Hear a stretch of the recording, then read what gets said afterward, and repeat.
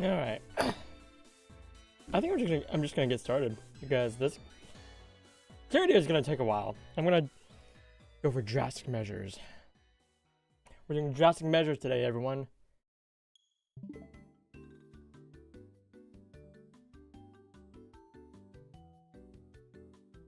Oh, so my hair is still wet because I got a very late start to my day today.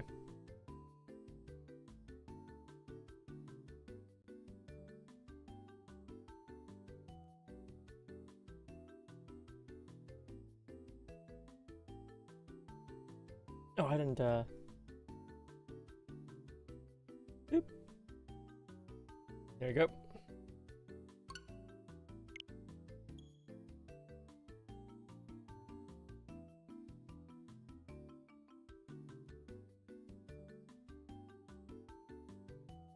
Alright. Right, contrasting colors.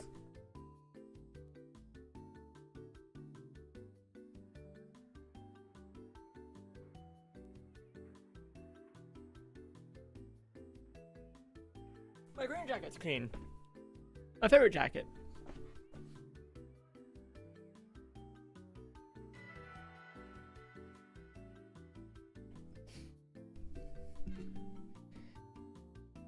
Alright. Hold on a moment. I think we're done at the crystal pool, because I think people are just tired of it, so...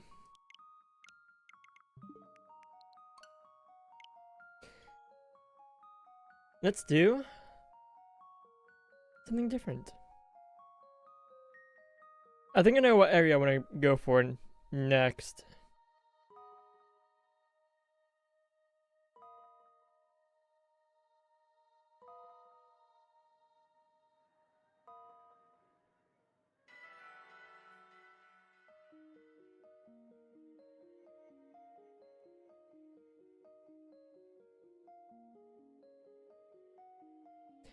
Oh, I should probably let people know that I'm live.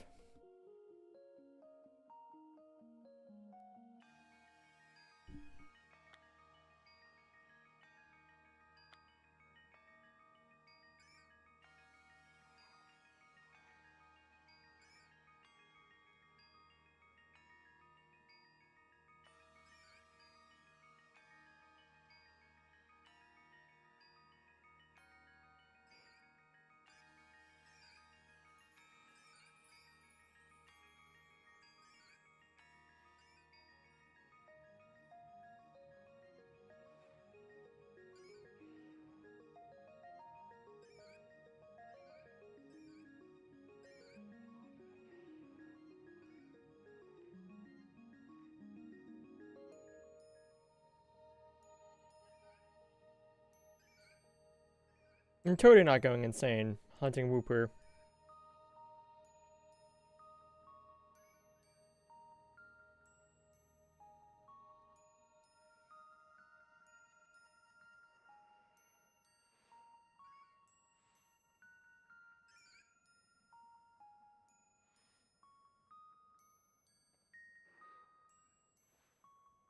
Should also probably join my voice chat.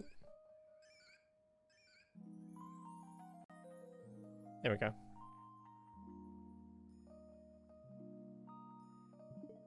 Yep, that's press the right button.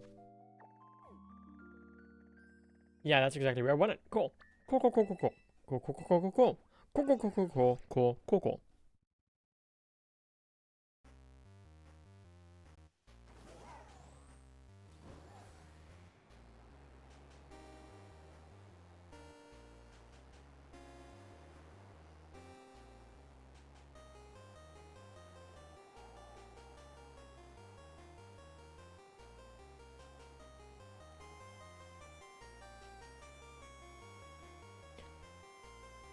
Hi, Third. How you doing?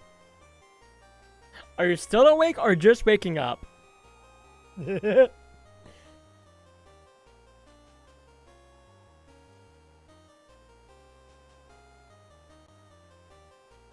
have finally decided to change location.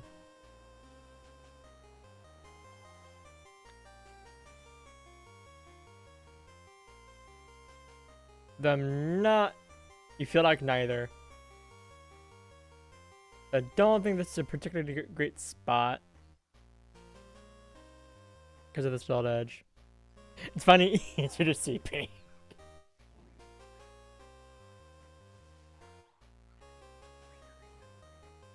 Let's see. Am I okay with this spot? Yeah, I think I'm okay with this spot. I mean, the pink was never hard to see. It was always the blue.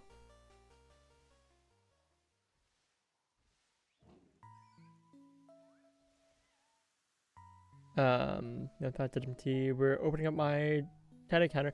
I guess we'll use this spot for a little bit. It's better than missing shiny water Woopers. You're absolutely correct.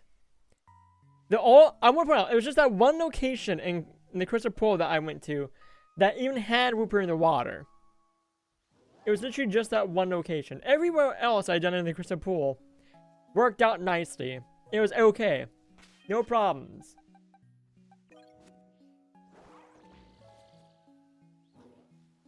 And that's not just me coping.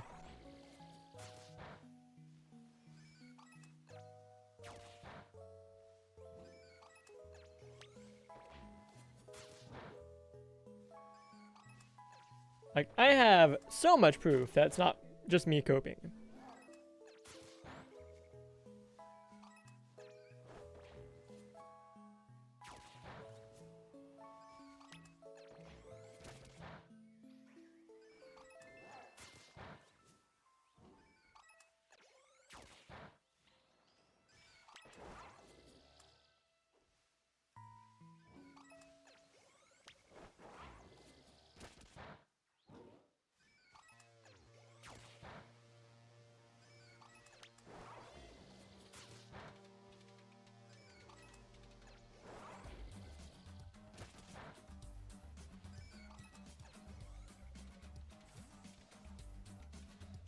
It took me a moment to remember what game this song is from.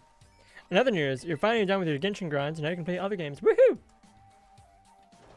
You can play other, better games.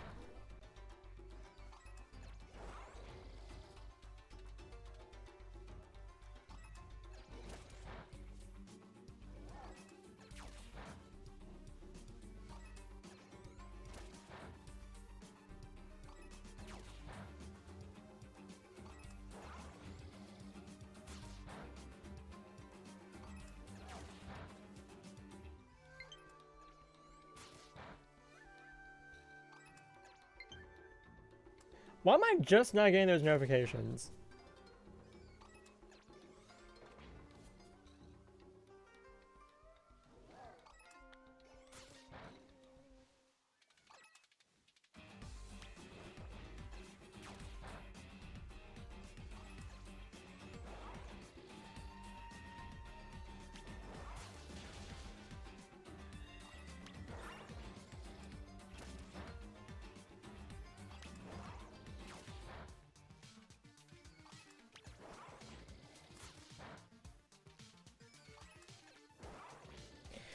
Yeah, the 125th on Stardew, currently revamping your farm to fit more automatic playstyle.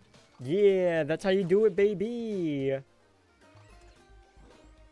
So if I recall correctly, I believe when Concerned Dick was first making Stardew Valley, he was very much opposed to automation on farms.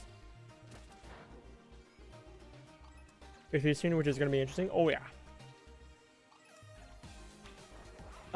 So like that's why there's not as much automation in Stardew as there is in other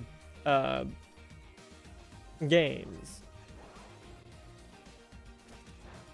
But as they've been updating, there have been more and more automation things going on.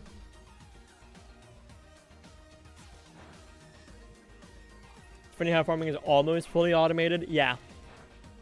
I mean, the sprinkler system does make sense. Like, who wants to like sit down and water the plants every single day?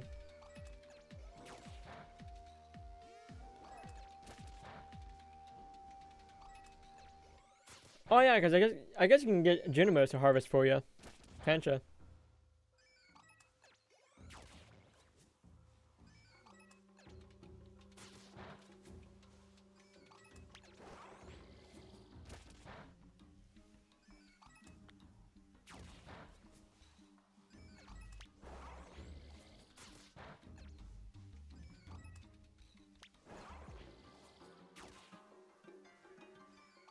Thinking iridium sprinklers is insanely expensive, but 24 tiles don't need water is really good. Oh yeah, I think it's a whole lot easier to get iridium later on.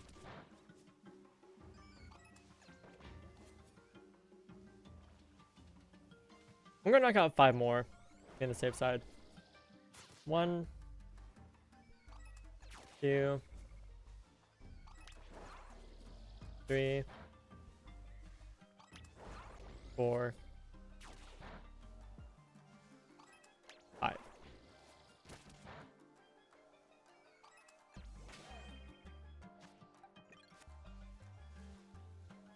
All right.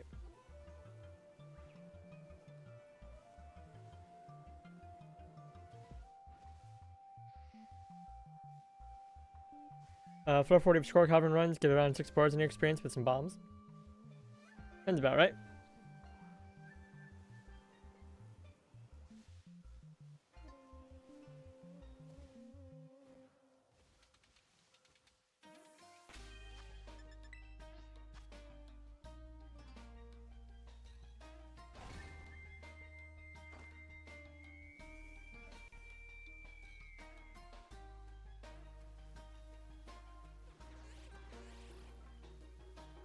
Oh my gosh, that.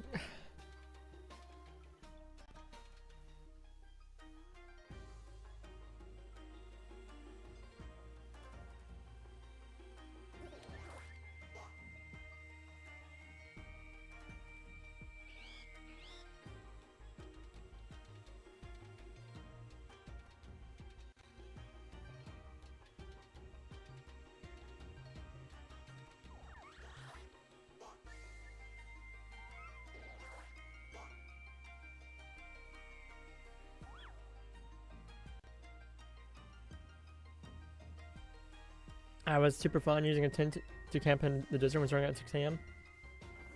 That sounds like a latest update kind of thing. I still have not indulged in the latest update of Stardew yet.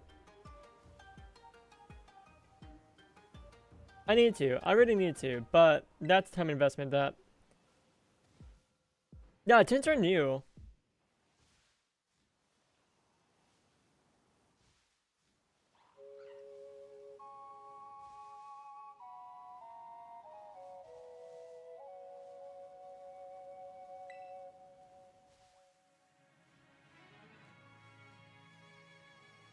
Didn't you realize? Yeah, no, like, tents to camp in the desert is a luxury now.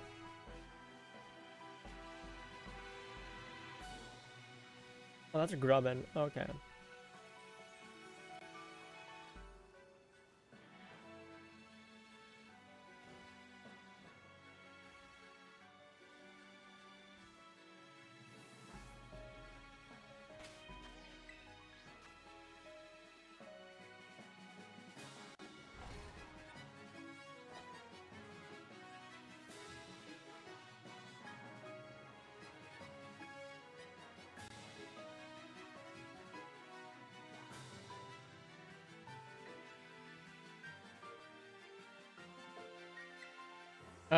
But this costs 10 hardwood, 25 fiber, and 1 cloth. So kind of expensive if you do it every other day. Yeah, I think like the thing about camping in the desert to do a skull caverns run is like you're probably doing that after you prepare for it. If you're going for a full skull caverns run in one day, you're probably banking on using all of your resources, so you gotta build all that back up anyway.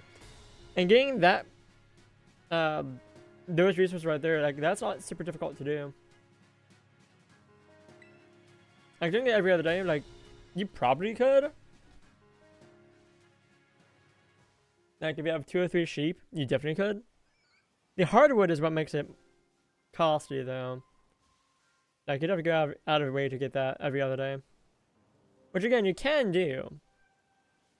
Like, the secret woods does exist. Is pancake bombs without using silver or copper? Yeah.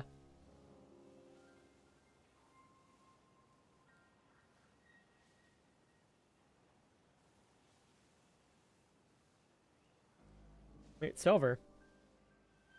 been a minute since I played Stardew. I think that's what I'm gonna do when I'm done with all this shiny hunting.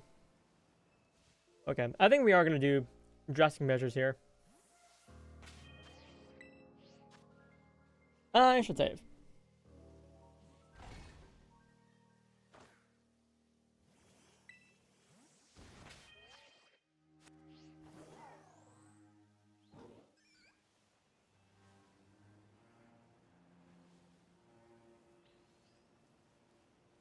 I think what I should do with my next Stardew Valley playthrough, if I'm gonna do it on stream, is I should have a goal.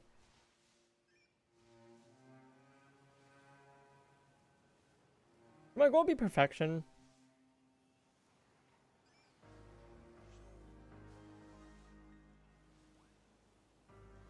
Iron, okay. That makes more sense.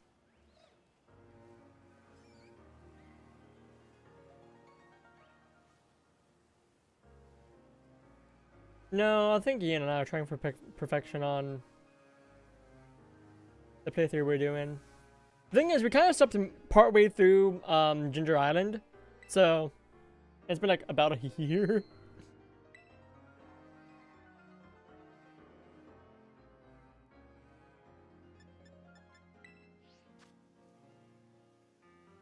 There's new stuff after getting all skills up to level 10. Nice.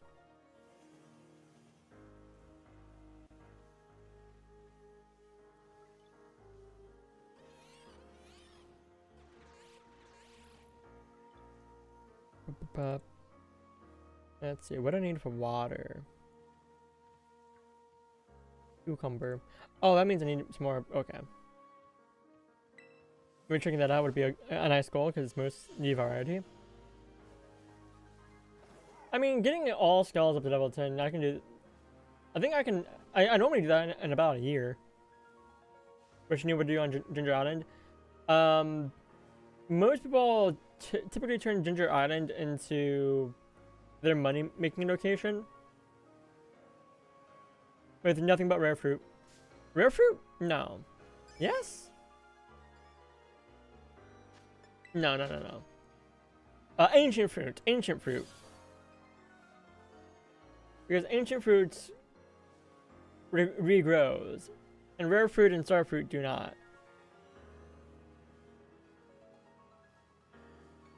So ancient fruit is the I believe it's the typical go-to for money making, because you don't have to replant, so you don't have to bother with planting new seeds. You just take the ancient fruit and you turn it into wine.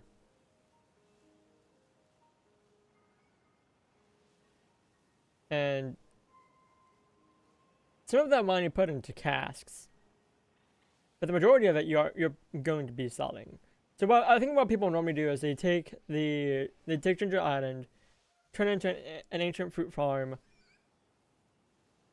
and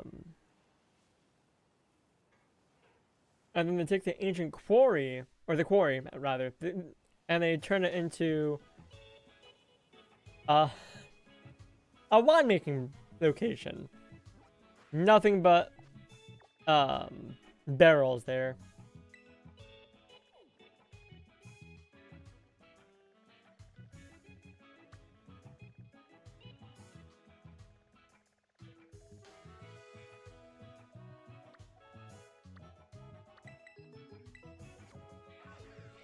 They do not like using locations for their intended use.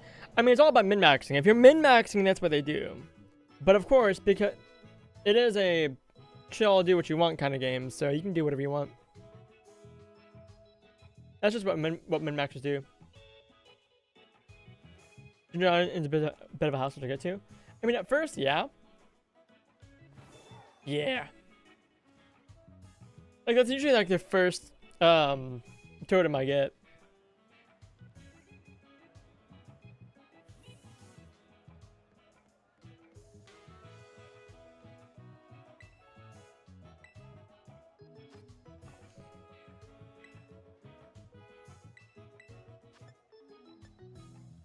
Let's see.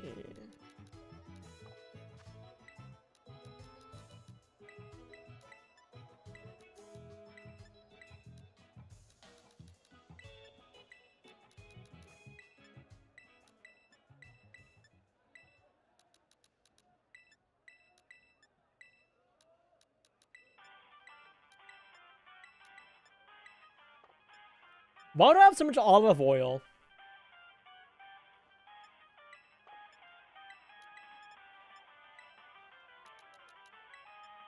And people mass produce ancient fruit ancient seeds though? You can technically do it with one ancient seed. Seed makers have a chance of giving you more than one seed when you put a fruit in. Yeah, that's basically it.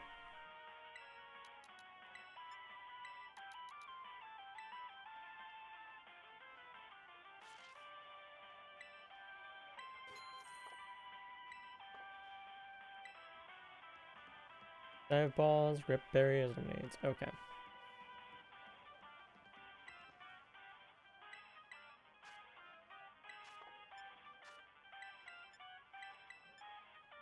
And thinking, you've been doing that with the other rare fruit thing, sweet gemberry. But if that's what you get from rare fruits, yeah.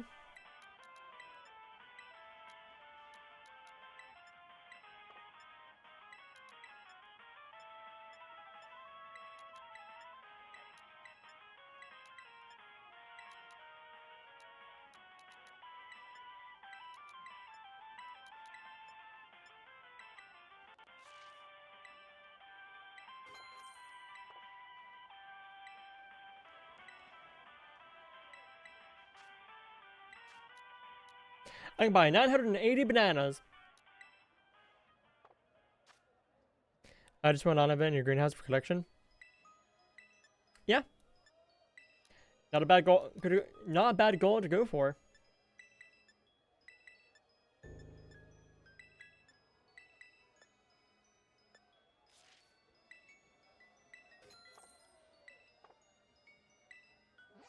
I have to go all the way across the country to Laventia for more sandwich stuff.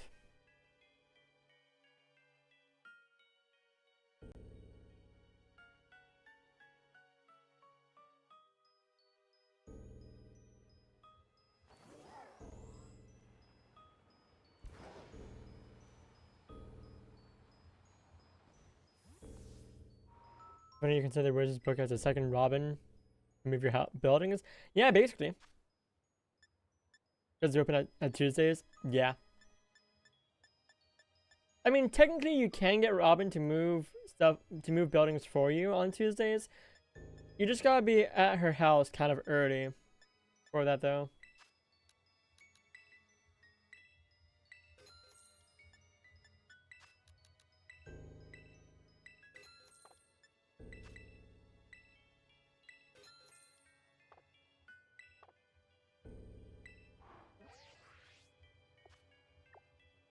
Yeah, it's a little bit of an oversight, but if as Robin is walking from her room and leaving the house, she does walk by her little counter. So if you talk to her when she's at the counter, it acts as if she's doing business. So you can actually do stuff on Tuesdays, like in the morning. It's kind of funny. Because it's basically like you saying, hey, I know you're about to go to yoga for the day, but can you build something for me instead?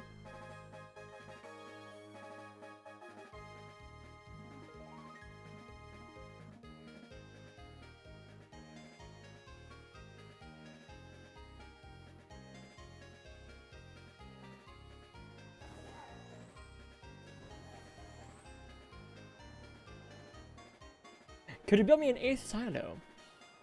Why do you need so many silos? Don't worry about it. You don't need to put hay in it. Yeah, and?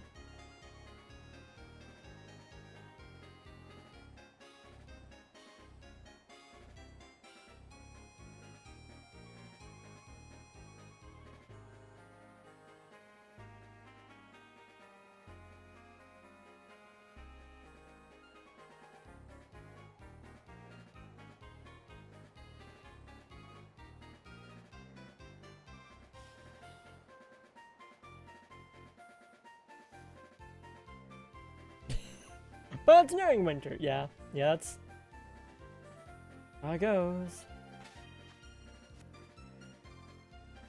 I don't know, yeah, with just Briodium.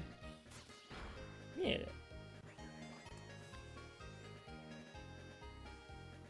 The thing you experienced, by the way? Yeah. Yeah. Listen, that first playthrough of Stardew Valley, you're just like, oh no, it's winter and I forgot to... Oh no. Had your animals mad at you for a few days? Yeah. The bright side, though, is Marnie does sell hay, so you can just buy a bunch of hay from Marnie. There we go. There we go.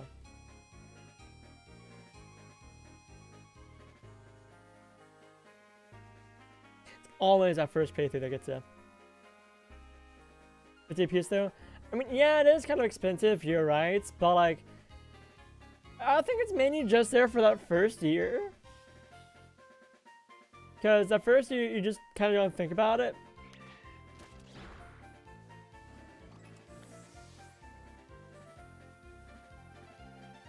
Alright.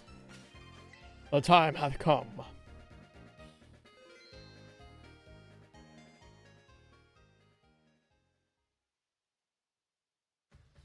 Hold on, I'm gonna snap someone.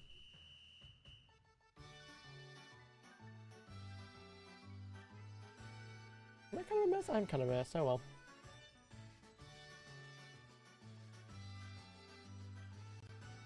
I don't do filters.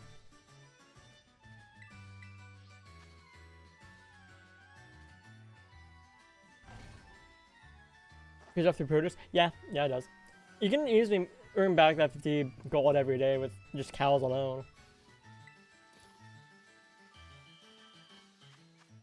Alright, cucumbers.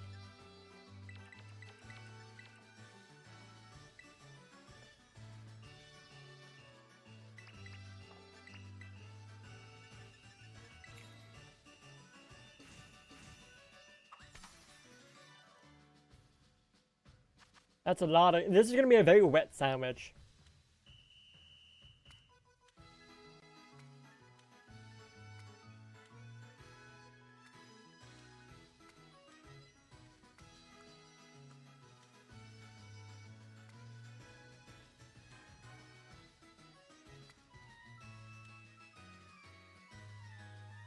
What's that spread on the sandwich? I believe it's spicy and salty. Oh, that makes this kind of worse.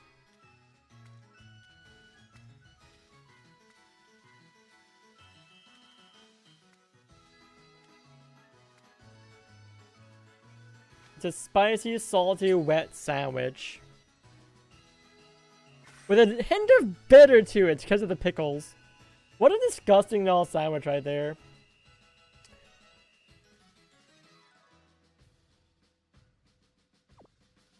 There's some texture profile on that sandwich. You're not wrong.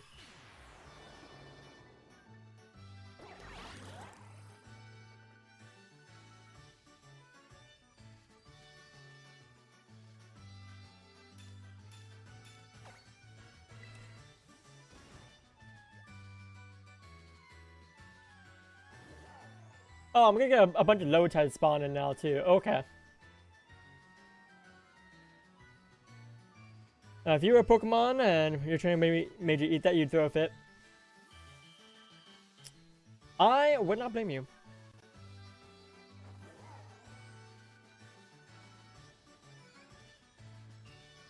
Yeah, there's a decent chance we might also find a shiny Lotad as well. I already have the full Lotad line as shiny though. Like, when Kitakami first dropped, I did actually indeed shiny hunt 6 Lotad.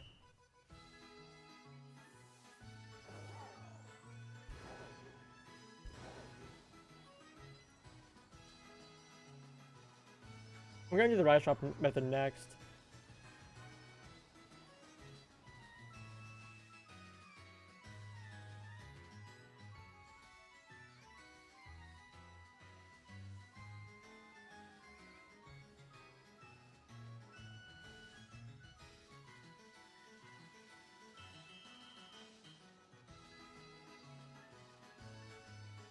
Also, because I'm using a sandwich for this, because I'm just fed up of not getting the shiny Wooper with mark.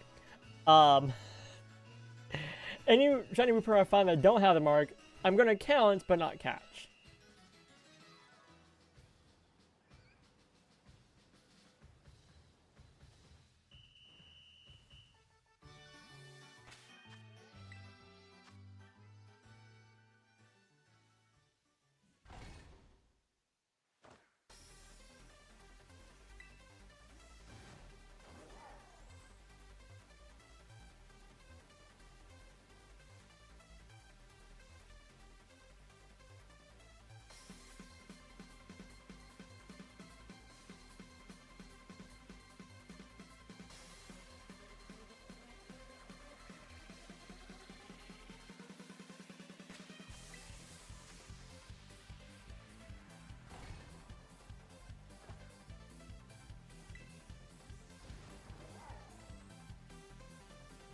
You have so many things you can do soon, just a matter of picking one of them. What sort of things? Like in gaming or Stardew specifically? Or just in general?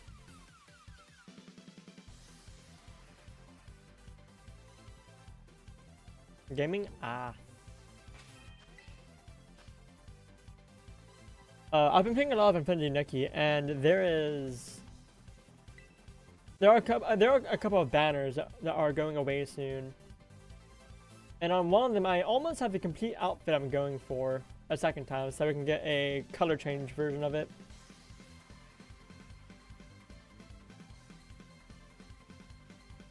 Which I'm super hopeful to get because I love the aesthetics of it.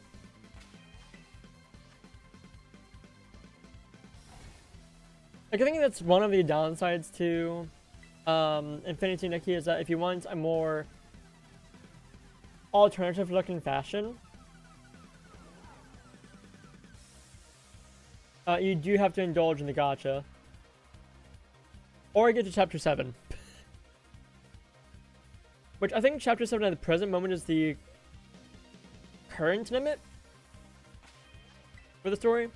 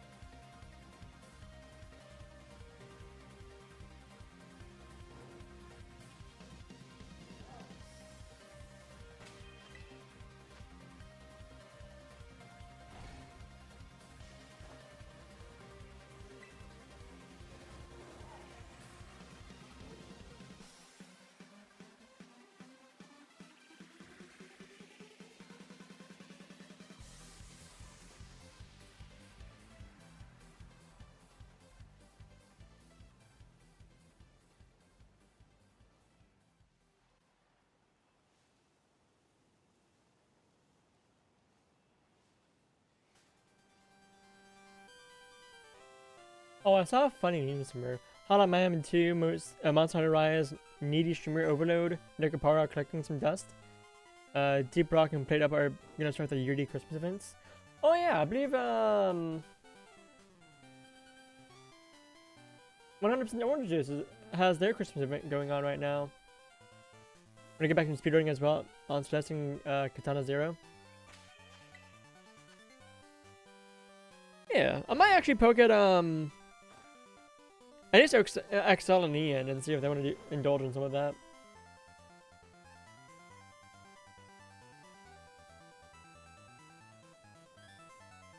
Friday stream is up in... Oh, wait, no. Friday stream isn't a thing. I don't stream on Fridays. Never mind. Not this month, at least.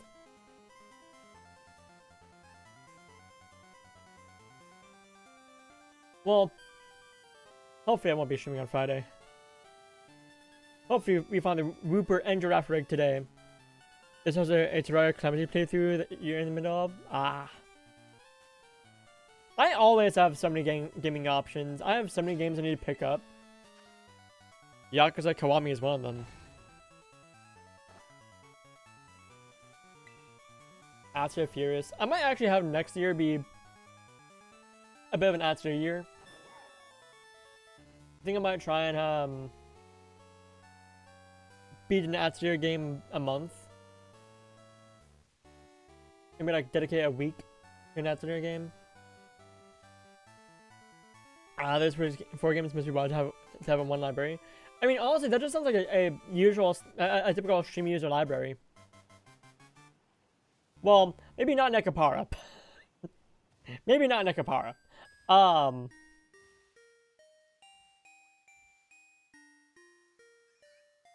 Okay, half of those games, not so much.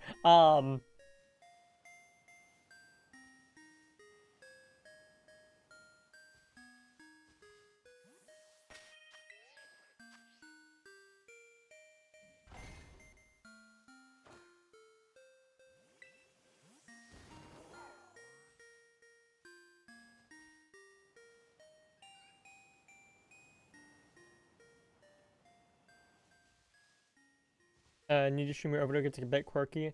I've not heard much about it. And it's not for like... Not since after the first couple of days it came out.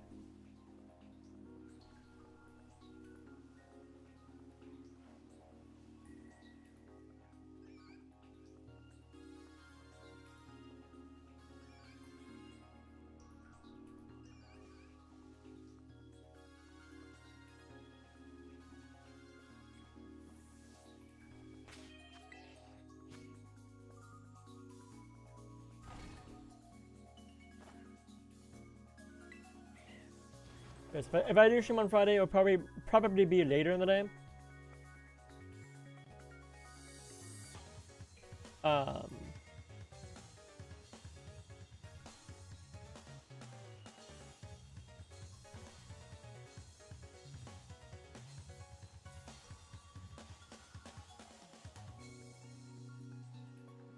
Because I'm going on a bit of a road trip with a friend for the day. And there's a level with DDLC or something you're gonna actually shuffle for like a few months. Not a fan of the Doki Doki Literature Club, eh?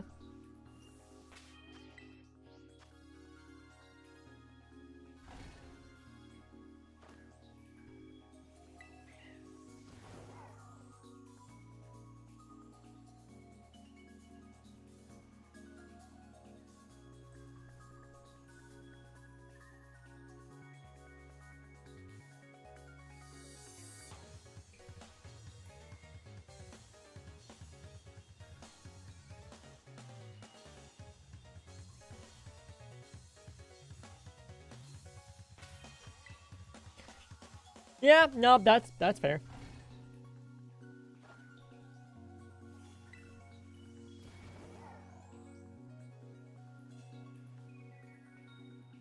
Everyone has their difference in games.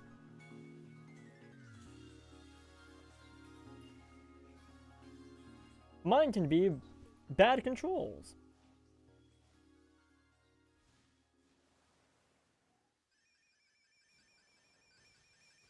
And I want to point out, there's a difference between bad controls and jank controls. Jank you can get used to. Jank there's some working with. Bad, there's no working with.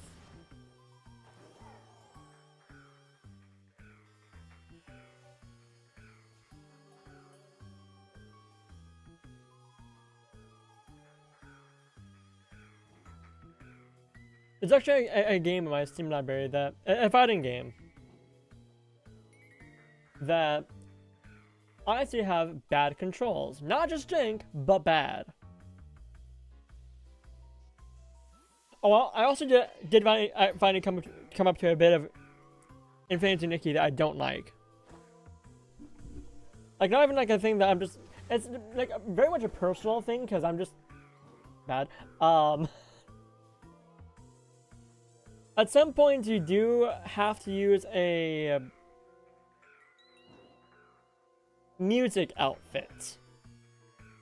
And the controls for that do not click with my brain.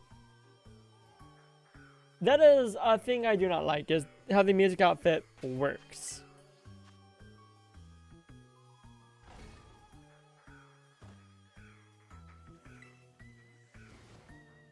Like, I imagine it would make more sense. Oh, it's not even a rhythm game.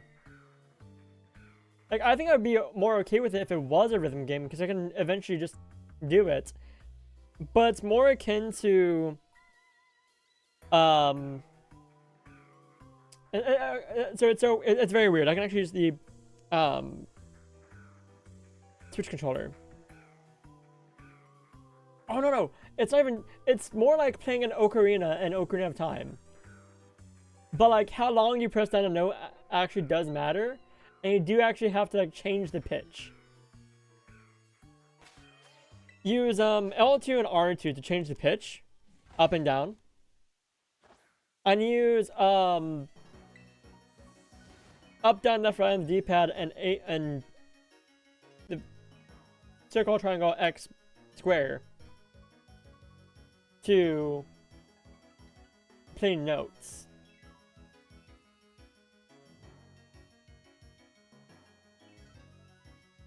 And the jank thing to me is that the notes are actually named as like Sufali to, yeah, like all that. The musical skill that's verbalized in that way.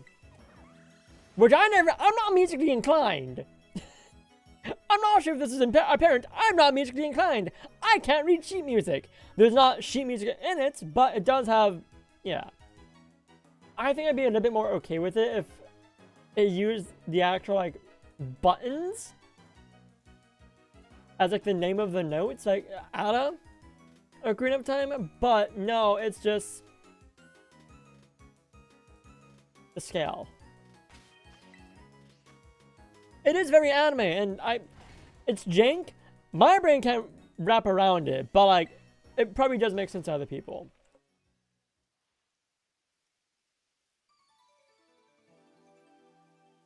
As more complaint I have about it, and this is probably just a personal complaint, it's a violin you play, so it does sound kind of whiny. If you have no clue what the fuck you're doing. Hi, I have no clue what the fuck I'm doing. Like, I was playing it last night, and I thought to myself, wow, I'm so glad I'm not streaming this. I'm so glad I'm not streaming this.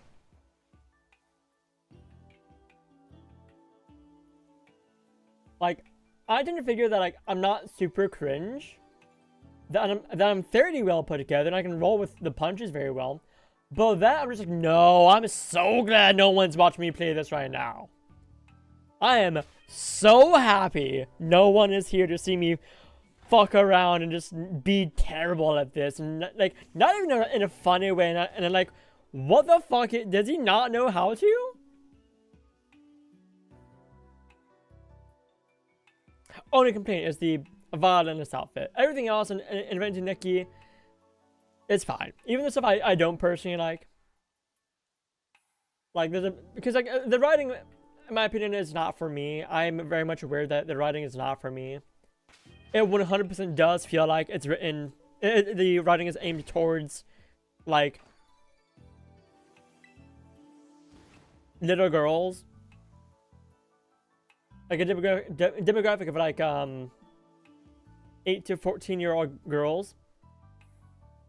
Yeah. Maybe even 6 to 14.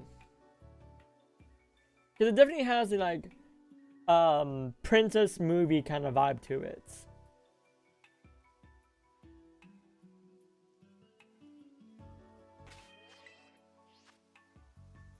And I finally got you a plot twist. And my god, it's actually a pretty good plot twist.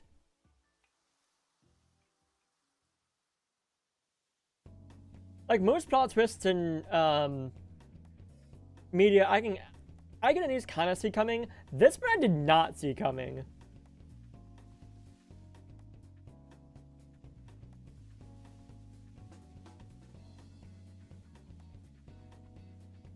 And that might just be partially because of like how I was expecting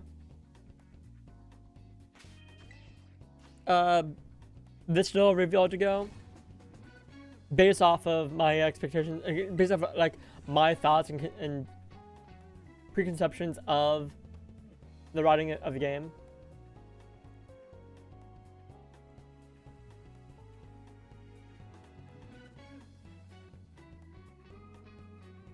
Also, while Infinity Nikki has not released a list of the voice cast for any of the languages it's available in, apparently Robbie Damon is in it. Shout out to Ian for pointing out Robbie Damon. But it's apparently just the new Yuri Lowenthal. Robbie Damon is in like everything apparently. Like he's a big name voice actor now. Like, let's really quick go on a... It's almost 7 AM. Yeah, it's early for you.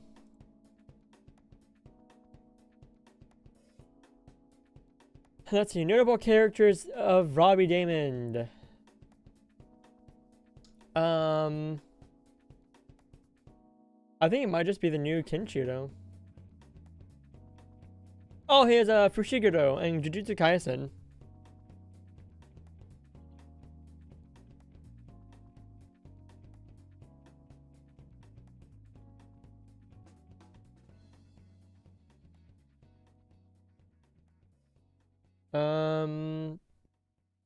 Oh, he's Hubert in Fireman Three Houses.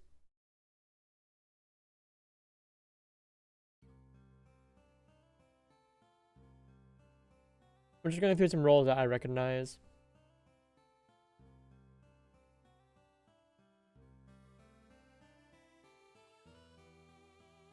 Oh, he's Akechi in Persona 5.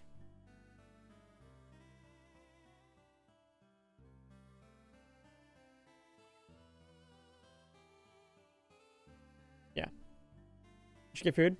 Haven't watched JJK. JJK is so good. Highly recommend. I still need to watch the movie in season 2 though.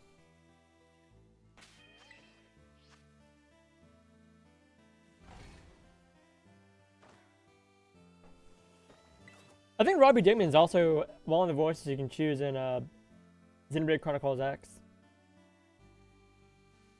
Don't know if he'll be back as a voice in Definitive Edition though. You ever heard the most positive things about JJK? I've already heard good things about JJK. Don't know what circles they're in. Season 2? Ah, okay. Yeah, there's one complaint I've heard about season 2. I'm just kind of like, yeah, no, that's kind of fair.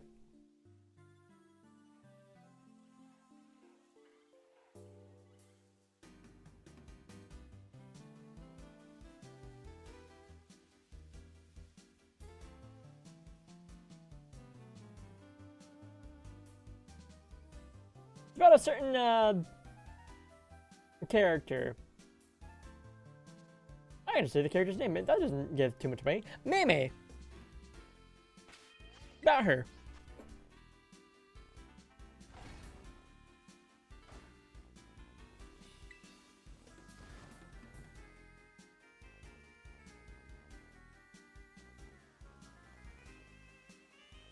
That's like the one complaint I've already heard about it. Is just like how that scene plays out. You know the scene. I hope you know the scene. I'm not going to explain it. Oh yeah, Gojo's meme's death. But no, I suggest watching it. Like, JJK actually overtook One Piece for like a month for monthly shonen readers for Shonen Jump. Which is impressive. The only other time that's happened was Naruto did that at one point. But it makes sense if you think about like what was going on at the time.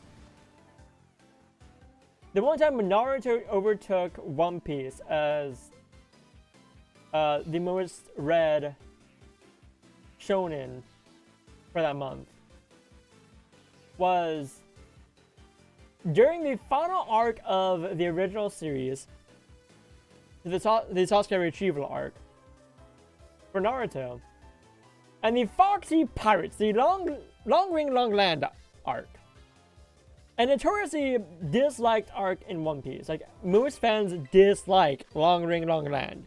It's not as bad in the manga, but in the anime, oh my god, it's the worst arc. It's literally double the length it needs to be.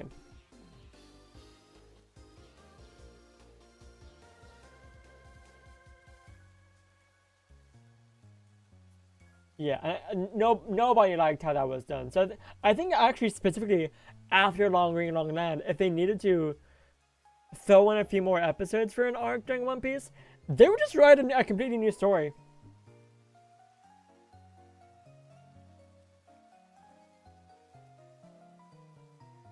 So to give a premise of the Long Ring Long Land arc in One Piece, without giving too much of a spoiler, the Straw Hat Pirates, so Luffy's crew, go to these series of islands. It's really just one island. That's every year the shore comes up, and the water comes up and makes this one land turn into several islands that are all formed in a ring. And they encounter the Foxy Pirates on this island. And the Foxy Pirates are just kind of like a bunch of shitheads. The leader of the Foxy Pirates, Foxy, is just a massive shithead. Nobody likes Foxy. He's literally the most hated One Piece character. And he's not even like the most egregious villain. He's just fucking annoying. I do not remember much about Foxy myself, but my younger sister remembers my reaction to him. And it was along the lines of, this is the most fucking obnoxious villain of all of One Piece. Can we please skip this arc? In the anime, so in the manga, they play a set of what is known as Davy Back games, where it's a set of games that the pirate crew participate in. It goes up to as many rounds as they want, 1, 3, or 5 rounds. Now, at the end of each round, the winning team, the captain of the winning team, gets to pick something from the other team to take away. It can be the captain, it can be a crew member, it can be their Jolly Roger. It can be the ship. Just anything from that pirate crew they can just take back if they won that round.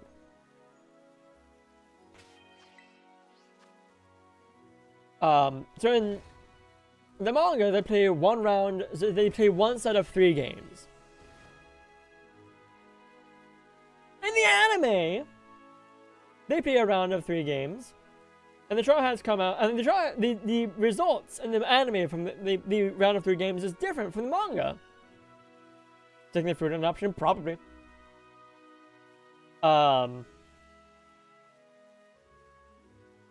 So, because the outcome is not the same in the anime as in the manga, and the writers did this intentionally, they play another set of 3 games to have the outcome be effective. So the arc is basically doubled in length for no good reason. Which is annoying because the arc is considered canon. But there is no particular reason why, aside from one, because at the end of the arc, it introduces an important character to the story. Who retconned it? Oh, the thing is, like, the arc was always, it was always intended to be a canon arc. The thing is, Davy Back games haven't really had much of a mention ever since. Like, there's not been a Davy Back game ever, like, since the Foxy Pirates. It was mentioned once. And the Straw Hat's reaction was the exact same reaction as everyone else, like, oh yeah, I remember those. No, fuck that shit. We asked for it to be twice as long. I don't know why it was like doubled in length of what it should have been. My guess is that they just needed some padding to let the manga continue further, so that way they had more to work with. Like, that's my guess. It's probably like a natural answer, but I don't know what it is off the top of my head.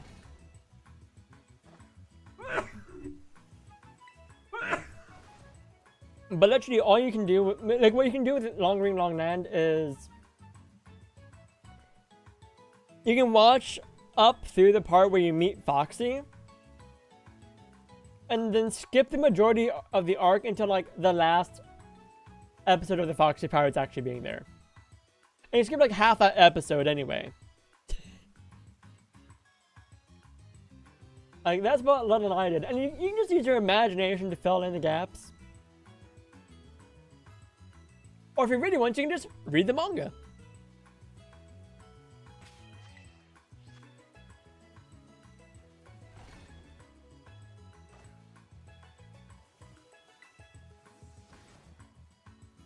I will say, Long Ring Long Land did give us one iconic outfit for Luffy. A very iconic outfit for Luffy. known as Afro Luffy.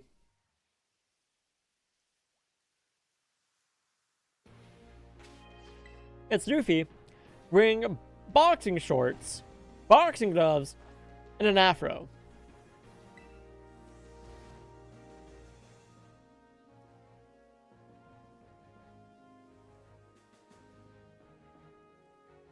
Another fun fact, that episode where Afro Luffy debuts was my first exposure to the One Piece anime.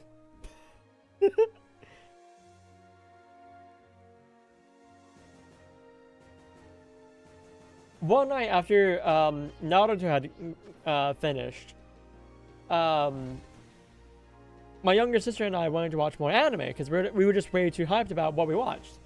So I suggested, bro, let's watch One Piece because it's coming on next. So, and we're already here, so why not? Let's give it a shot. We did, and it was that episode.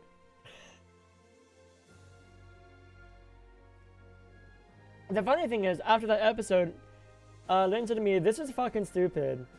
Let's not watch this anymore." I'm like, "Ah, no, this is pretty. It's stupid in a fun way. I want to watch more."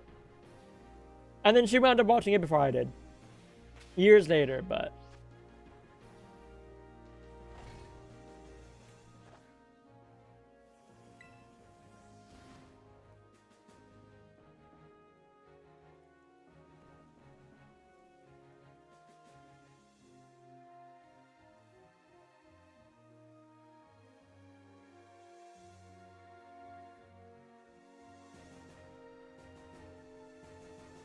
I mean, it was definitely on brand for either of us back in that time, because this was like while we were still in grade school.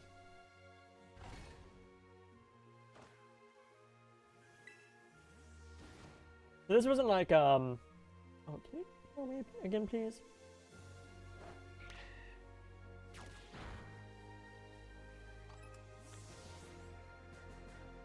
Like, this wasn't a few years ago. This was like over a decade ago. For one, Toonami still existed. Like, this was before Toonami was taken off, was just gotten rid of.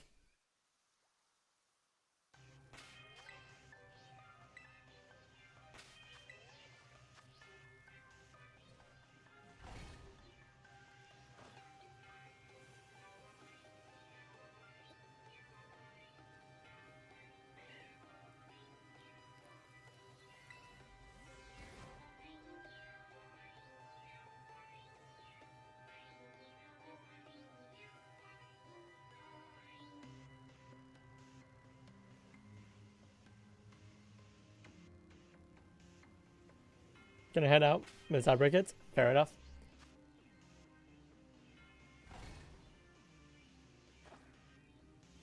Having the ad break also gives a good exit point for streams. So if people want to hop off and do something else, that's a good time to do so. You got a mental reset.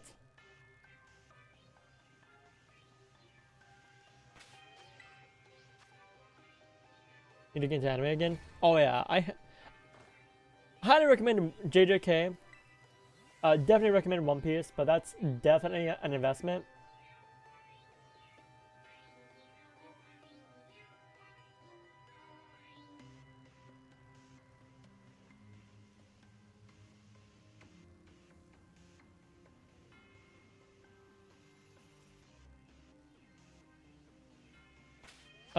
What else have I watched recently?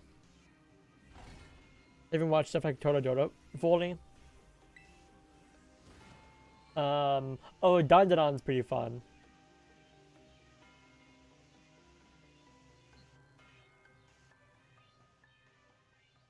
There's like an episode that I'm just like, yeah, no, this makes it hard to recommend to people now.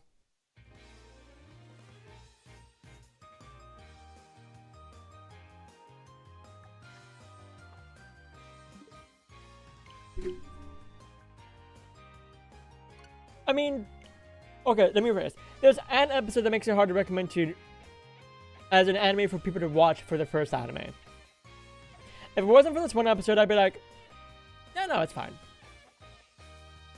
It's fine if you like more stupid humor.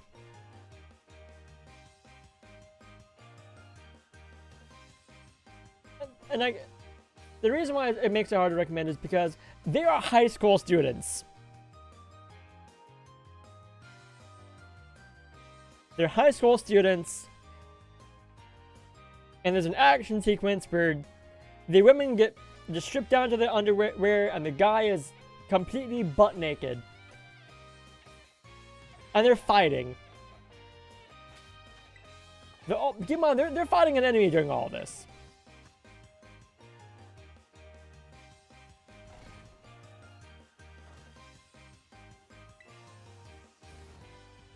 That is very, you're right. It is something that exists. The thing is, it's never, it's not portrayed in a sexual manner. That's the thing.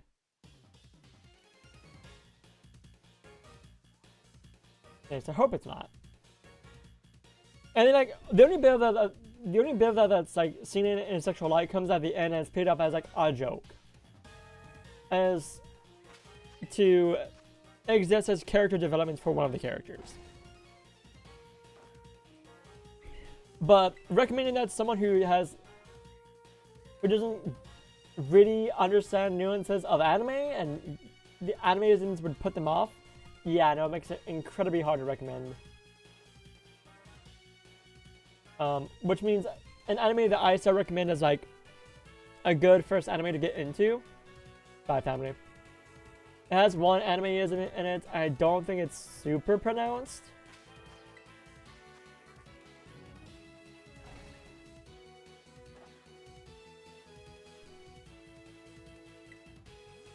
I wouldn't know because I've not seen it, but both my mom and younger sister have.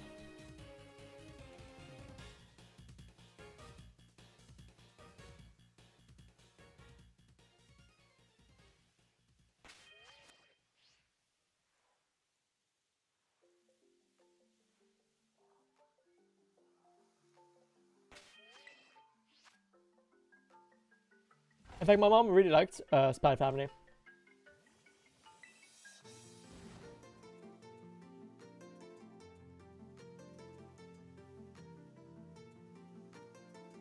My usual go-to recommendation for like an anime for people to watch if they don't normally watch anime. I would probably still say Spy Family even if I haven't seen it. Oh, I actually did have an answer for this, but I forgot what it was. It also like very much depends on like what the person already likes as is. Like when they're watching TV shows and stuff.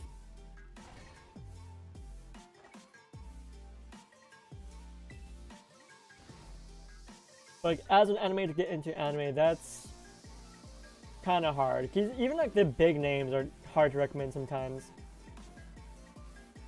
But we are on our ad break, so I'll be back shortly.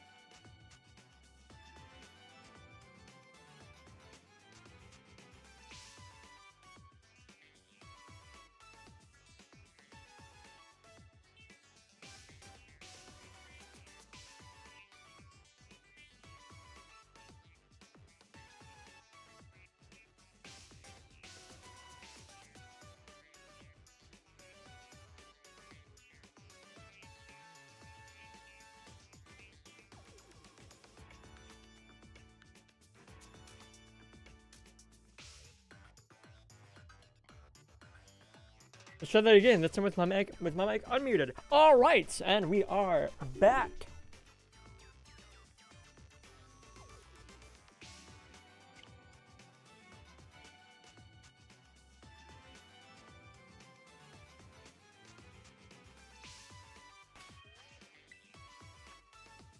Right. I'm gonna do the rise drop method this time.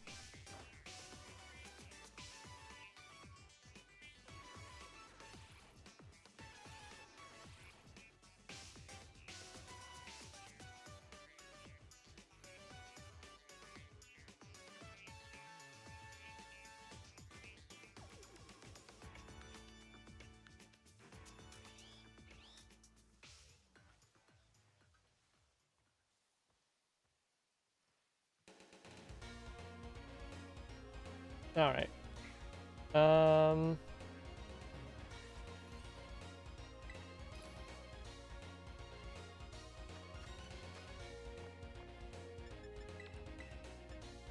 See, spicy and bitter.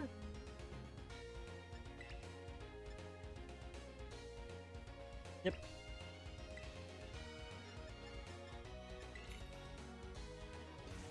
Beautiful.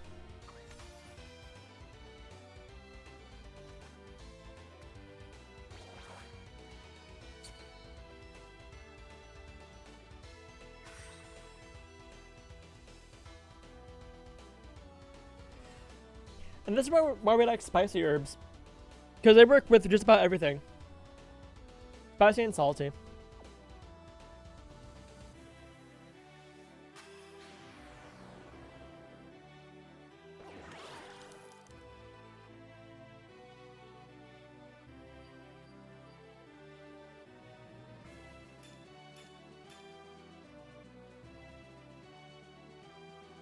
That's not right.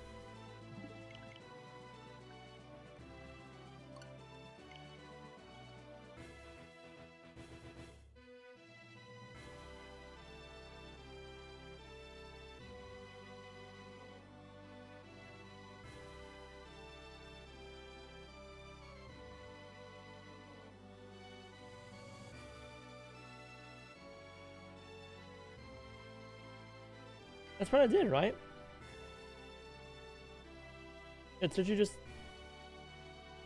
rice, spicy and bitter, and you drop. Oh, I need to put the rice on there. Hold on, let's try that.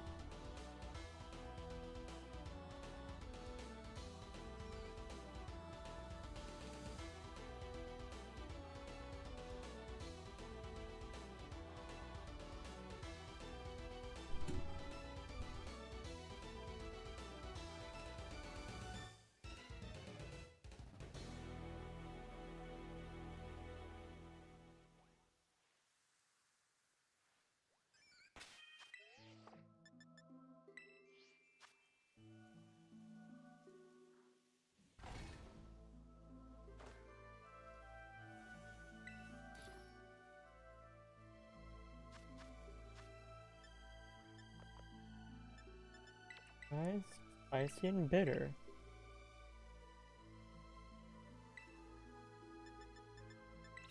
And then you just drop the rice, yeah?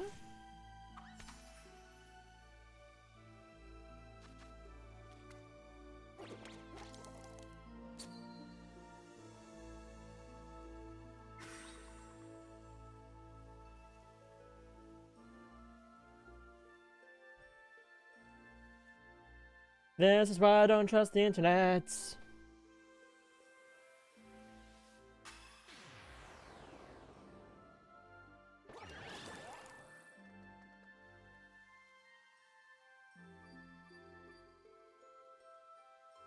Sparkling, title, yeah, it's all normal. This is why I don't trust the internet.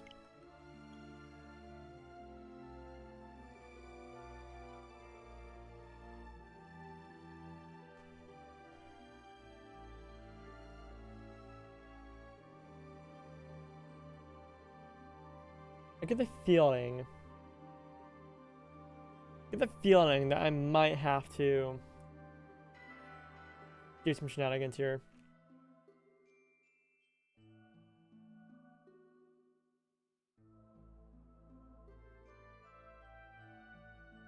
Am I throwing some cucumbers, maybe?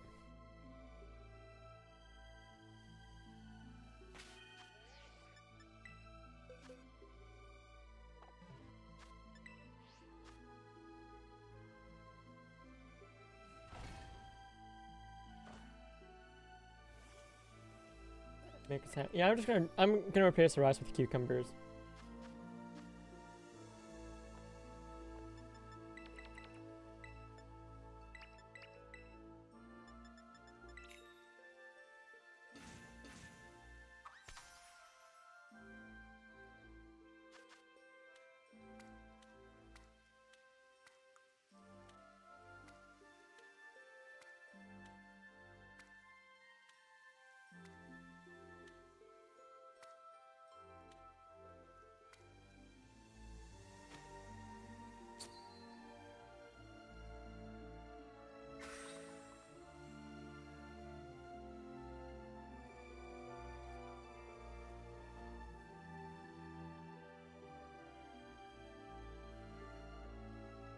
If this fails, I'll just make the sandwich I made before.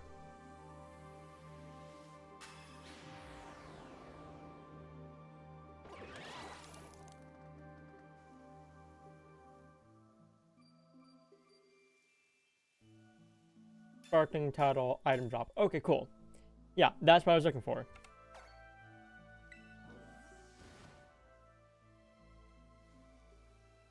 I was hoping for a humongo, but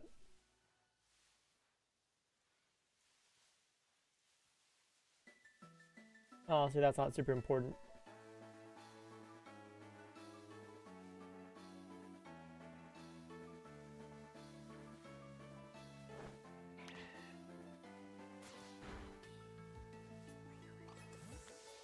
The annoying thing is that this method has actually been documented, but of course, searching for information on it anywhere on the internet is impossible because all the information is locked into YouTube videos and Discord servers and Google Docs. It's not anywhere that's easily searchable.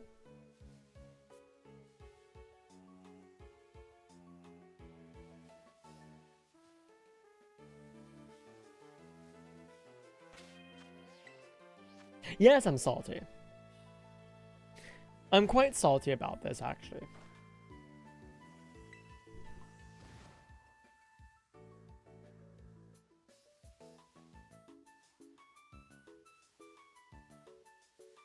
Like, I'm so salty about this, I think what I may wind up doing after I'm done with all these shiny hunts is... I was going to go on a rampage, but that's not quite right. Go on an expedition of hunting down all these obscure things that have been documented and putting them all in one place.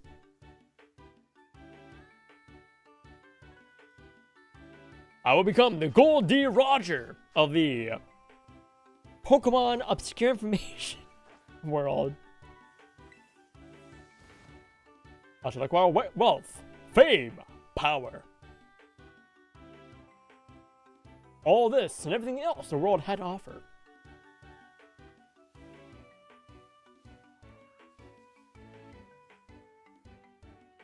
I should find that little opening bit.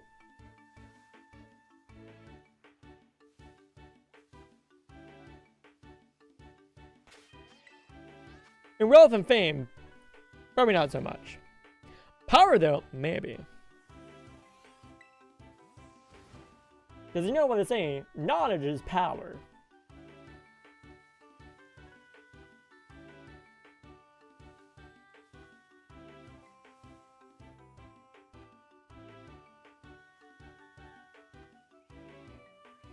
And knowing is half the battle.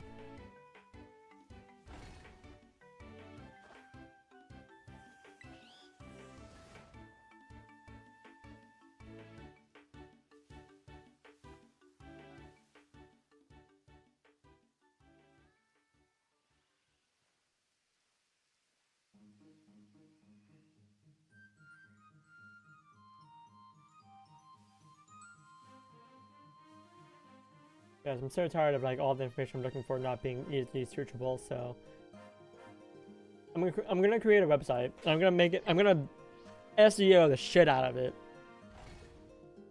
If you type in anything Pokemon, it's gonna be appear as search results. It'll have citations and everything.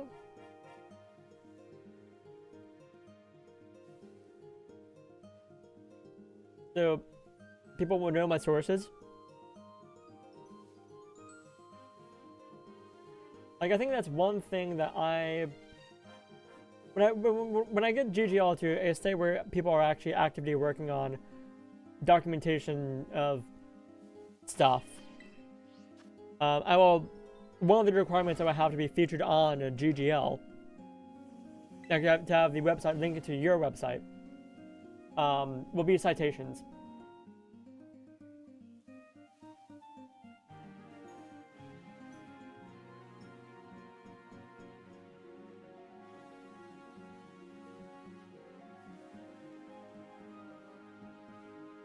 With that citation being a video or two of people replicating a video. If someone's uploading a video that they made themselves, they have to have someone else replicate that.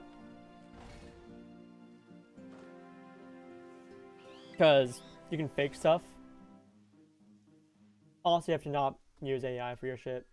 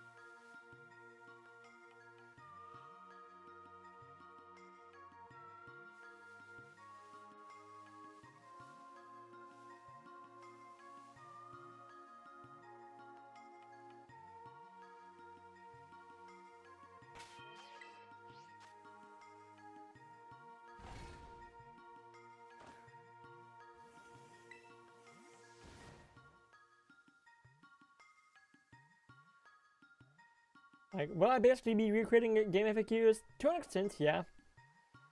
But I also want to give people the creative freedom to like make their own websites. I want to encourage people to have their own spaces where they can put stuff. And the thing is, like, you don't have to have like a very super decorated website. Most websites aren't all that decorated. It's all about formatting. You have solid colors everywhere on every single website. You don't have any gradients. You don't have any like background images. It's all just super simple.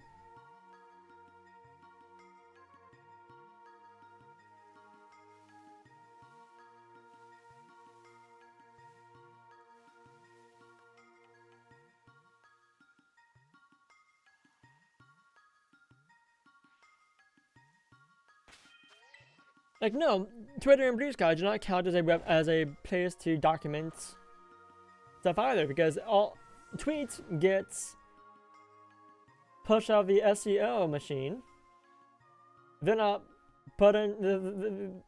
They lose interest. They lose traction after a week, even.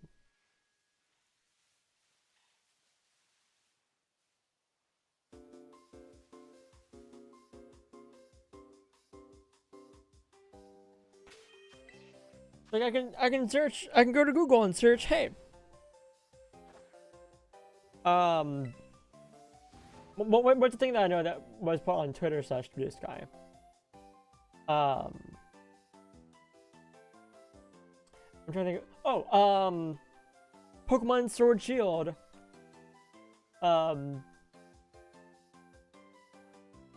Overworld Shiny hack. Because I know that someone on Twitter has actually made that. But if you were to search it, nothing. You won't get it. I guarantee you. Definitely not gonna be one of the first results.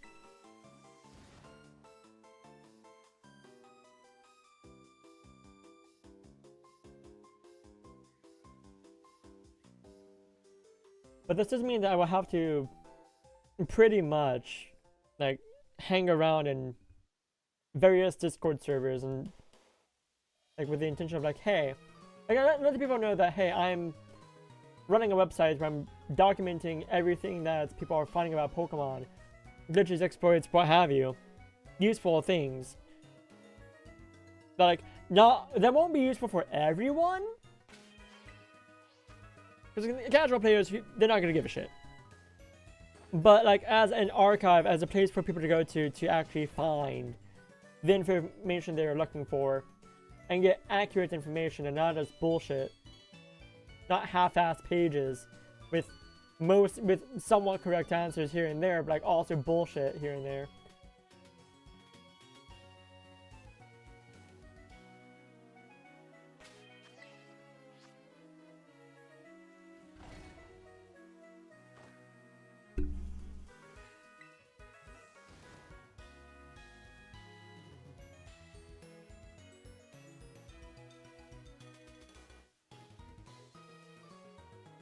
Oh, that means for some games as well, I'm gonna have to hang out in the Steam forums too. Yeah, I'm just gonna have to be more active everywhere on the internet. Follow more people on Bluesky because I'm not using Twitter. So I finally got around to remaking my Twitter account and acquiring my handle again. Because I just straight deleted my Twitter account that I made back in like 2016. Just straight deleted it. Actually, maybe I think it might have been 2013. I don't know. Because like I couldn't do the stuff I needed to delete tweets. I was being rate limited. I'm just like, you know what? Fuck it. This isn't worth it. I'm just gonna delete the account and I'll recreate it in a month. Shout out to my younger sister for telling me how to actually delete a Twitter account. Turns out you have to deactivate it. And then 30 days later, it's deleted if you don't go back to reactivate it. So I just let the 30 days run out, recreated the account, uploaded my profile picture, put in a banner,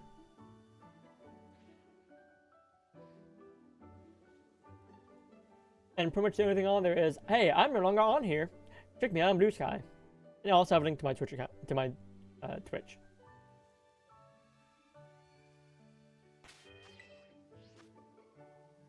Like, that's all that's on there. It's one tweet. A singular tweet.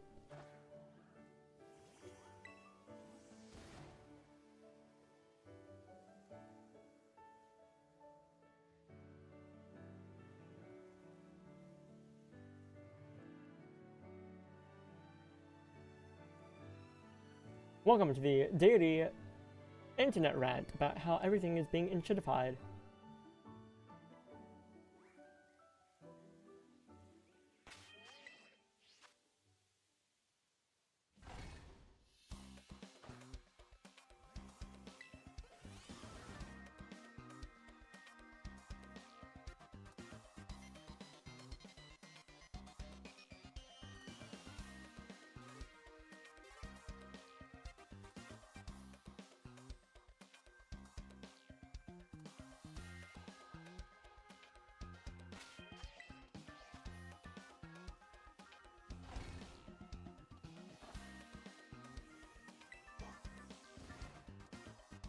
Hmm?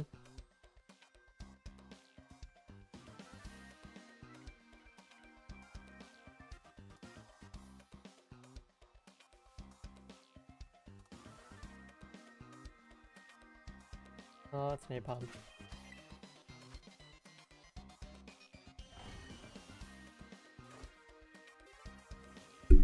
Oh, nice.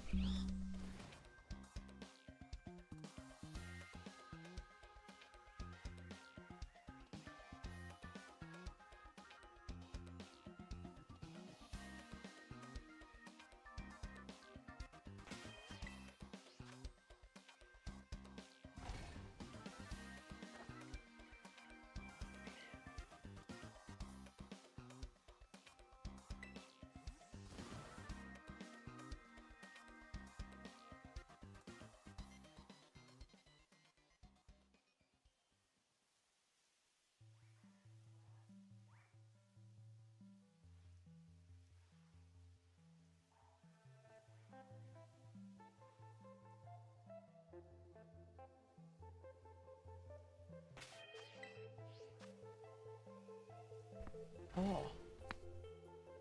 Crunchy today.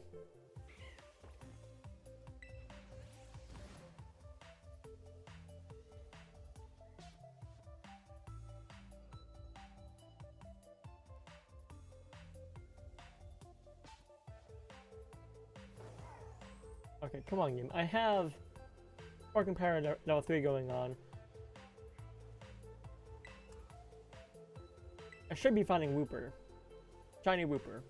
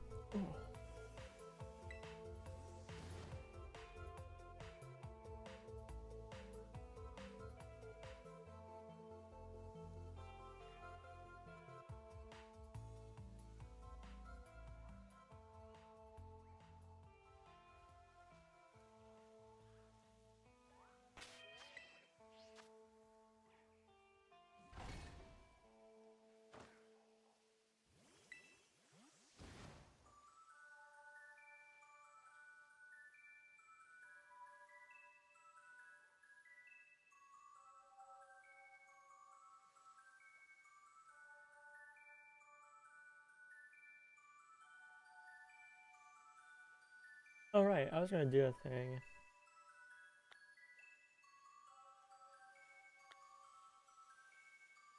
What the fuck? Why did it... 636 again! What?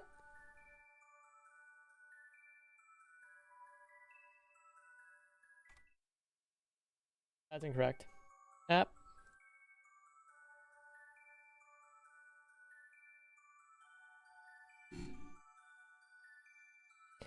Outbreaks reset at 636 apparently.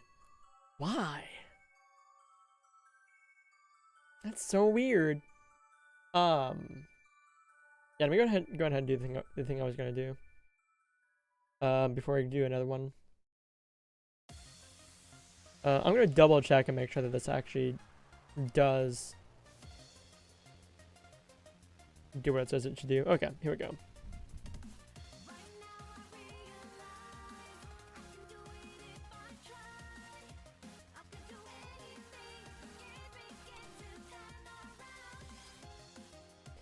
So to make sure that you have the third-party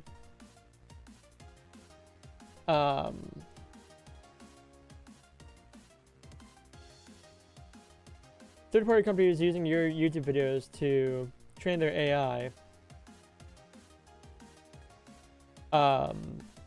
you go to YouTube, go to YouTube Studio, go to your settings, apparently. Where are settings? There they are.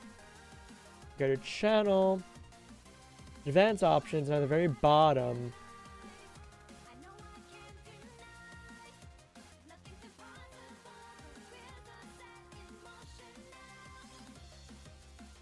it's not there.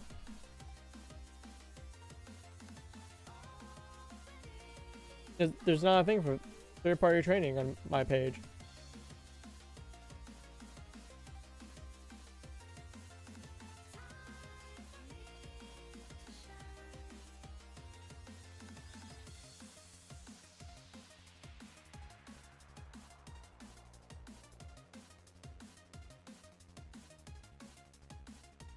Weird.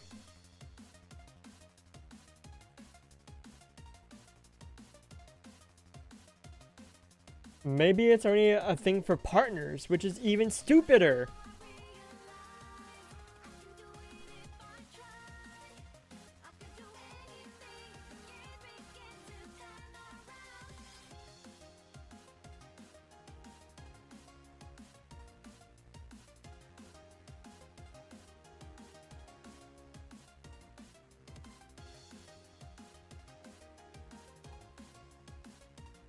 Okay. So apparently, I'm reading through the replies to this bit right here.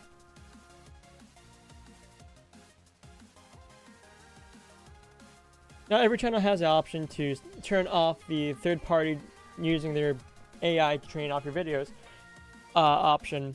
But that means that you're not selected in their tested channels, which is random. So it's fine for now. Because according to other people, you're opted out of it by default, which is, honestly, that's the only dub out of this. The only dub is that you're opted out to begin with. Thank goodness. Because I think honestly, like, having people be opted out of it to begin with was pretty much a necessity.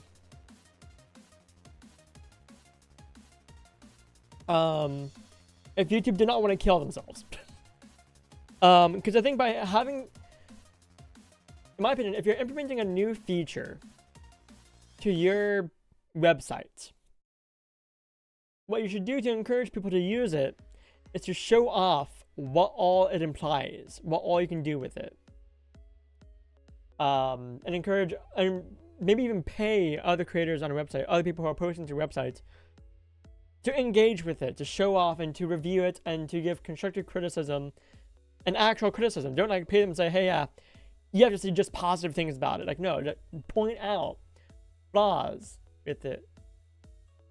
And then more people that are talking about it in a positive light, the more people who are talking about it, the more changes to the thing, the more positive changes to the thing, the more likely people are to engage with that thing. There are so many features on YouTube. I don't know everything. I know that YouTube has a sound library. I know that YouTube has a built-in video editor. But the last time I tried using those, they weren't really all that robust. So, yeah.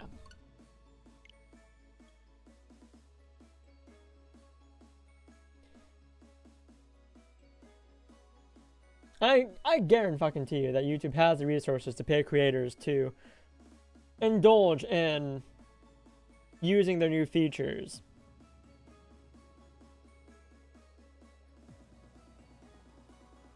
And of course, creators should be free to say, no, I don't want to indulge, I don't want to engage in it. For this, and then, like, YouTube should also encourage creators, if they say no to not engaging with the thing, to explain why they don't want to engage with it. Even if it's something as simple as, like, this serves no purpose for what I'm doing with my content. Like, that's a valid enough reason. Or if it's something like AI, like being able to say, yeah, no, AI is the worst thing on the planet. Literally the worst thing on the planet.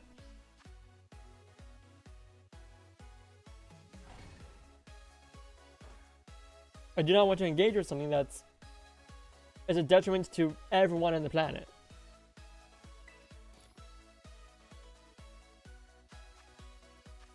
Alright, I'm gonna try a thing. We're gonna go cucumber. We're gonna do just one cucumber. So one of these days, I'm gonna wind up just testing simple combinations to get type encounters.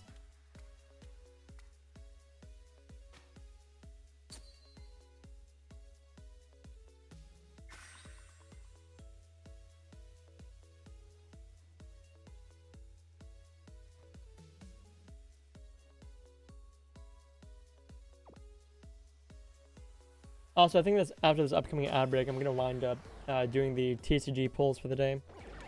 TCG pocket pulls for the day. Okay, what do we got?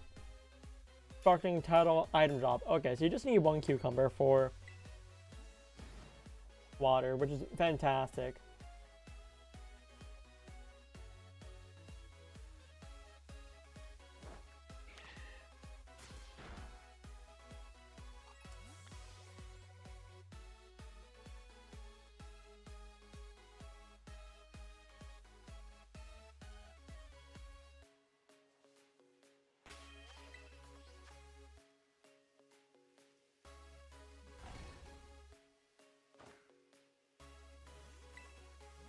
I still think it's wild that I've not found a single shiny Wooper today yet.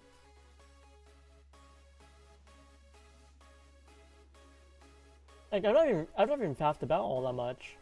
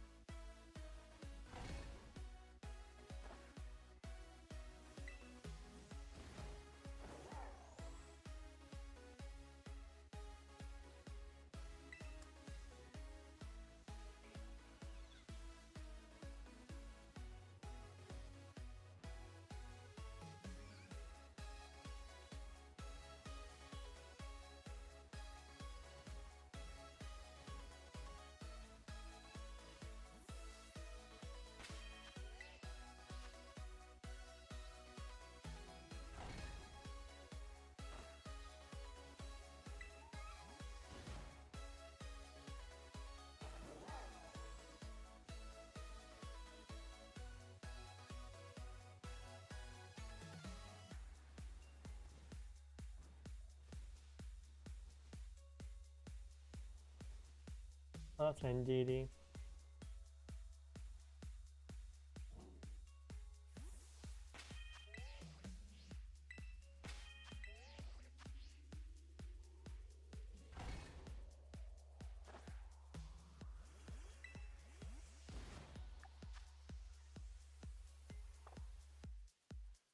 Ooh, shiny Wooper, let's go.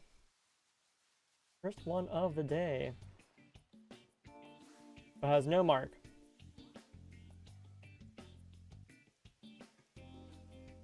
I'm not even gonna bother with patching it.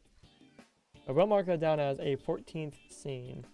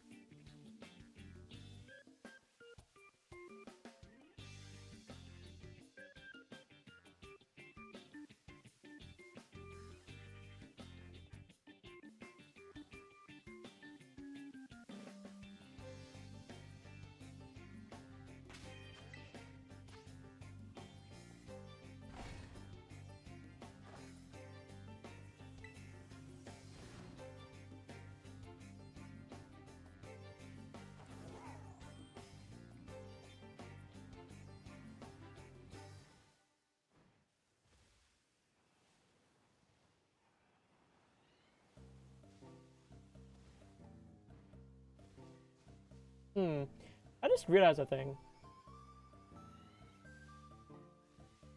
Looking at the Pokemon that you get in Kitakami compared to the Pokemon you get in Blueberry Academy, in Kitakami actually has a lot more Pokemon that are geared towards double battles than Blueberry Academy does.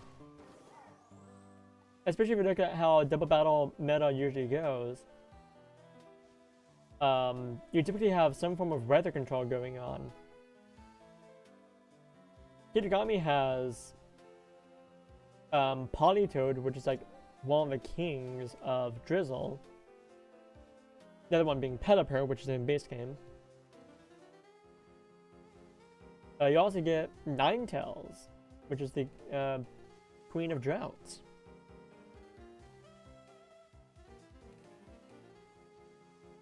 And Torkoal is in base game.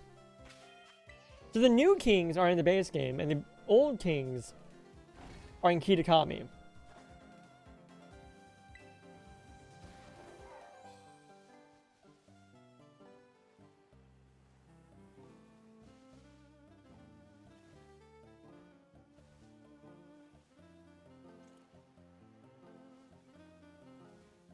Whereas Blueberry Academy doesn't really have as many Pokemon geared towards double battles.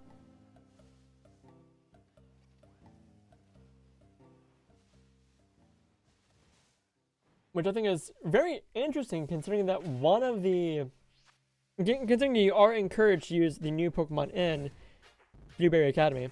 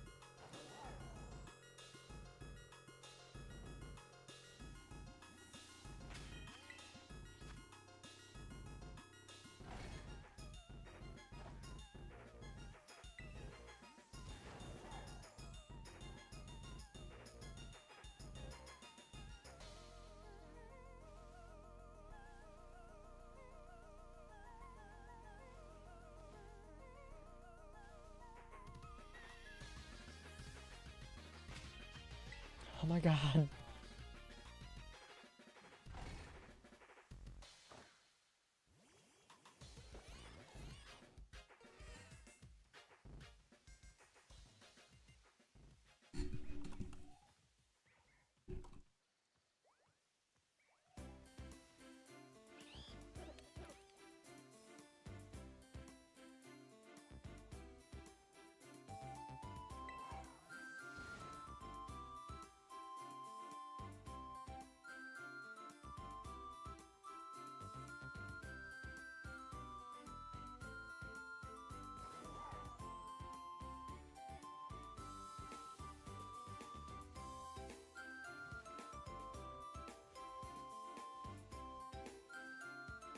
Yeah, so this is not a secret. I tend to text friends a little bit while I'm streaming, especially if they text me first. Sometimes some out-of-pocket things can be said. I'm not gonna specify what. But no one has to worry about me sharing stuff about on stream. I'm not that kind of streamer. Especially if you don't engage in streams all that often. Like, most of my IRL friends tend not to engage with my streams. Like, I might talk about them, because they're my friends and they're all amazing. I love every single one of them.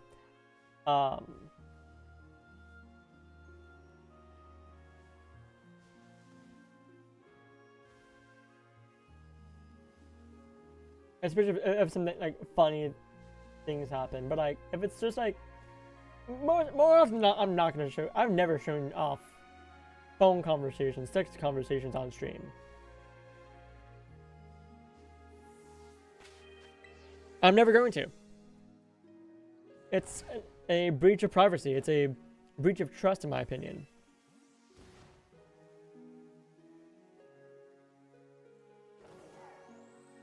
Like, there is a clear divide between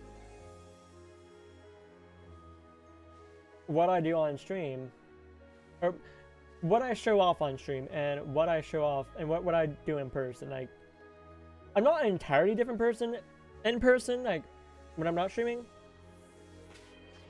Aside from the fact that I'm probably less talkative. Like, I've noticed that if I hang out with, like, a group of people, I tend not to talk a whole lot. I'm just, like, kind of there, chilling, vibing, making sure everyone's having a good time.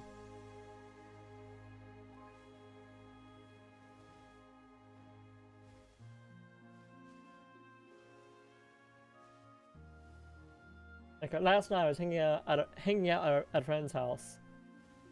And I don't think I really spoke a whole lot.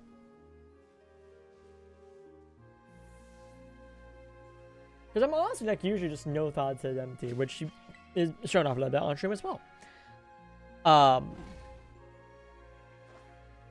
Like, I definitely wasn't the host, but I was definitely making sure I was cleaning up after myself and helping make sure everything was all nice and tidy. Because, like, that's just how I am. I'm a tiny bit of a neat freak. Tiny bit, not too much. Like, I have a level of... I have a base level of neatness that has to be reached for me to be comfy. My room is also, like, not quite there, but it's not too far off. Like, part of it is also just, like, brain being dumb. Like, I fully acknowledge that. Like, I know vaguely what I can do to fix that, and that's gonna be worked on in the new year. Because also, like, once December hits, like, if I want to try and do something big, I pretty much can't. Especially now where I'm currently living. Like, and it's not a complaint, it's just how it is. Just the general vibe of my house, of how December is once December hits, I can pretty much, like, get away with doing stuff, like, after the first couple, like, in the first week or two.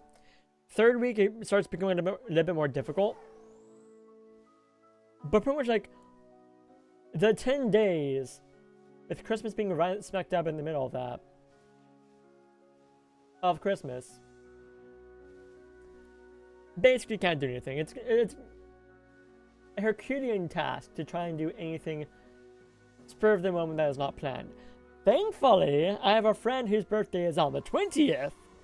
So for the past few years, I've been able to plan something on that weekend, close to that weekend.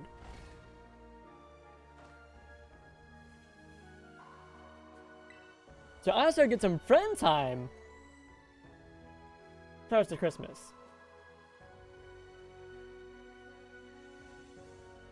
But, like, this house is, like, the house that all my family tend to go to. Immediate family, because this is the house we all grew up in.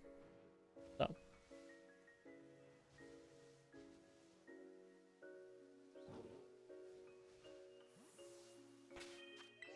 And the past few Christmases have been very interesting.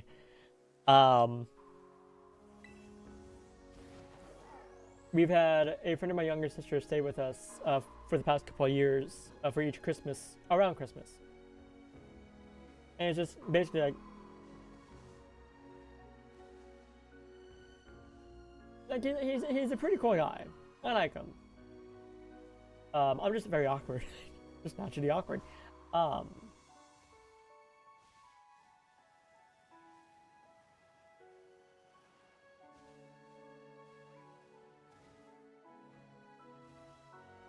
Like, we've just been having more and more friends come over to our house. Not just actually, very few of my friends have that thing about it. So, like, my younger sister's friends have been coming over and hanging out for Christmas past couple of years. I believe this year my brother is having some friends over as well. Which is interesting, because, like, I think the last time we had one of his friends over was, like, maybe last year for, like, Thanksgiving? That really doesn't happen anymore, because he's older brother. He's older than me. So, it's interesting. It's certainly interesting.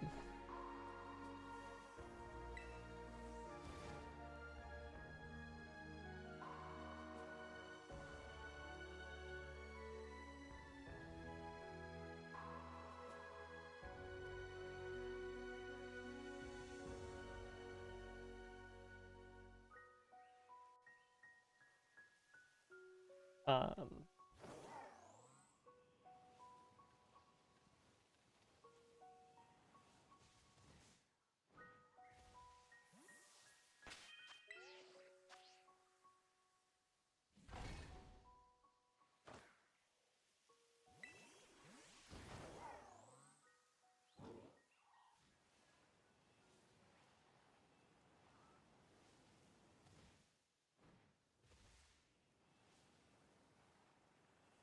I really want this hunt to be over.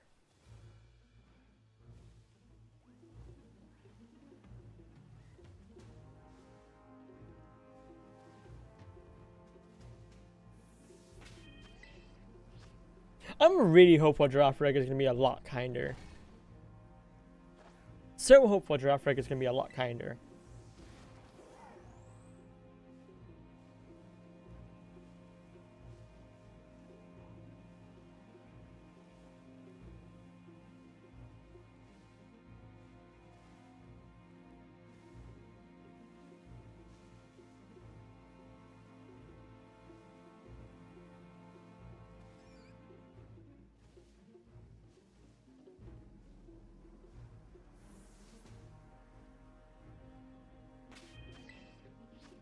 This is not the vibe.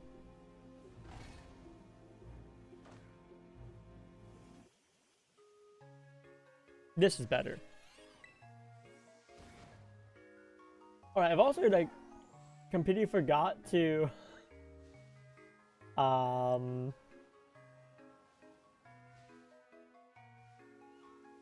get the audio stuff correct for stream. My audio has not been separated out. So audio is on every single level. Is on every single track. So nothing is on a separate track. I forgot to do that this entire month. I noticed that last night as I was fixing the alerts, the alert sound. Yeah, it might be.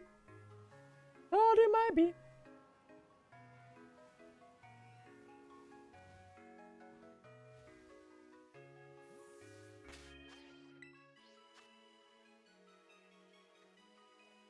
It's Tuesday.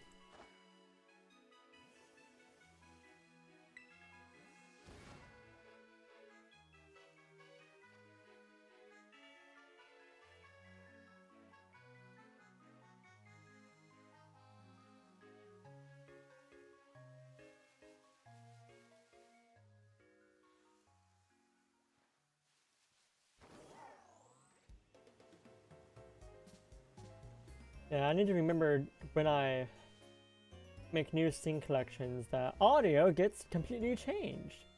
Audio settings are different.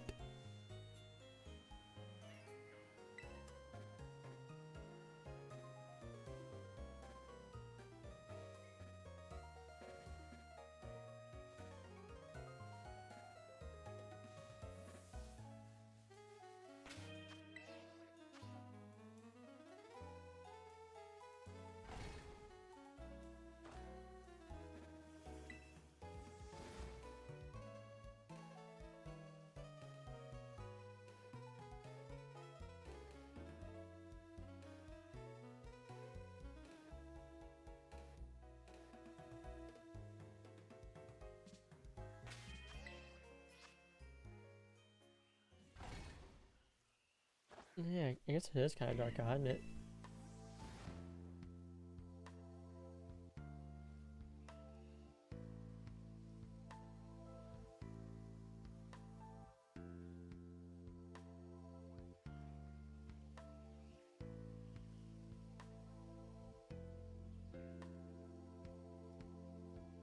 But why?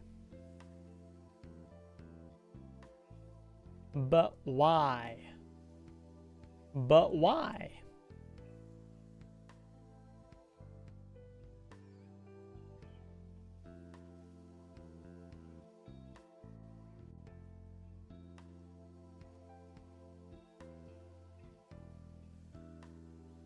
Okay. Gotta fix my windows on my computer.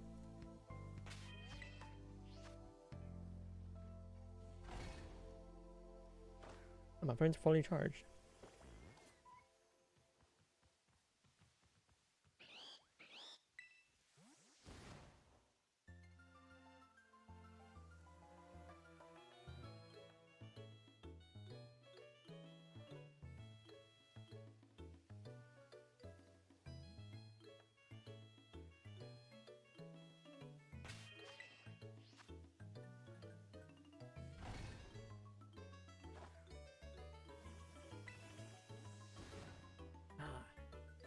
The next stretch break is about 6 minutes.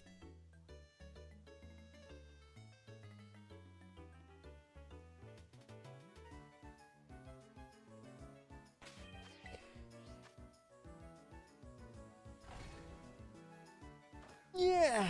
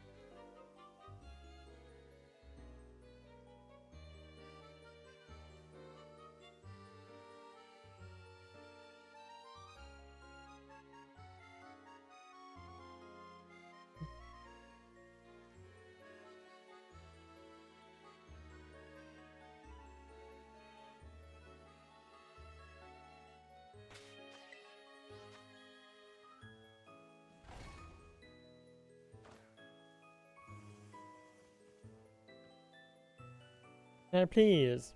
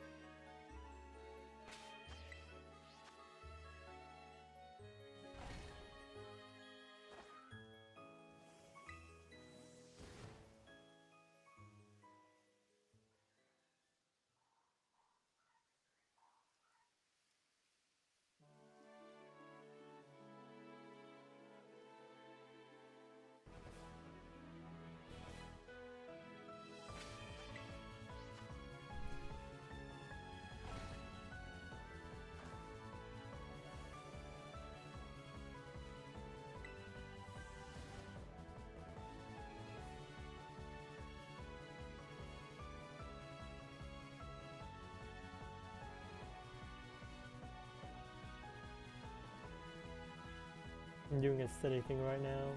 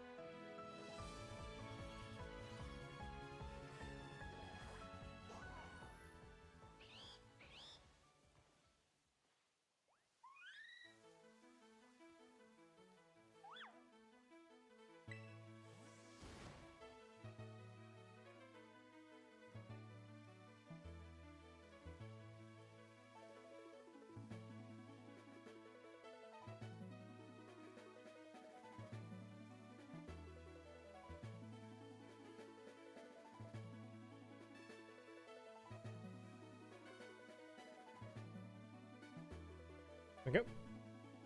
We are on ad break, so I will be back in just a moment.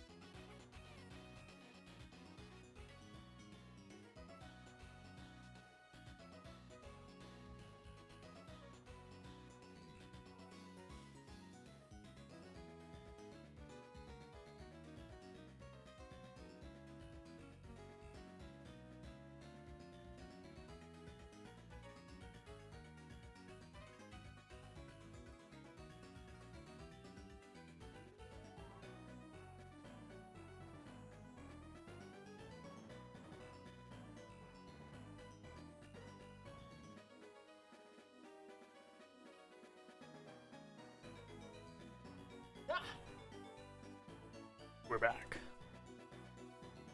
And it's time for the DD pack pull. So let me get that all going. And I think today, I'm gonna hold off on that.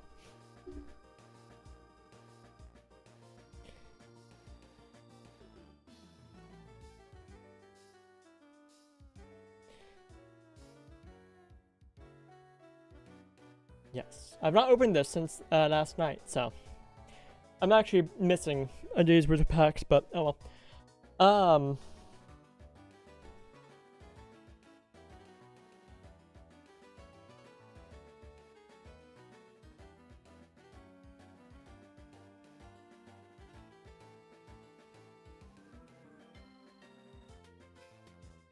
Here we go. Wait. Okay, cool. Cool. I was concerned there for a moment. Ooh.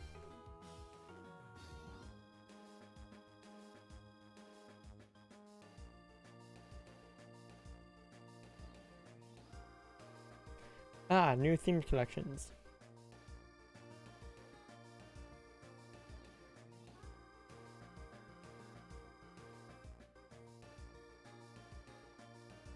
Oh, wants me to check them out. All out. Nah.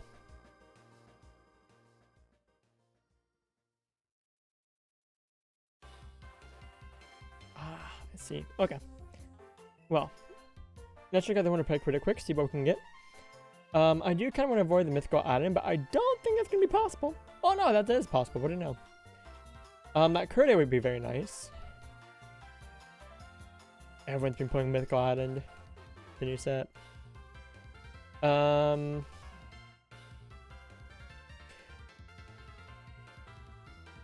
in that case, I'm just gonna hold off on the wonder pick for now. Oh, I get the other pack in 35 minutes, so I'm gonna come back in 35 minutes to this. We will be pulling Genetic Apex because I still need more. Well, actually, hold on a moment. Let's see what's in the set list. Here we go. Are there any steel types? There are no steel types.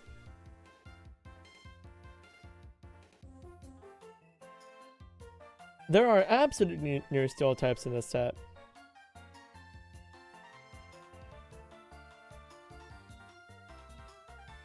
Honestly, you know what? You know what? How many more steel types do I need?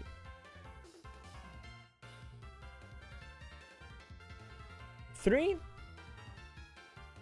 See, impact points don't carry over to this set. Yeah, it's all just contained within this set. Okay.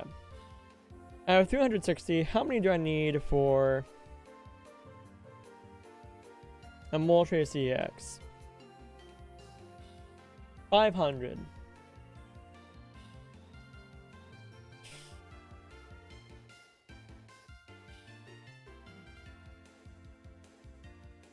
What am I primarily looking for in this set still?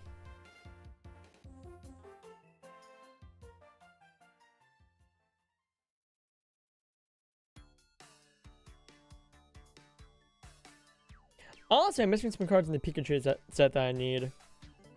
The Moltres EX would be very nice, and the Articuno EX. I'm looking for something in each pack still. That is what I'm seeing here.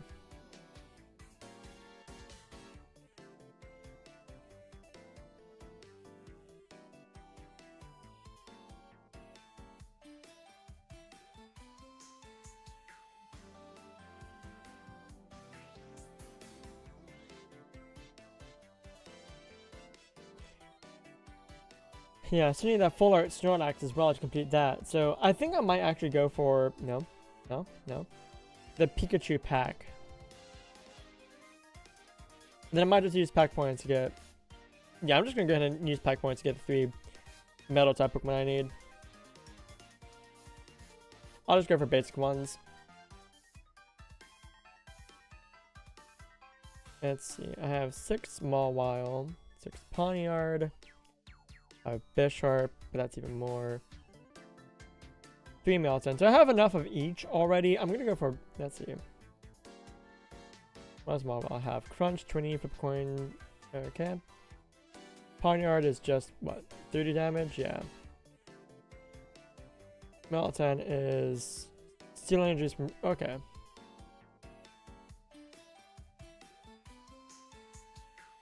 It's 4. The attach energy, you get another one. Okay, so you can get this powered up in 2 turns. I think I'm gonna go for Mawile.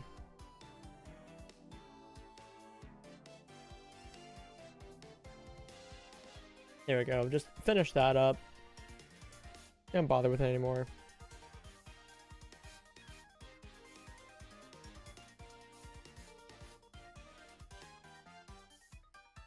Grab all this stuff from the shop.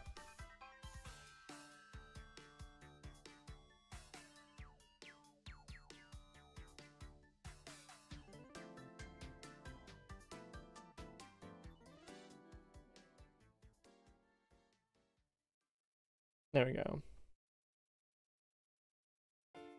That way I'm no longer plagued by the stupid metal types. Okay. We have another half hour before this pack is available, so I will worry about that then. I guess the 4th pack. And we will be opening up a bunch of mythical add-in today because it's a small set. I should be able to get most stuff from that. And by the time we're done with all these shiny hunts, which hopefully will be in about a week, I'm very hopeful that we get done with this in about a week.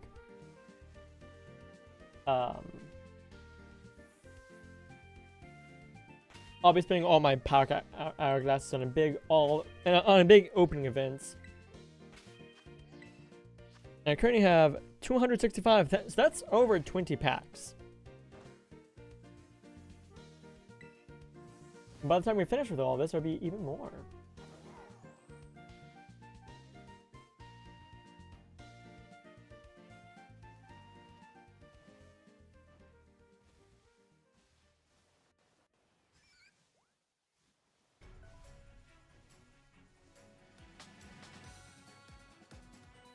All right.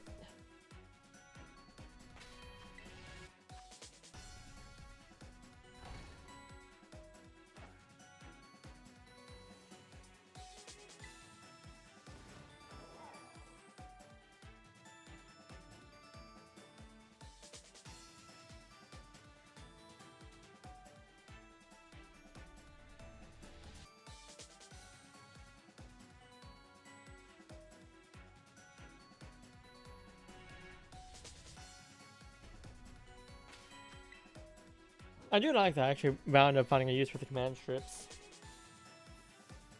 Having it set up for the capture card that's underneath my desk.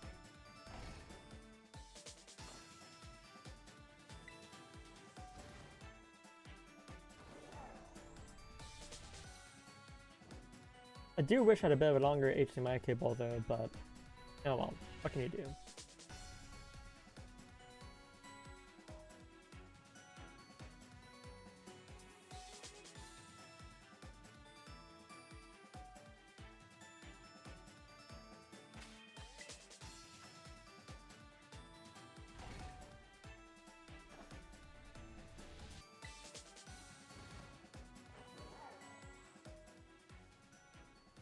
Another shiny Wooper, let's go! Do you have a mark?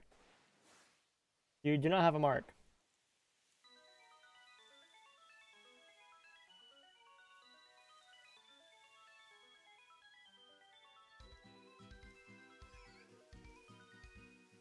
That is a shame.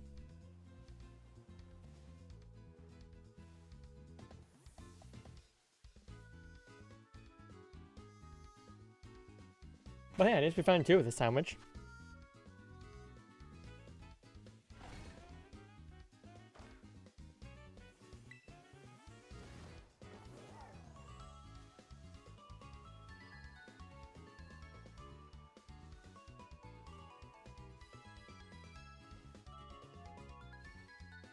Be gone, Toad's Gruel.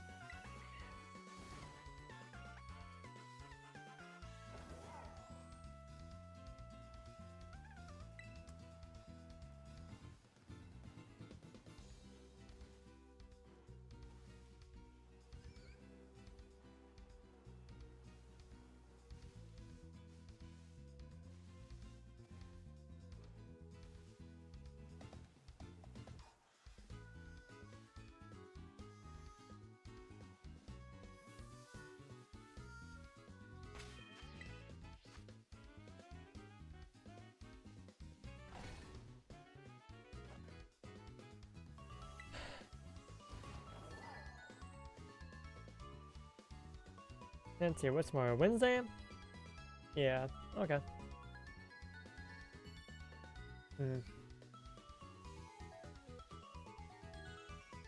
There is a chance I might take tomorrow off if I get the Wooper tonight. I will go ahead and grab the Giraffe Rig event though.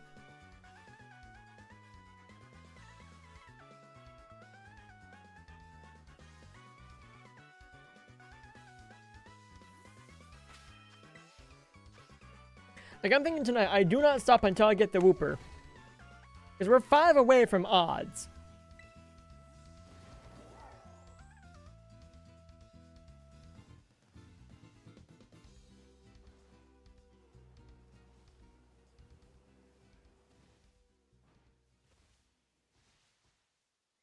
You're 5 shiny Wooper away from being at full odds.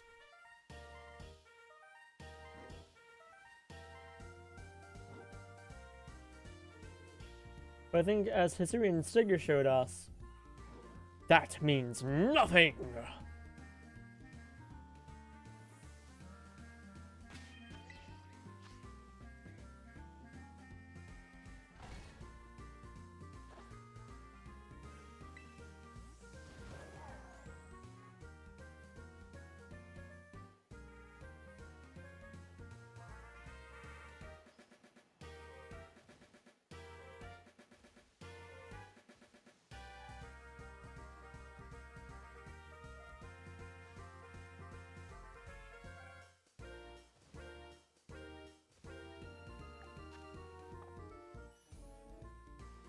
Alright, looks like we're out of sandwich power.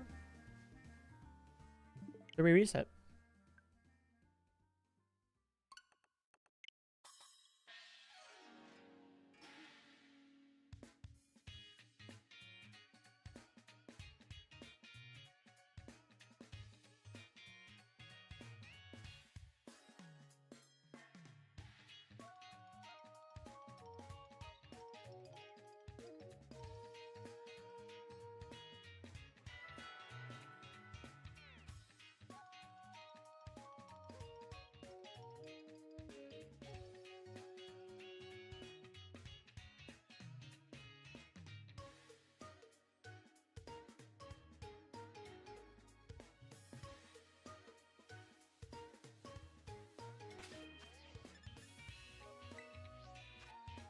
We picnic?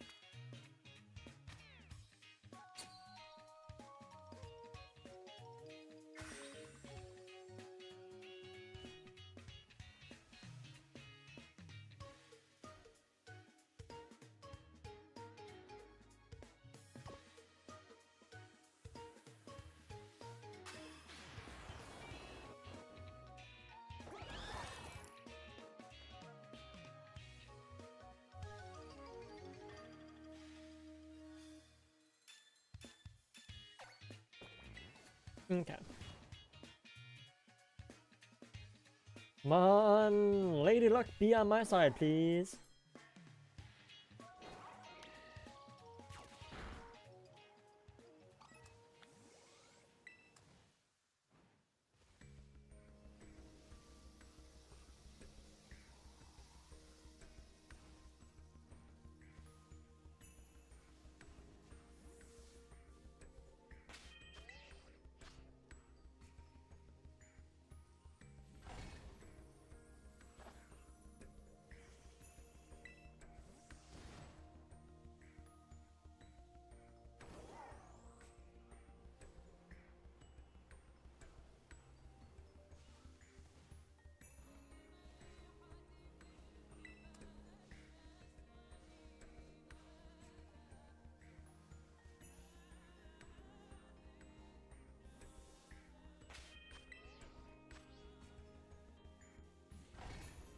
I'm actually very excited for the new pack.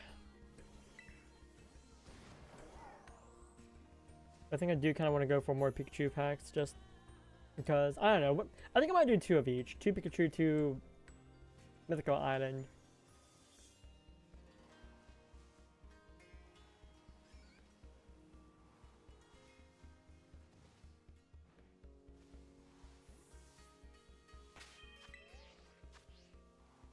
Just get a little bit of variety going on.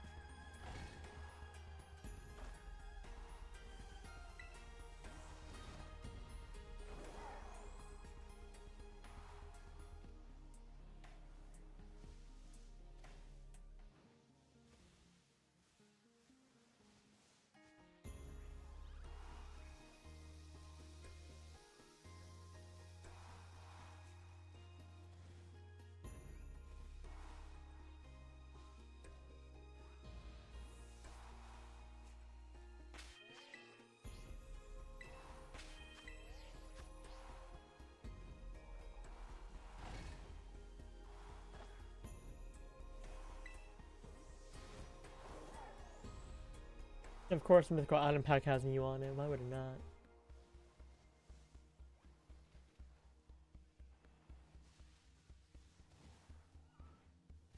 The poster boy of Genetic Apex is Mewtwo, so of course you can have Mew as the next one.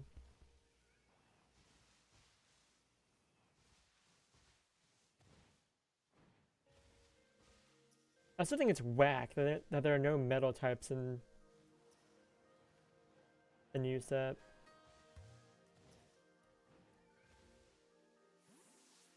Like, metal types are sorely underrepresented in a TCG Pocket, as are dragon types.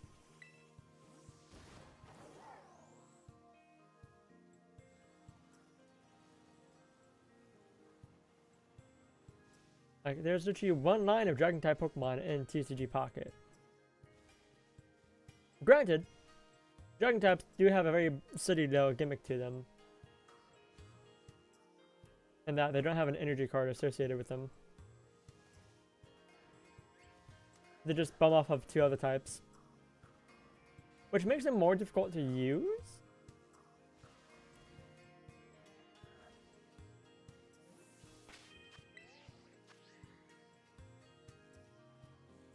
But not too terribly difficult. Because I think it's just like one of each energy type, then a colorless or 2.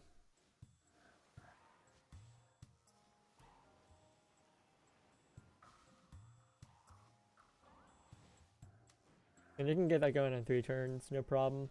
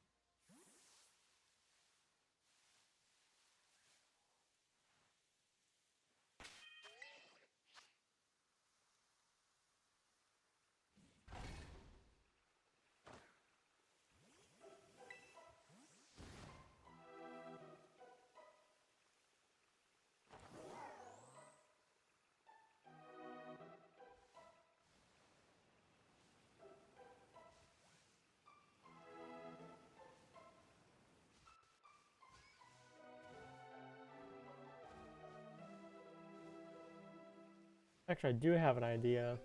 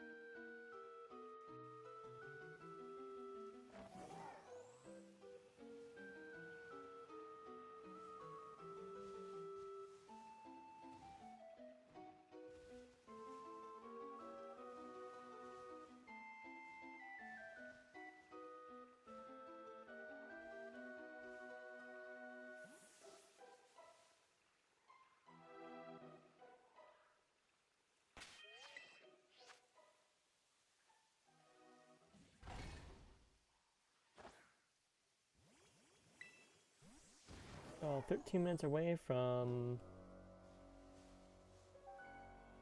opening up packs.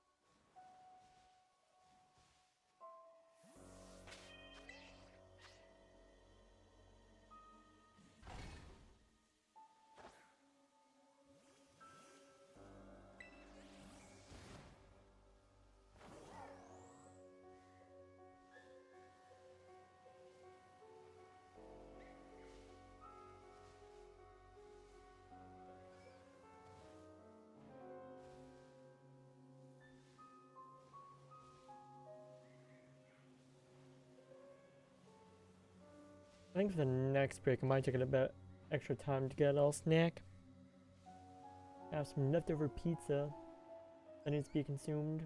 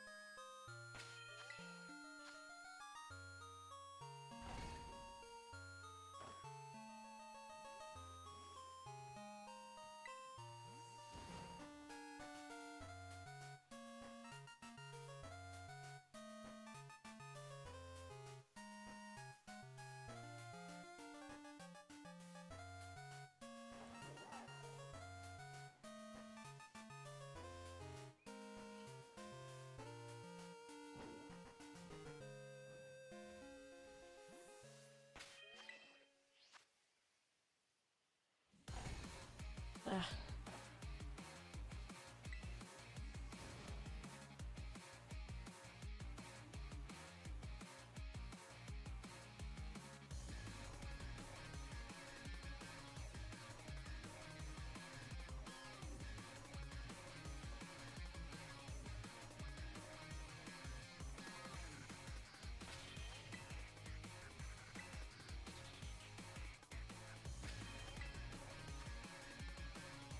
Hmm.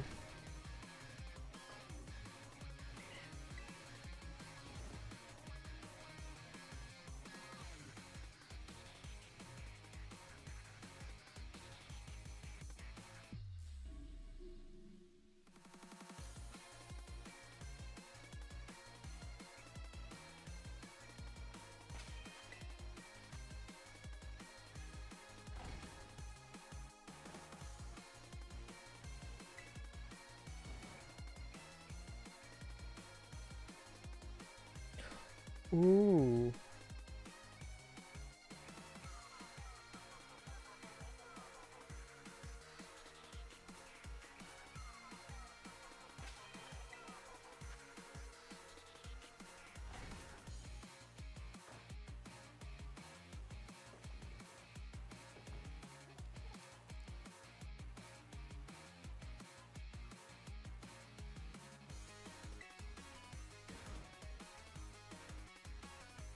Well, I'm actually going ahead and do a wonder pick.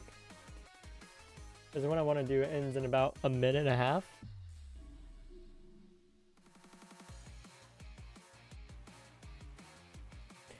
Screw it, why not?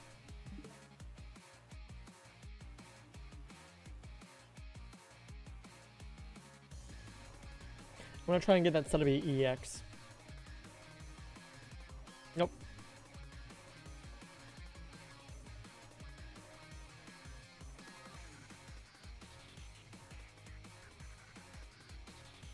Oh, I need 68 cards in the set. Neat.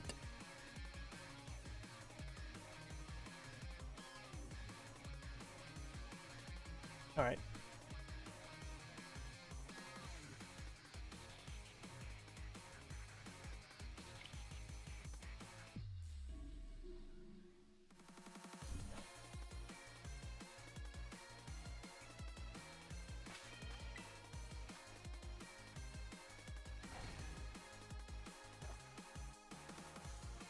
And then in 6 minutes, we will pull 4 packs of cards.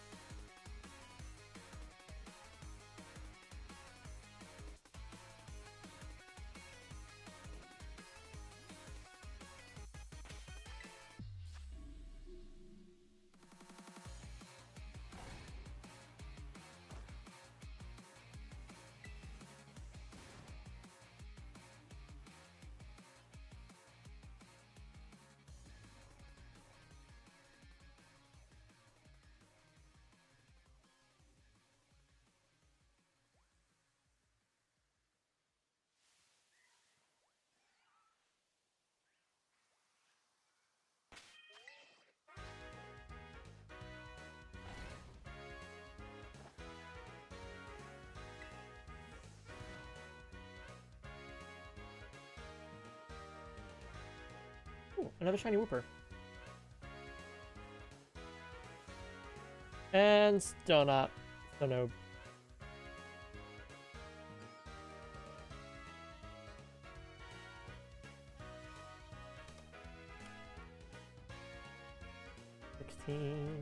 $16 shiny Woopers. None with mark we're looking for.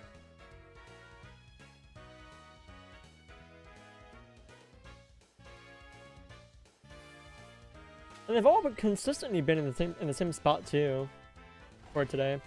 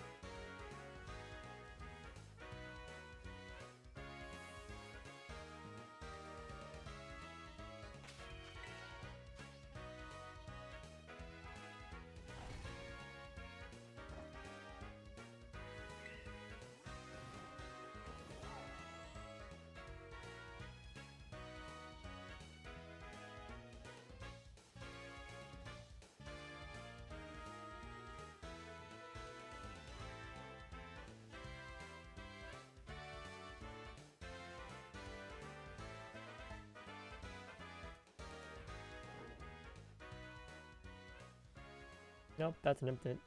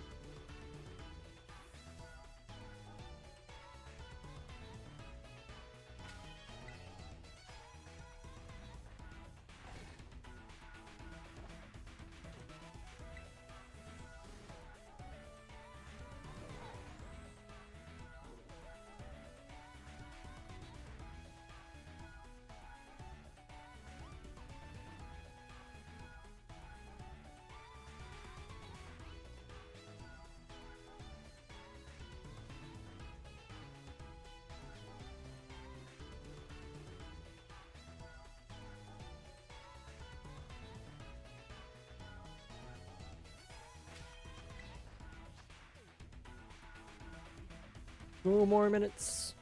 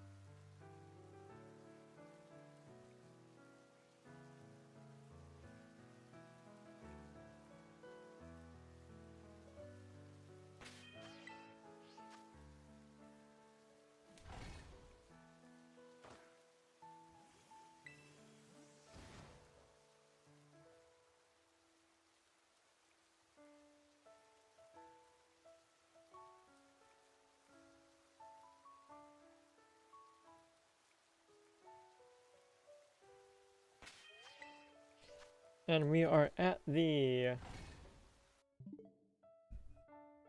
time to open up packs. So we're going to start off with Genetic Apex. We're going to open up 2 Pikachu packs.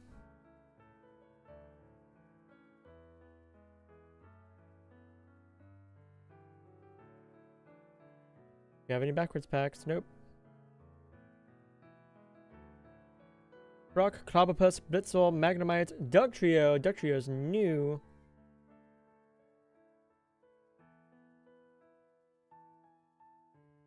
Let's see. Flip a coin. If heads during your opponent's next turn, prevent all damage and effects of attacks done to this Pokemon for 40. 1 energy. Not bad.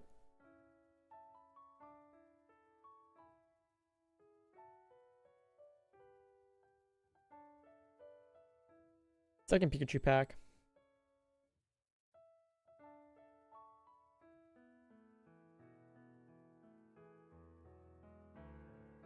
Voltorb, Mainshell, Rattata, Magnemite, Gyarados, Hyper Beam, 4 water energies, 100 damage, discard a random energy from your opponent's active Pokemon. Ooh! That's fun.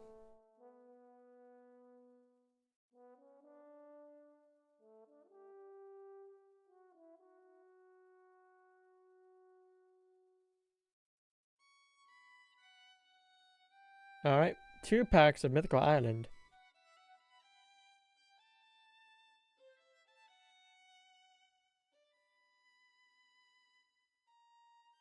$68 cards in the set.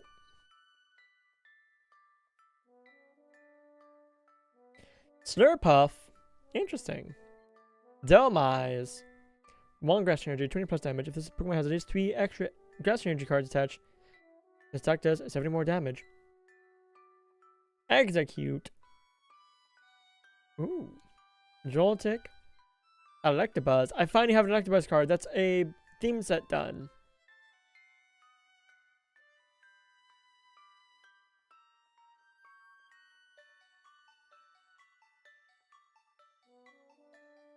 And another pack.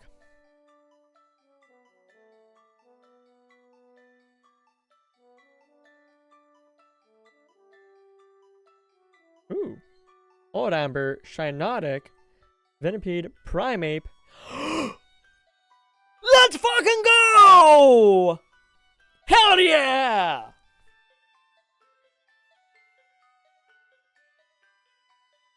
Second pack, baby!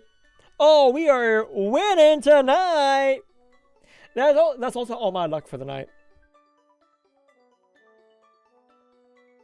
Hell yeah!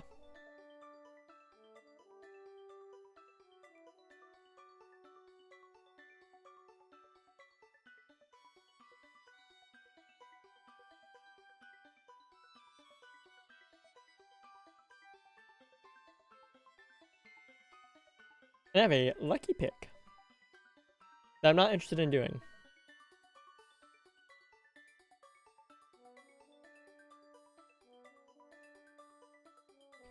Let's see what all we've done. We got 3 pack hourglasses we just picked up. Register 5 cards to the card decks. Oh yeah. Oh yeah. 10 cards. I love that Mew is going to be at the very tippy top. Collect a highlight card for Mew EX deck. Yeah, no, I think I definitely collected it. Another rental deck acquired. 5 lightning type Pokemon. Done. I think I already have everything from this. No, I'm missing what I need.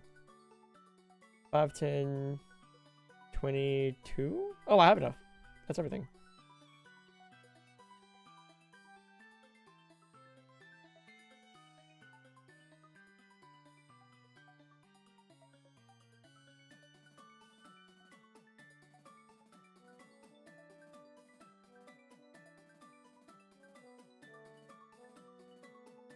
Cool.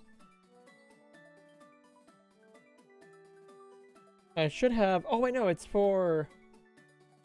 I'll have to get it specifically from Genetic Apex. Okay. So I'm missing an ear and female. Missing Ammonites, which is Pikachu pack? Yeah. Yeah, I think I'm going to be pulling Pikachu pack for a while now. Because everything I'm missing from here is from the Pikachu pack.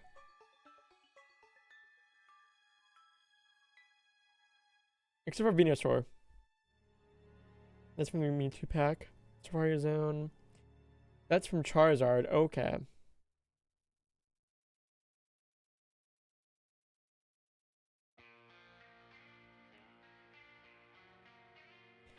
I need another Joltik, it seems. Okay.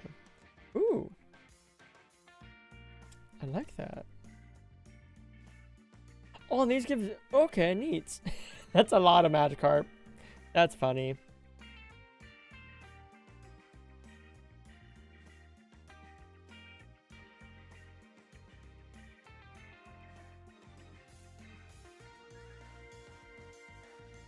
Catching bugs. Pokemon that fly. Attacks with 20 damage. Little Pokemon. Tree of Repose. Oh, that's a really cool cover. Okay, cool. I'm actually liking the stuff you get from this. Flower Travelers. That's the Floette line. Use pack summon to open up 10 Mythical Island booster packs. And get a whole bunch of Mew stuff. I might actually do... Yeah, we're definitely going to be doing that. What? Okay, that's... I'm a little bit salty about that. The Mew... we got the rarest card in the set. Doesn't count.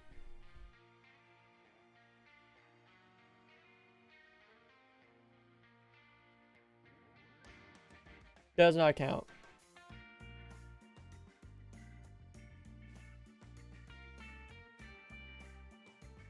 Alright. Well, that's it for TCG Pocket for tonight.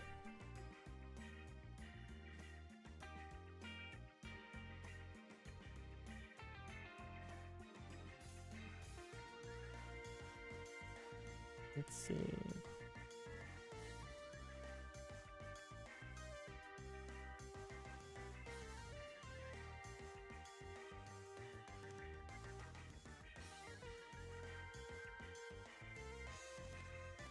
Alright.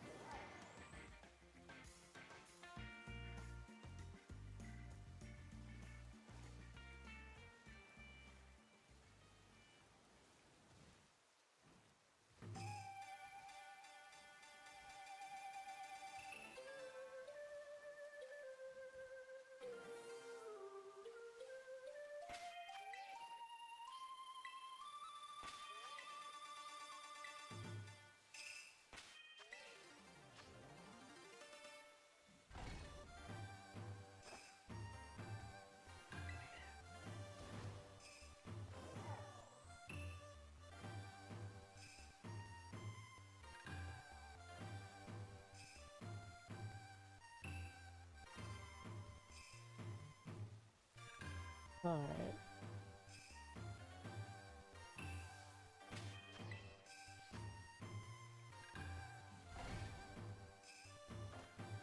I'm actually fairly confident in my shiny luck tonight, so I think I will definitely be going until I get the shiny Wooper with the absent-minded mark.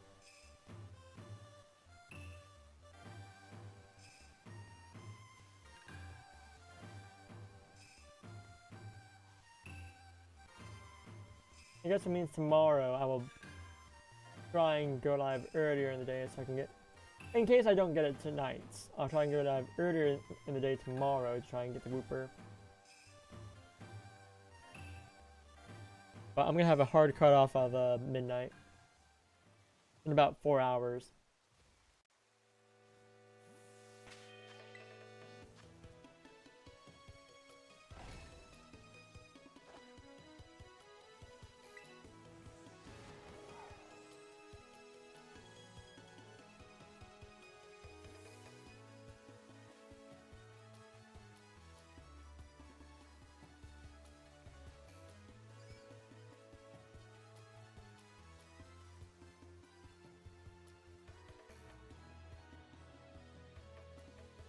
It's a weird time of day where Wooper just looks shiny as is.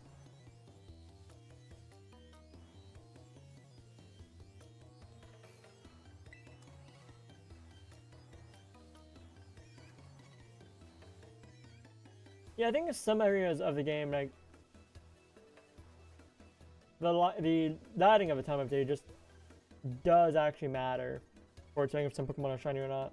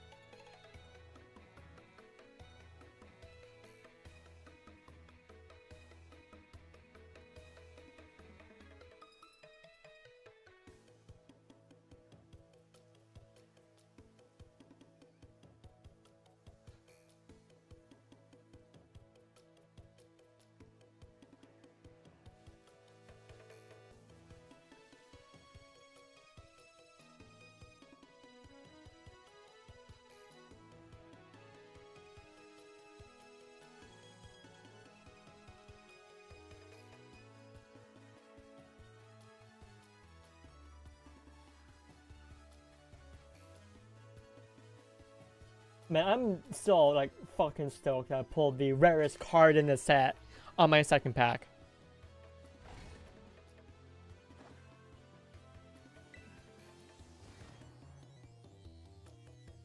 And I'm 110% gonna flex it. We're gonna be flexing, baby!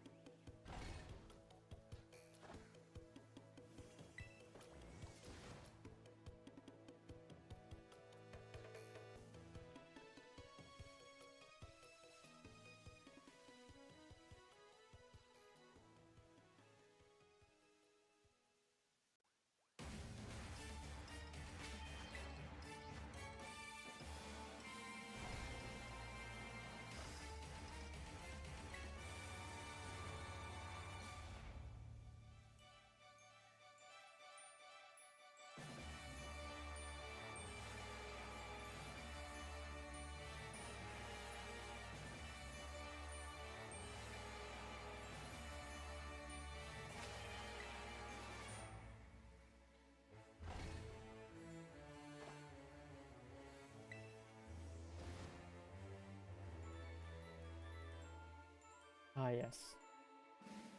Another stretch break coming up in about 6 minutes here.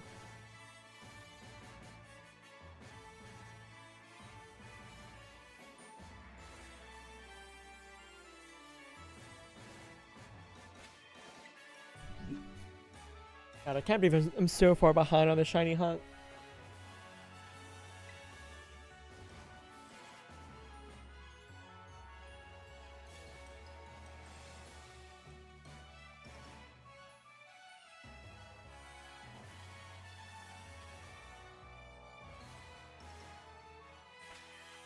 I think what I might try and do tomorrow, because tomorrow ends Wednesday, is even if I do get the Wooper tonight, I'm gonna just start at noon. I'm gonna wake up early tomorrow, and I'm gonna start at noon. And we're gonna get the giraffe rig. We're getting giraffe rig tomorrow.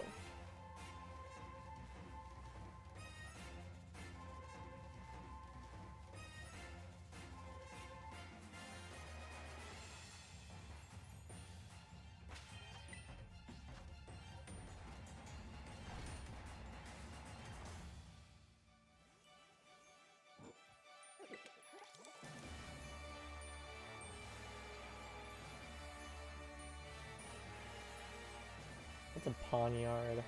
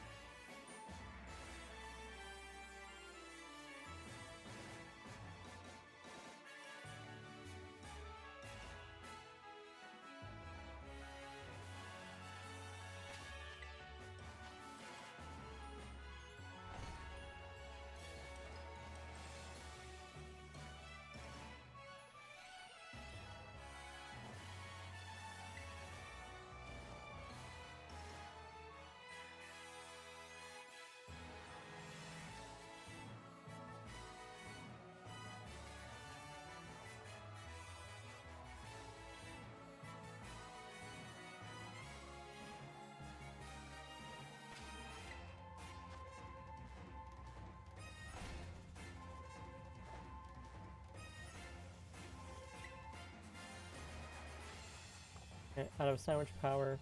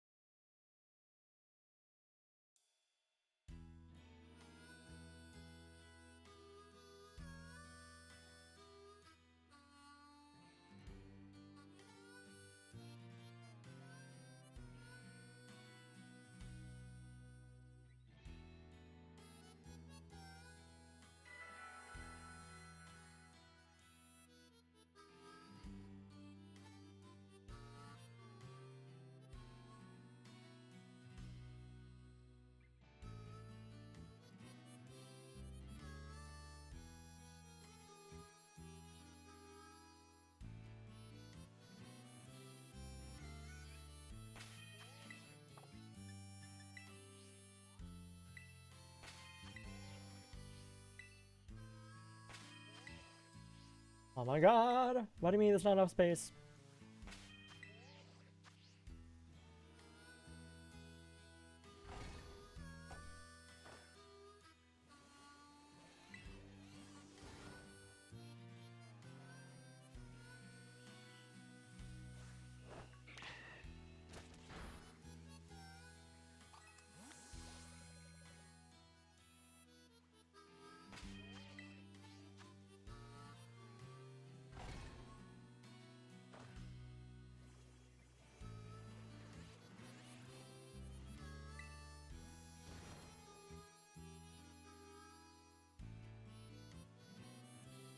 Alright, we're gonna go sandwich this. Yeah, sandwich this until the outbreak here.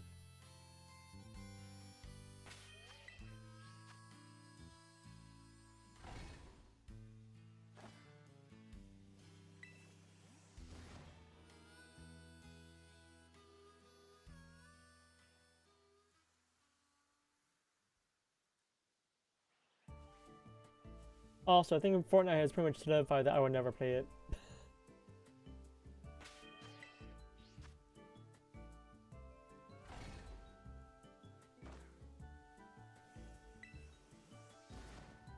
I have nothing like particularly against.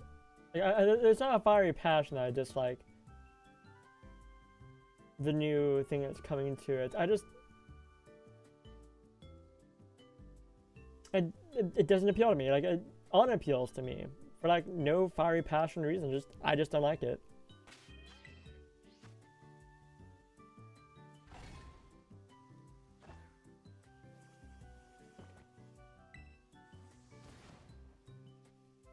Yeah, here we are. Gonna grab it else next. This ad break might take it a bit longer. This little stretch break would take it a bit longer.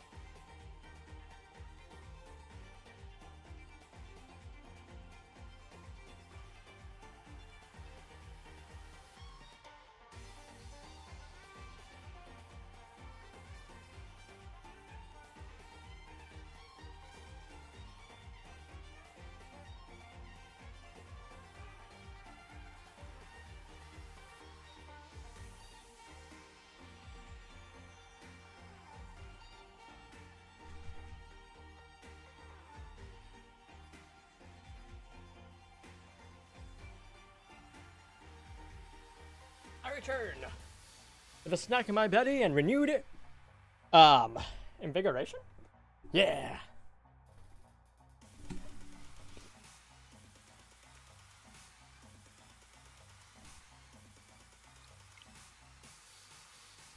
All right.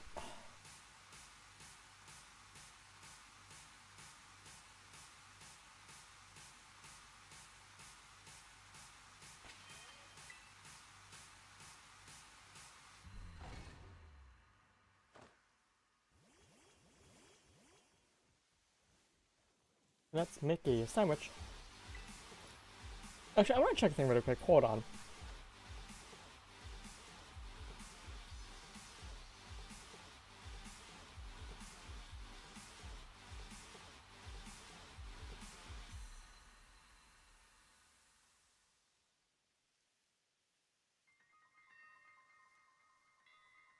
Let's see. Here we go.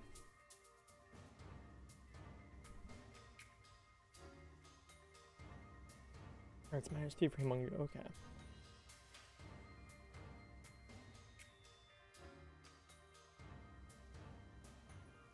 Huh.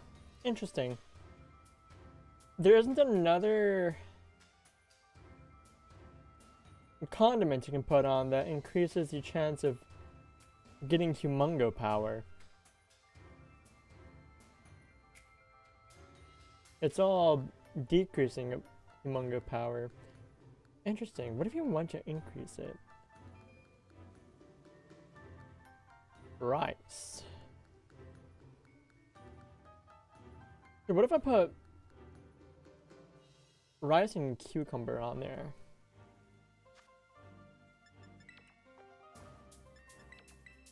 What does cucumber bring to the table?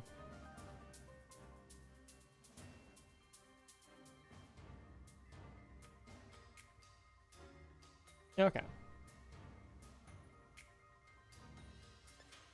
This may not go the way I want it to, but we'll see. If I get at least encounter and... not encounter, sparkling and tidal for water, I'm happy.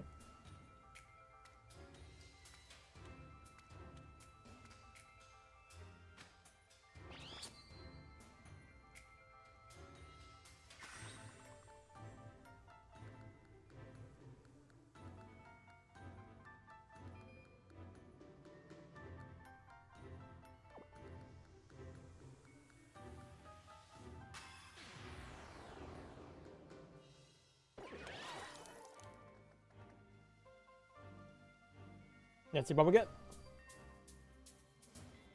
Sparkling, tidal, item drop for water. Okay, so the rest added nothing.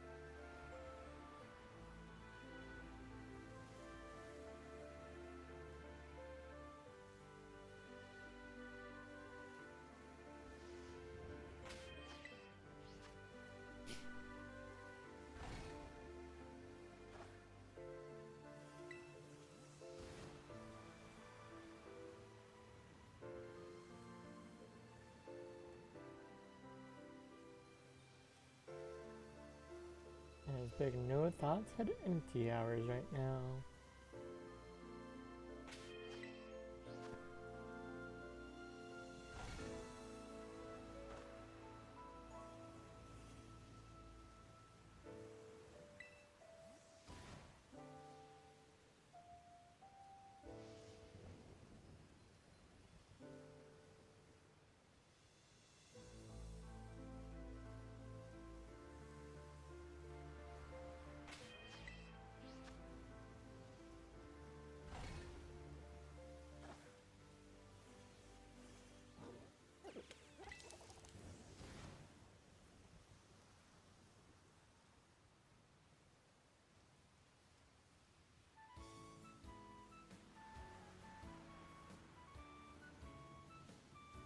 God, I have so many games I'm gonna play.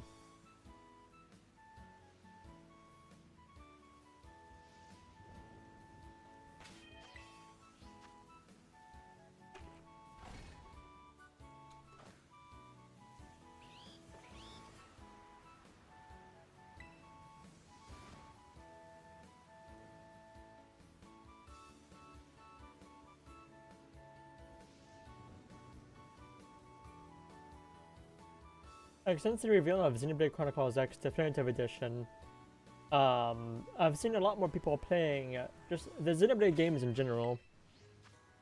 I kind of want to jump on the bandwagon, but I can't because I'm bound. I'm contract bound to this absent-minded Wooper.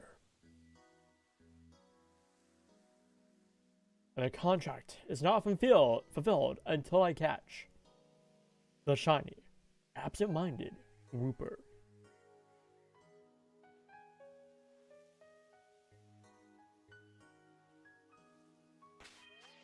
And who, might you ask, did I sign this contract with? The squirrel in my head.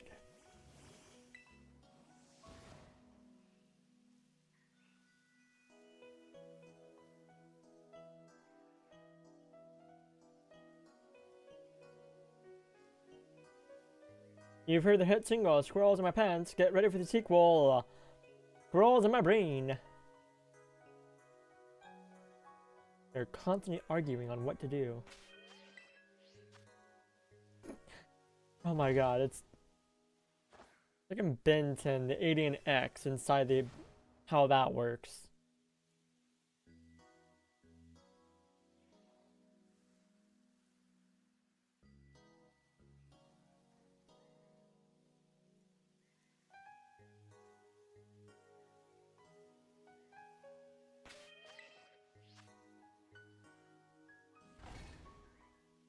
I do kind of like the idea of like, oh hey, here's a super powerful alien that like it can be just about anything, but it's useless like 99.9% of the time.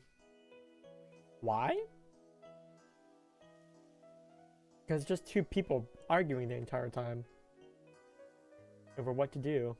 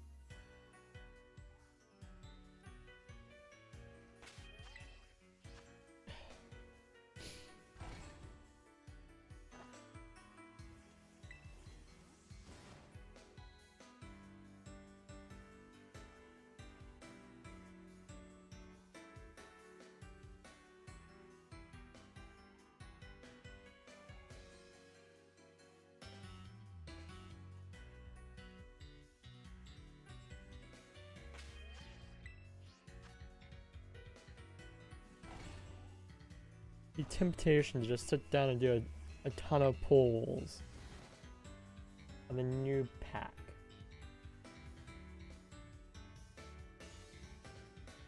It's very high, and I could do that. There's nothing stopping me, but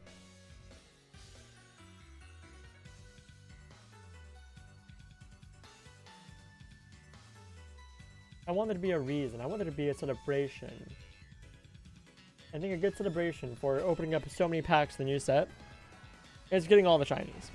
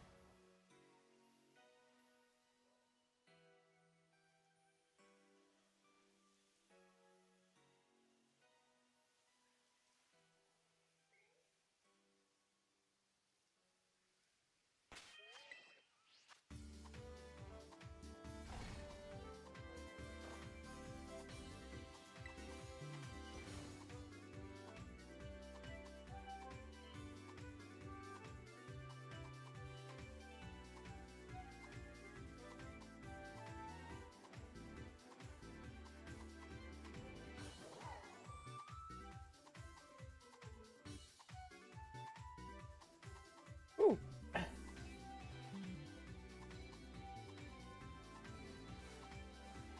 Nope, still no mark.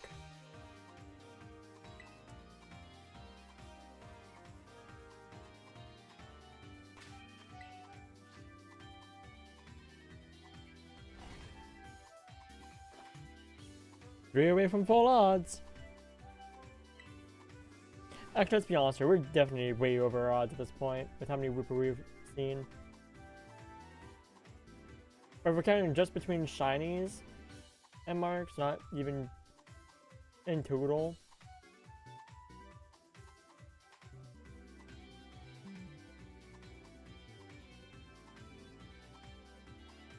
I guarantee there was probably a shiny one with a mark in the water at Crystal Pool. Almost guaranteed. We just missed it because I didn't see it.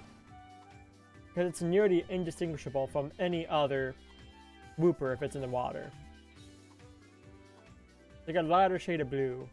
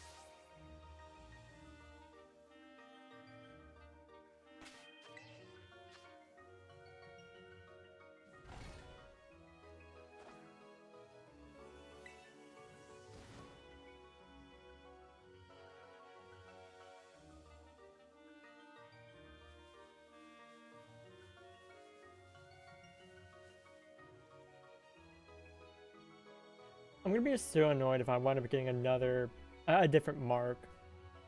Different personality mark.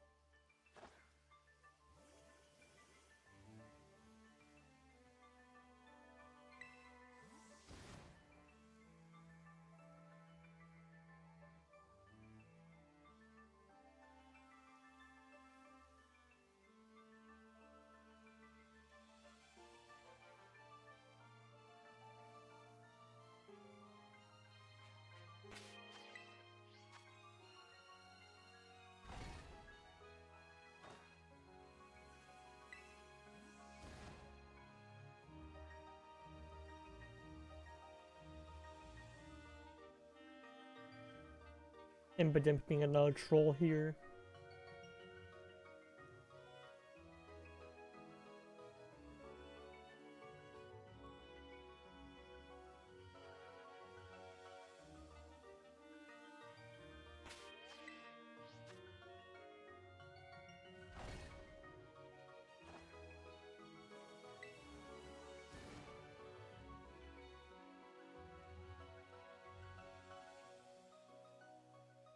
Yeah, I've pretty much just locked in now.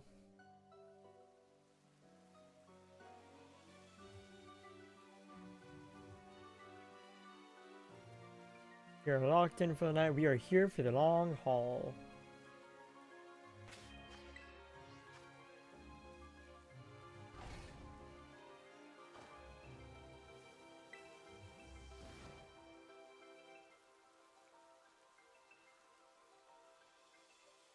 I think I'll probably wind up making tonight a light night for Infinity Nikki. I'm done with stream. Or just log in, do a couple of summons.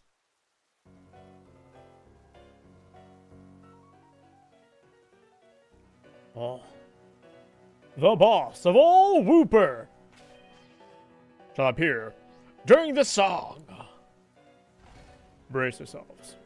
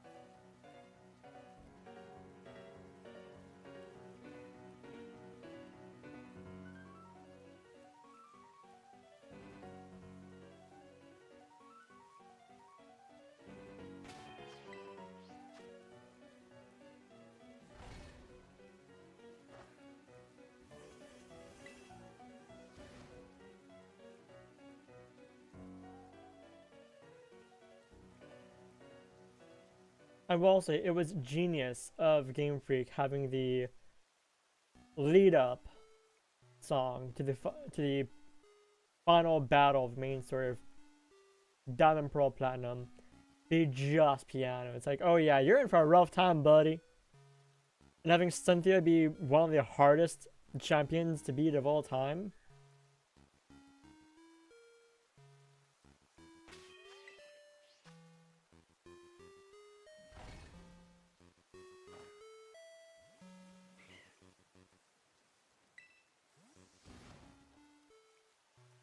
Like, I feel like Game Freak knew exactly what they were doing.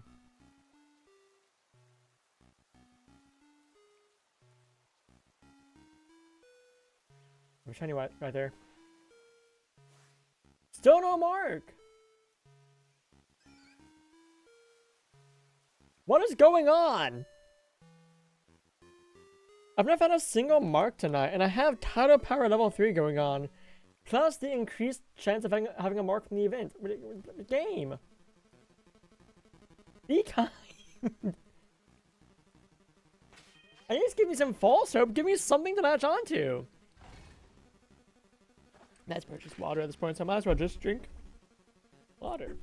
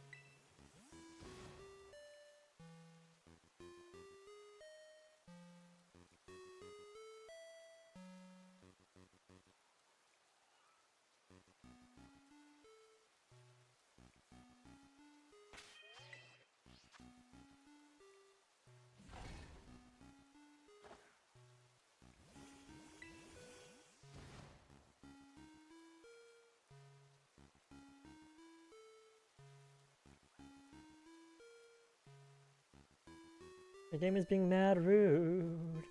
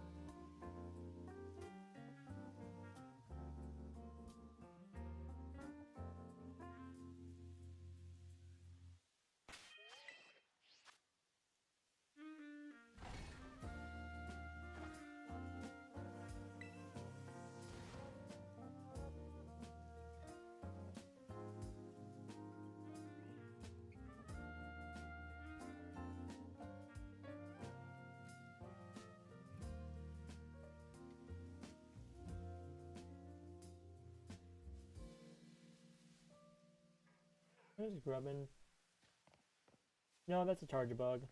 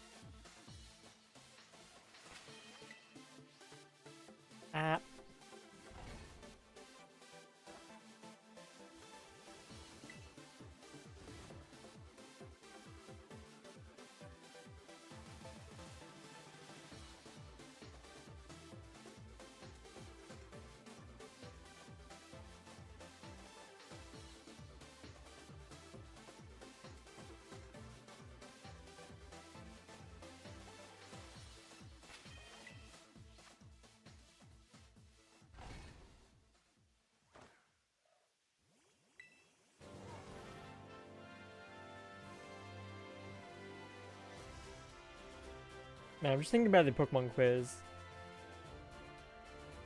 the other night. That was really fun. Like, I was gonna comment, like, when Yidis brought up the whole guessing about Pokemon am I thinking thing.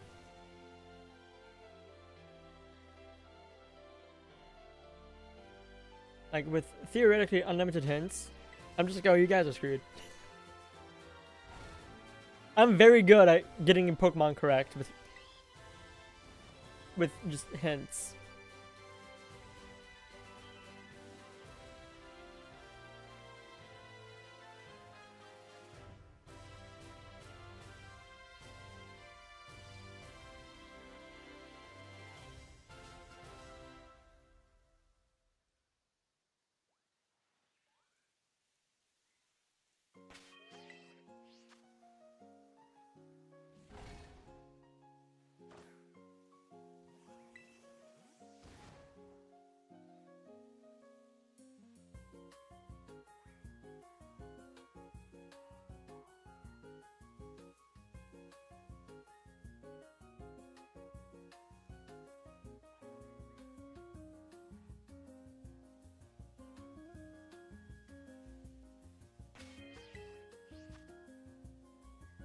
Also, me asking the dumbass questions was just very fun. Like, is this Pokemon bigger than a bread box?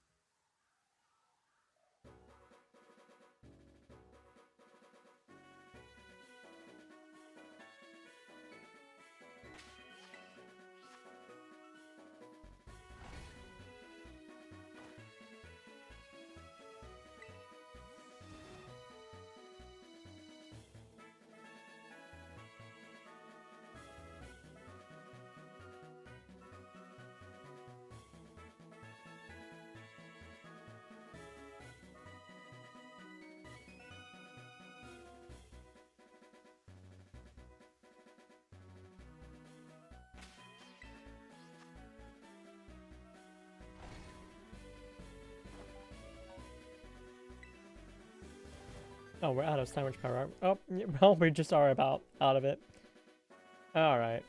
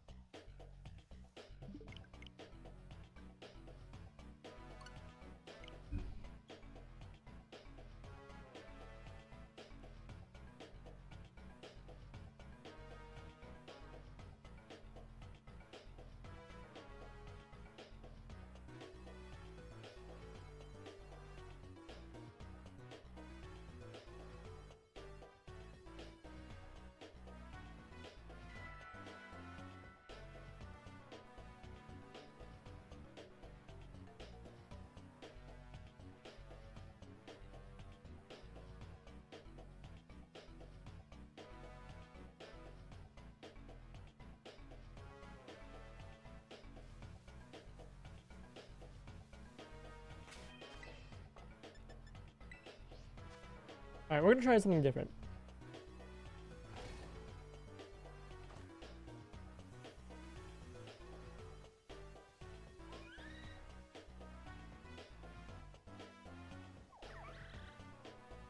What is cucumber? It gives catching an encounter.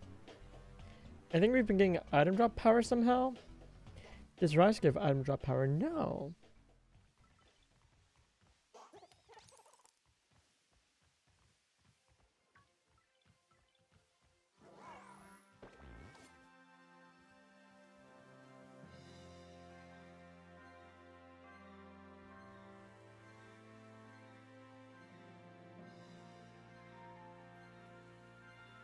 I kind of want to try that then.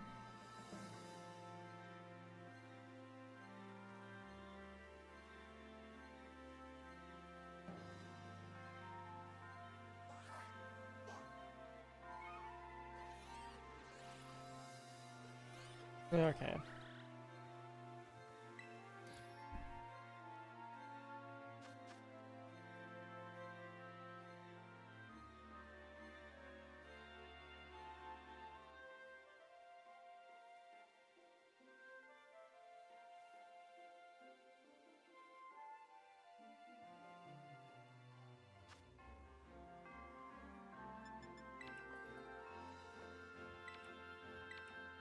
I'll try 2 rice now.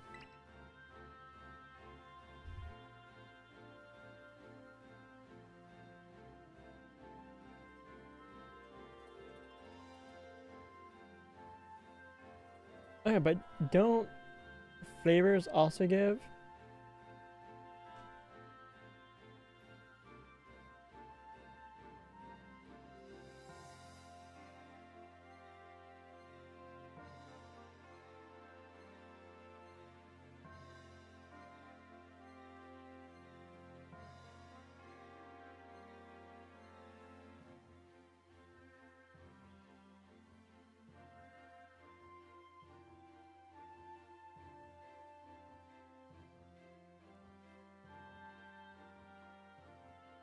No? Okay. Well then let's try this.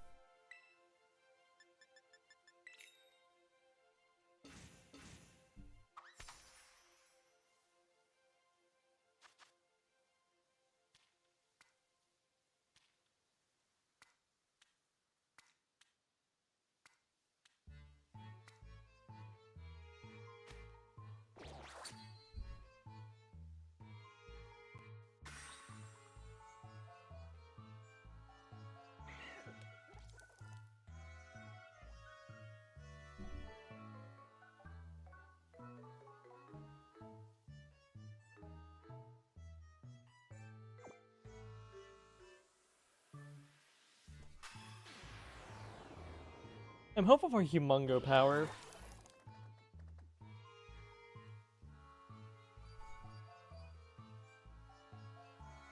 Fucking title, item drop, okay.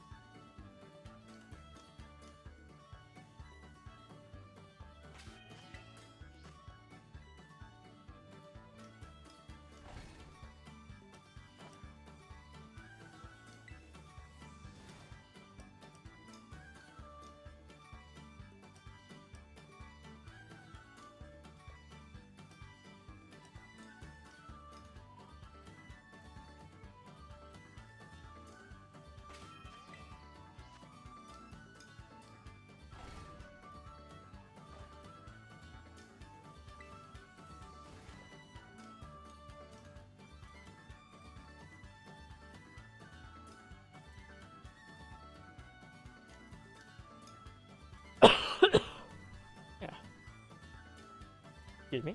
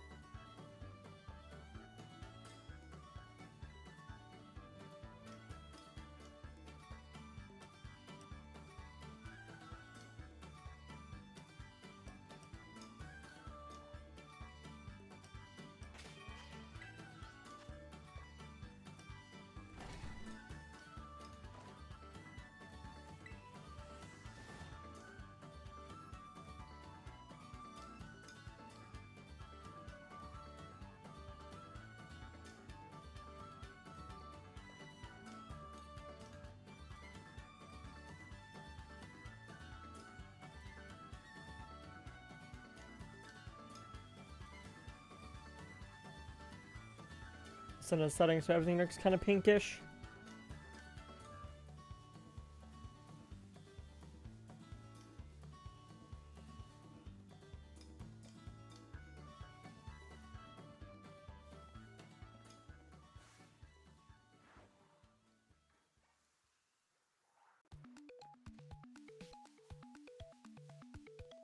I really am not a fan of dusk, to be honest.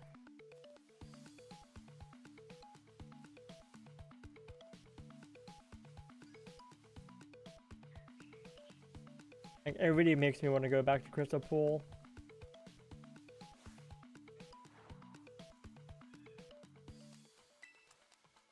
Because even at dusk, I can tell if it's shiny or not.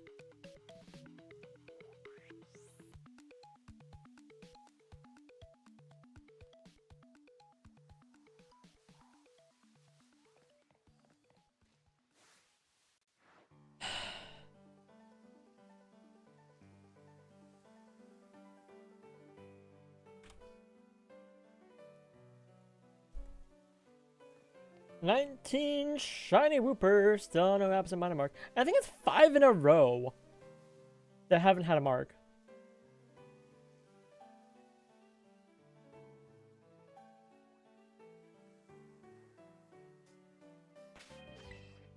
It's 5 shiny Wooper in a row that have not had a mark.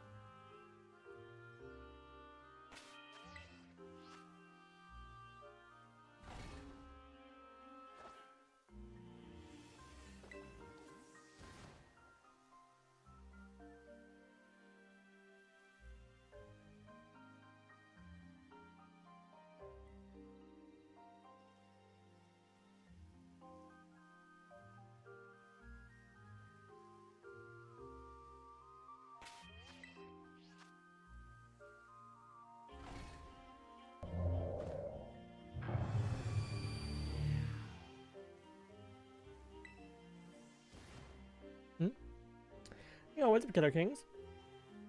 Just looking for a shiny absent-minded Wooper, which we're one away from full odds. We also have a stretch break coming up in about a minute here. Yeah, I've been kind of working on this since last Thursday.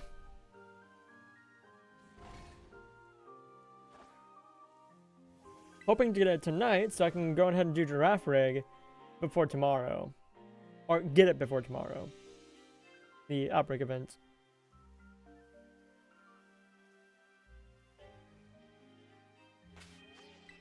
Yeah, it's in about a minute here. We do have 3 minutes of ads playing. I do suggest people get up, stretch. Oh, a follow. Thank you very much.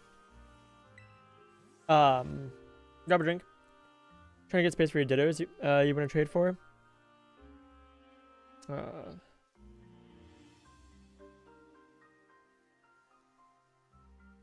I'm actually good on all of those shinies. I have all of them already.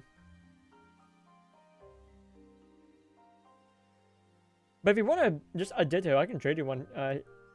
After I get the shiny Wooper. You cannot trick me. I gotta get the Wooper first, because if I do online stuff before I get the Wooper, I lose the chance to get Wooper. Ah, break time.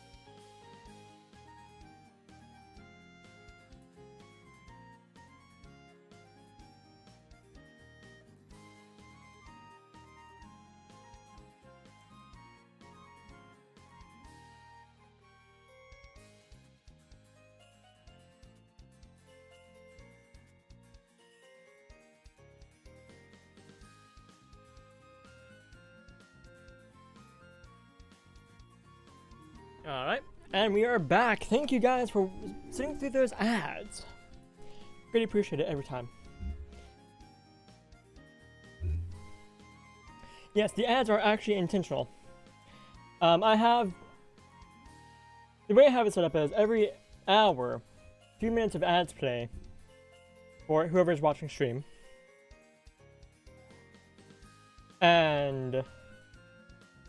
And that's for a variety of reasons. One, to encourage me to get up, stretch my legs.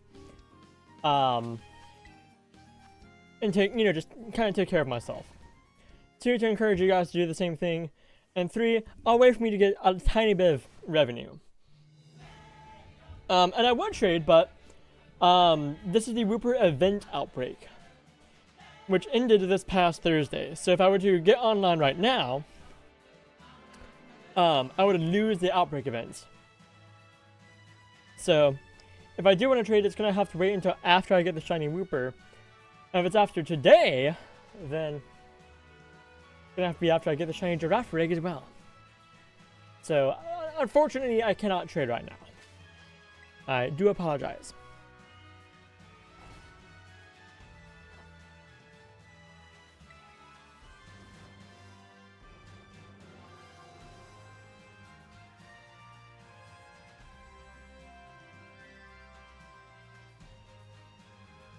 However, if you are around when I am done with Giraffe Rig, is there gonna watch? Thank you, I appreciate it. But yeah, if you stick around after I get the shiny Giraffe Rig, then I'm more than happy to trade you a Ditto, if that is indeed what you're looking for.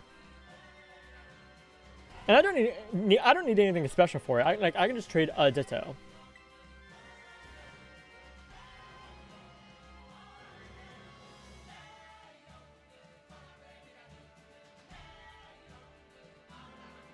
Like, even if you wanted to get a Ditto with a different language from me, I could do that too.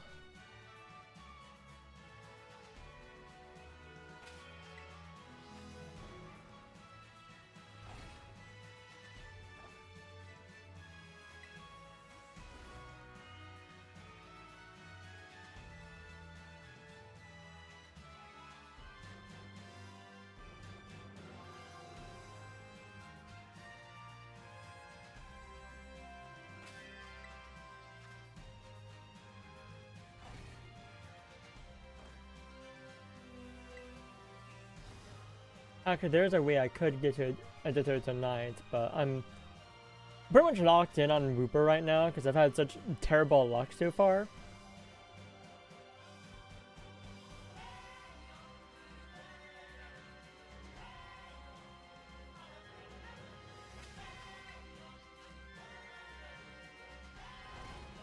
As you might can tell.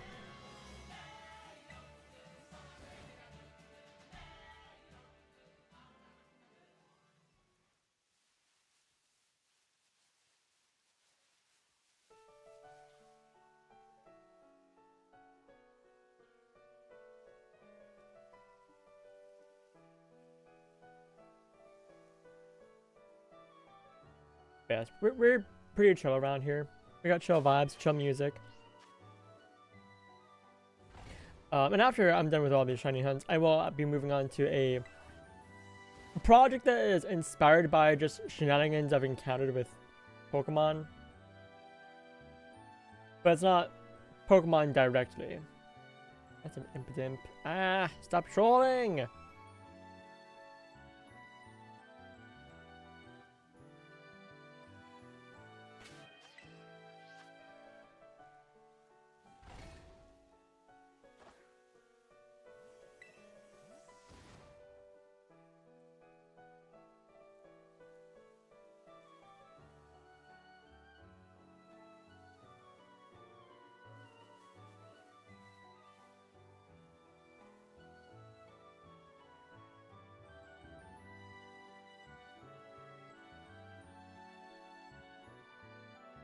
What are you currently working on, Killer Kings?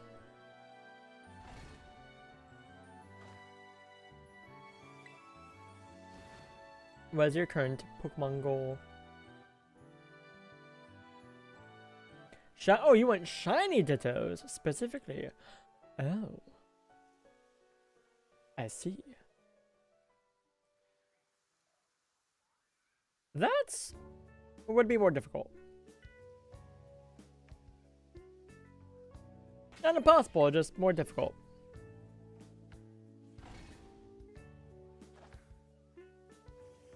I think probably my best bet for going about getting a shiny Ditto would probably be from an outbreak.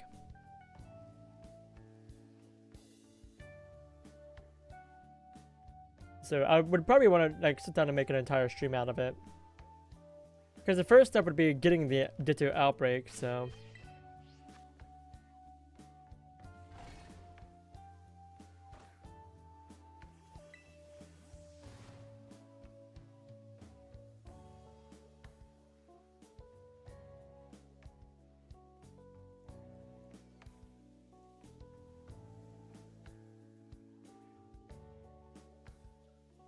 And yes, Ditto outbreaks actually do work. They actually have worked since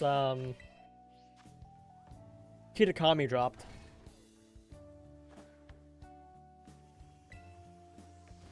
Like, I think pretty much like alongside the release of Kitakami, they also fixed outbreaks and how they function. So Pokemon that have specific forms, Tatsugiri for example, if the Curdy form is up on as an outbreak, you are going to encounter nothing but Curdy forms. Same for Stretchy and Droopy. It used to be that if, like, regardless of what form showed up on your map, it would always be just one, what is considered to be the base form. And that would happen with any Pokemon that had different forms. This also affected Ditto, Zorua, and Zoroark, Pokemon that transform into other Pokemon. And that they wouldn't actually appear. Like, the outbreak would be there, but if you went to it, nothing would show up.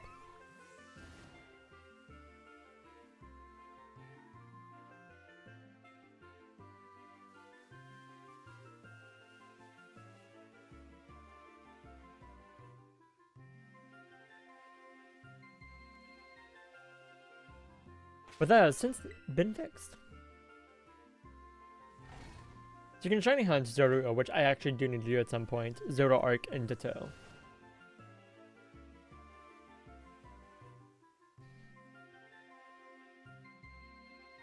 You know, I think I actually have a very funny shiny Ditto from Let's Go Eevee. I was preparing for a different shiny hunt. So I went to Cerulean Cave to get some money. I think actually, is Indeedee new? Indeedee is a Pokemon that came out, I think it's a Gen 8 Pokemon. Yeah, it is a Gen 8 Pokemon. I'm gonna double check on that.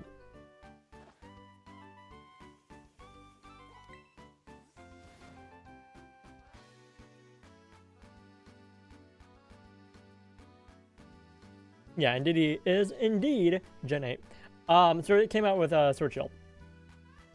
But it is relatively new to Scarlet Violet because it was... Actually, no, it actually was in the base game. Never mind. I'm being silly.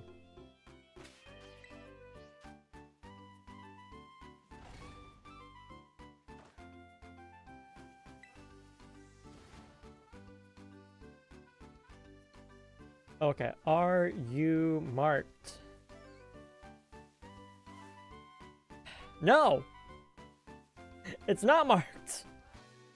That's 6 in a row that have not been marked! What?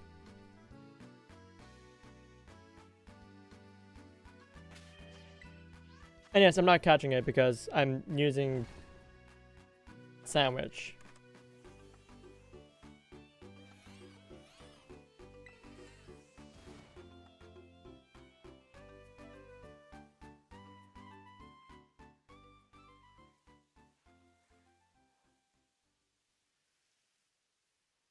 Oh, that's a Pawniard. Yo, what's up, Jalapeno? We finally hit full odds for shiny marked Wooper, and we've not found it. We literally just hit it. And I'm a little bit salty.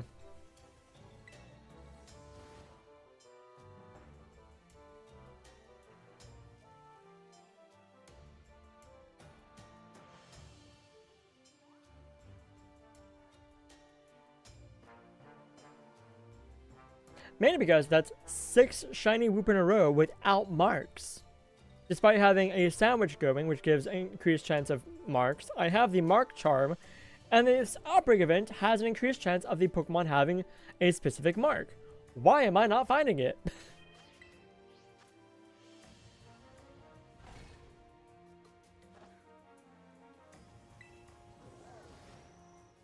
Very unlucky indeed.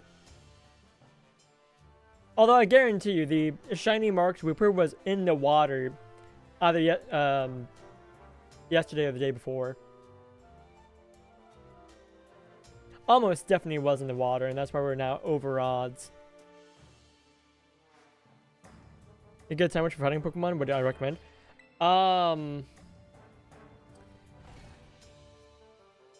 It depends on what you're doing exactly. Do you have an outbreak of a fighting type Pokemon you're trying to get shiny?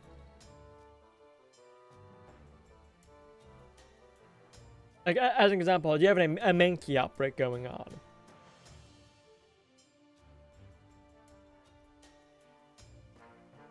That you're hunting in?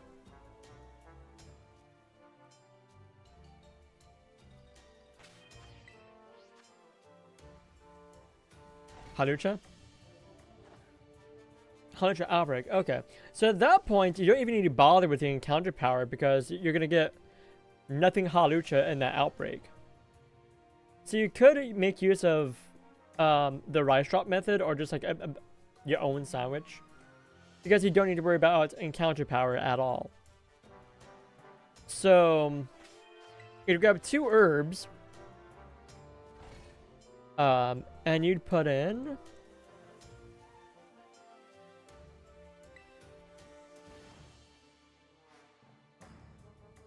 let's see, anything that gives just fighting. So 2 herbs and I think just a pickle will give you encounter power, not encounter, sparkling and tidal power fighting.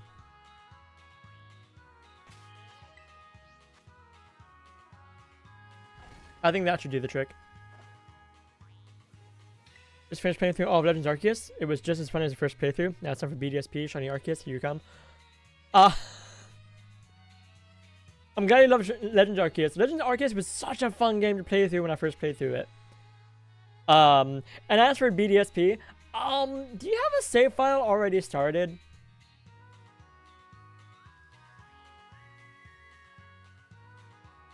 If you have a save file already started and you have the event for it, yeah, go for it. If you don't, the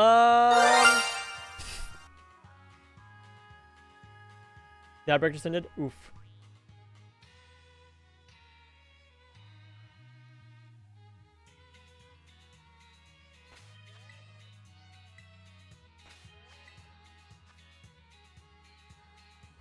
Does that mean that's about midnight for you?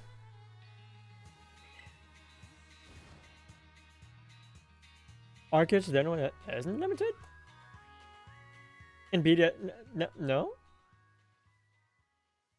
That event was a limited time, yeah? I might be mistaken. Well, I could have sworn all 3 of them were limited.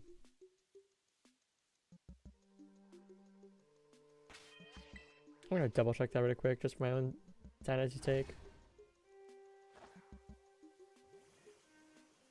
Oh, it's close.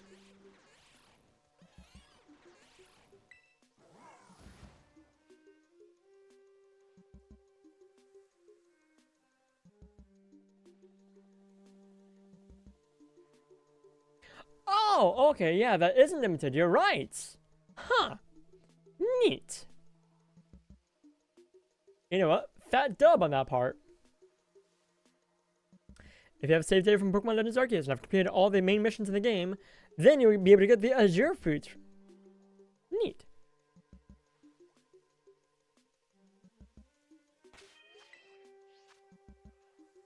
I did not know that. That's actually really cool.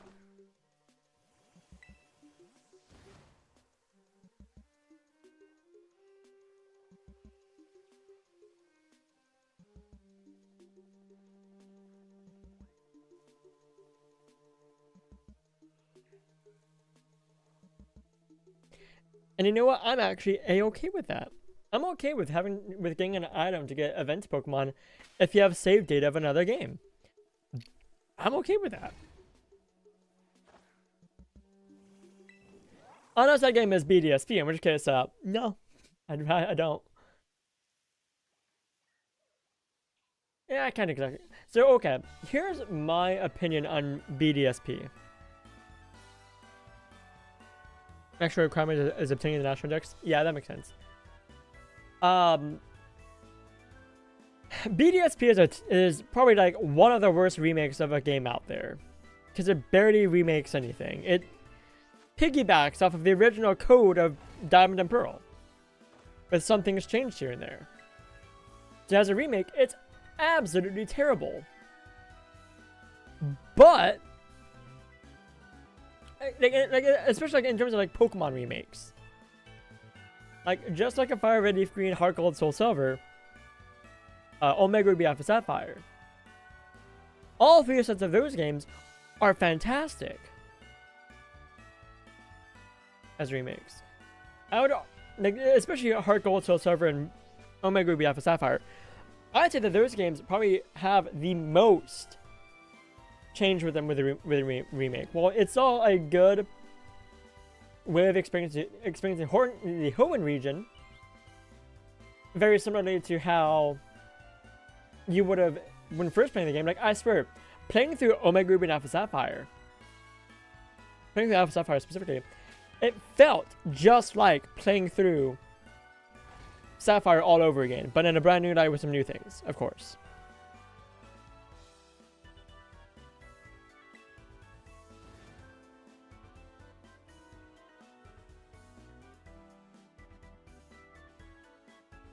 Playing through Brilliant Diamond felt like I was playing through Diamond in 2023. Never played the originals, but I heard BDSP ignored all of the things that fixed a lot of problems the original Diamond Pearl had.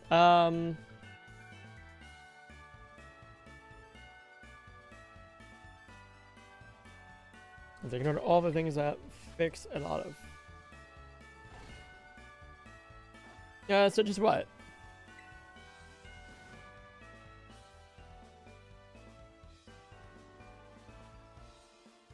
Like, to be honest, like, just playing through Brilliant Diamond just felt like playing through Diamond for the most part. Like, yes, it looks a lot prettier. I think, that, like, graphically speaking, it's cool. But playing through it's just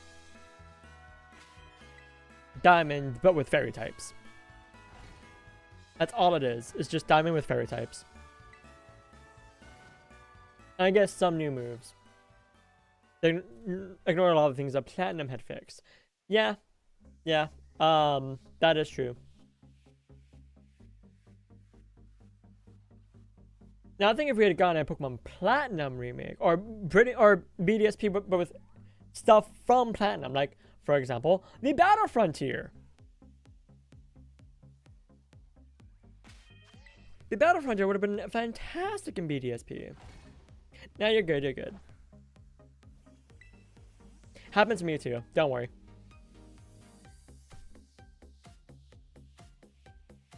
Like, adding in the Battle Frontier would have been cool. Adding in the Wi-Fi Plaza? The Wi-Fi Plaza would have been super cool to have.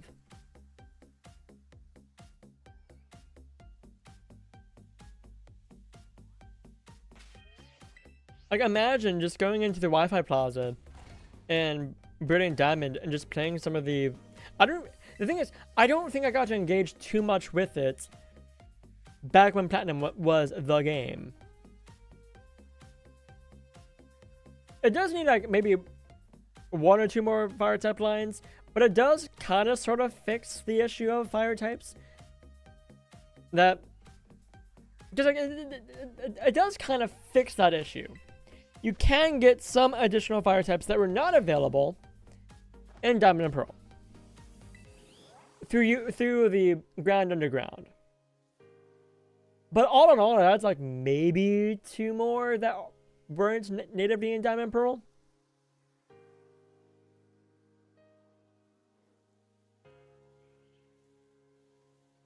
It's 2 or 3 more.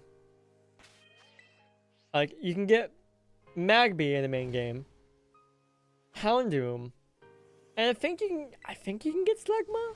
Don't quote me on that one though. It's been a minute since I've checked it out. But the Grand Underground does actually unlock a lot more Pokemon that you have access to that you normally would not have access to in Diamond and Pearl.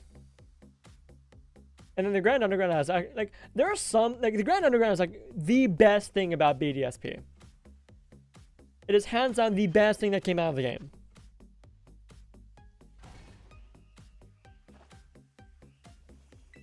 Because it gave a quick and easy way of getting the starters of the first 4 generations, maybe the first 3, that weren't readily available in Diamond and Pearl.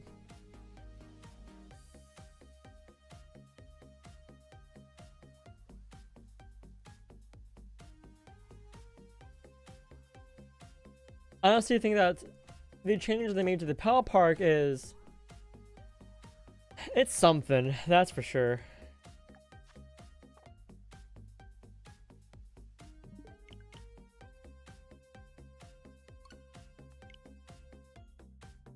Like, the Pal Park is no longer the Pal Park. It's a way to get legendary Pokemon, which, cool idea. I do like the idea. I think the way that they went about it, is not super fun, because you have to do a bit of grinding to actually have the chance of getting a legendary Pokemon first. Like, in my opinion, I think the best method a Pokemon game has had for acquiring previous generations legendary Pokemon, it's either gotta be Ultra Sun, Ultra Moon, or Omega Ruby, Alpha Sapphire. It's one of those two.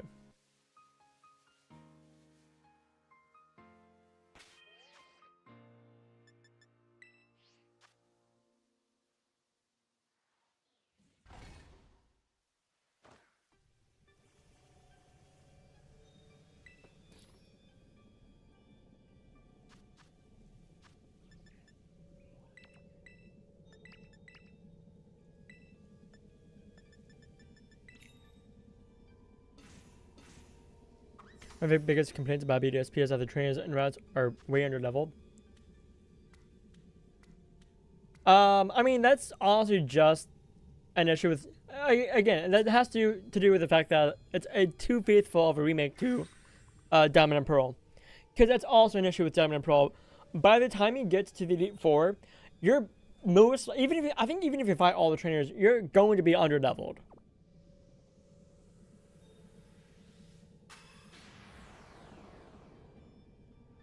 And there's not really a way to fix that.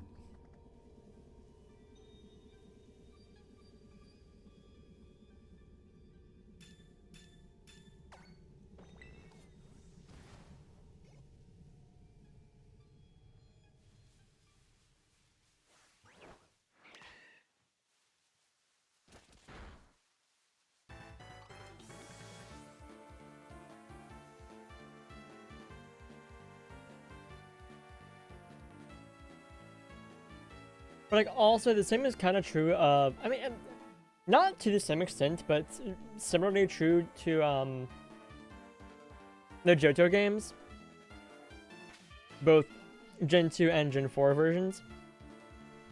Like, but, like, the thing is, even the Elite Four in that game is way underleveled compared to other Elite Fours. Like, I think the highest level Pokemon there is 50. I believe level 50 is the highest level in the Johto Elite Four. Yeah, but level 100 can you use to beat the game? I mean, if you want to go for it, go for it. I just knocked you out. What are you doing back?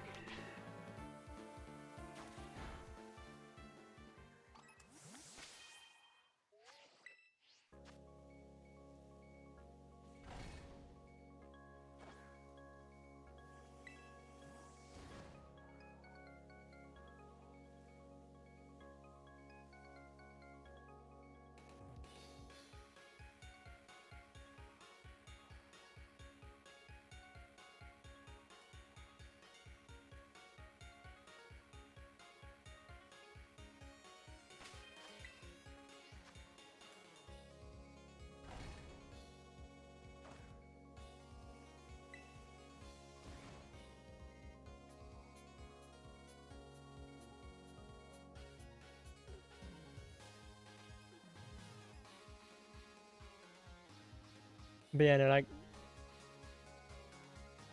I feel like in most Pokemon games, leveling is a very tricky thing, because you have some people saying that. Okay, I think people's opinions on the experience share are kind of not great. I think the best option that you can have for an experience share is to have it as an item or an option you can turn off. Like, anyone who says that they were way too over-leveled for the Elite Four for the final battle, let's say scroll about it. And they're complaining about that nowadays. Like, you've had 2 games. You've had 2 generations to learn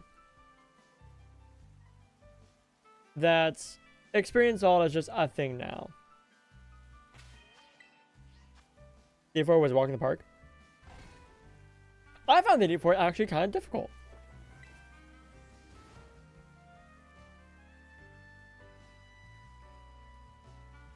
Like, the D4 can actually be kind of difficult. If you're not... So it's a walk in the park. If the team you are using... If you're using just one team for the entire game. If you're using just one team for the entire game, like people have been doing since Generation 1. Then of course their Pokemon are going to be over-leveled. That's just how it's going to work. If they use the experience share so you don't have to grind as much, do you believe that there should be an item you can turn on or off? So the reason why I say that it should be an option to turn on or off is purely for the people who want to have a nostalgic challenge. So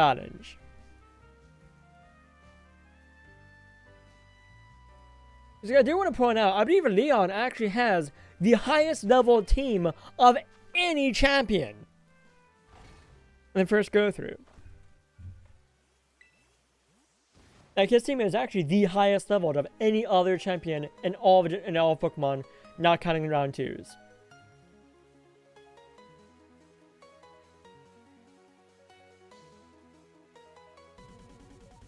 So again, if you're going through the game with literally just one team for the entire game, yes, you're going to be over-leveled, especially if you're catching everything and battling all the trainers.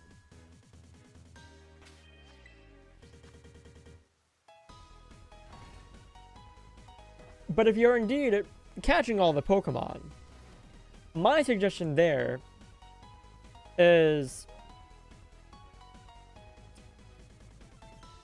you don't use your main team to catch every single Pokemon. You have some catching Pokemon that you have put aside for that. That way you can catch them all without your main team getting over-leveled. Oh, but that kind of defeats the purpose of Pokemon. No, it doesn't. It actually exemplifies the whole concept of Pokemon. I think if you go about, like, I think if you have, like, Pokemon that are there for certain things, that actually does promote Pokemon's whole idea of Pokemon are friends. And you want to have a variety of Pokemon going on. That's a shiny Wooper over there. Please have a mark. God. 7 in a row without a mark. What is going on?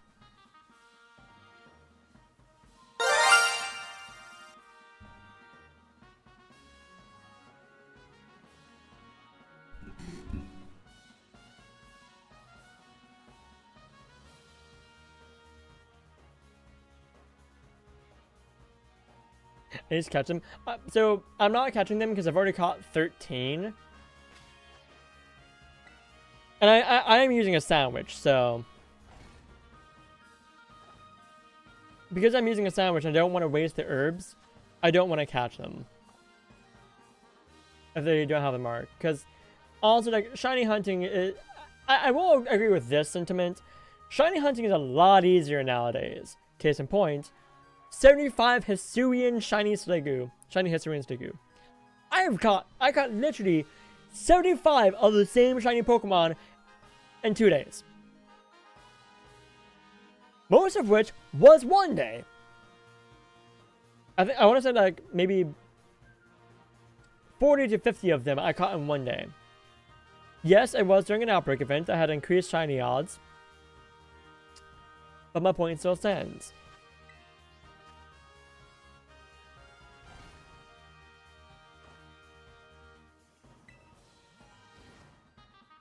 But I do have some to trade away. I'm not going away empty-handed. I do have some shiny Wooper I can trade away.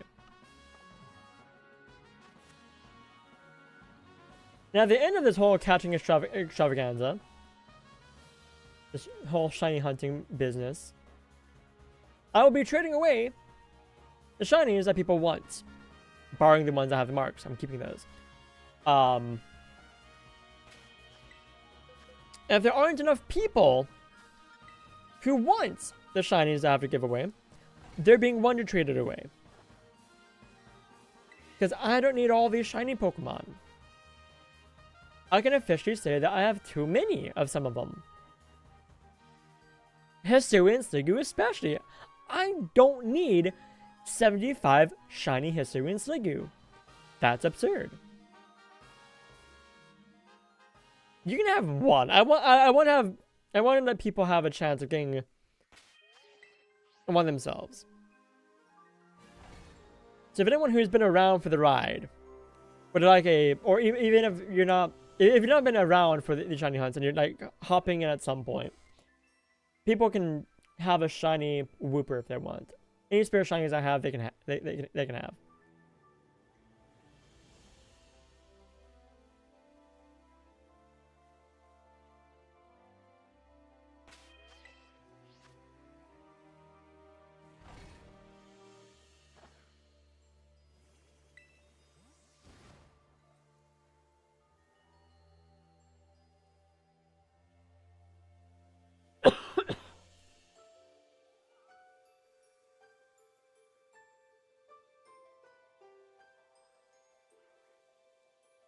But if I wasn't using a sandwich, I would definitely catch them. It's close to Christmas. You're sure there'd be a lot of people getting Scarlet Violet for Christmas? You're sure some people would enjoy some shinies on Wonder Trade? Oh yeah! Like, no, that's the thinking. Like, I'm saving up a bunch of the shinies I get. I think another exception will be Giraffe Rig because, well, I'm already behind.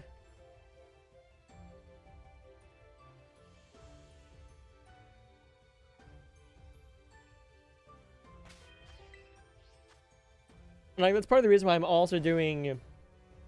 Well, I want to have a bit of an emphasis on multiplayer stuff, especially once Christmas hits.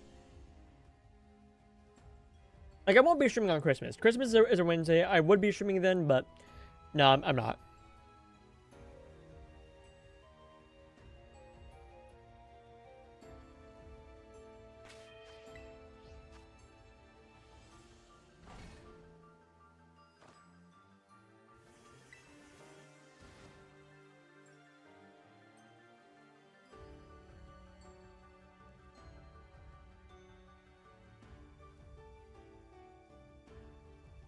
But I will be streaming the day after Christmas.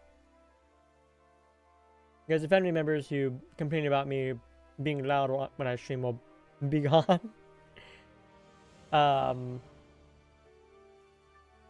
In fact, my stream schedule for, I think, the 22nd, the 22nd, 23rd, and 24th,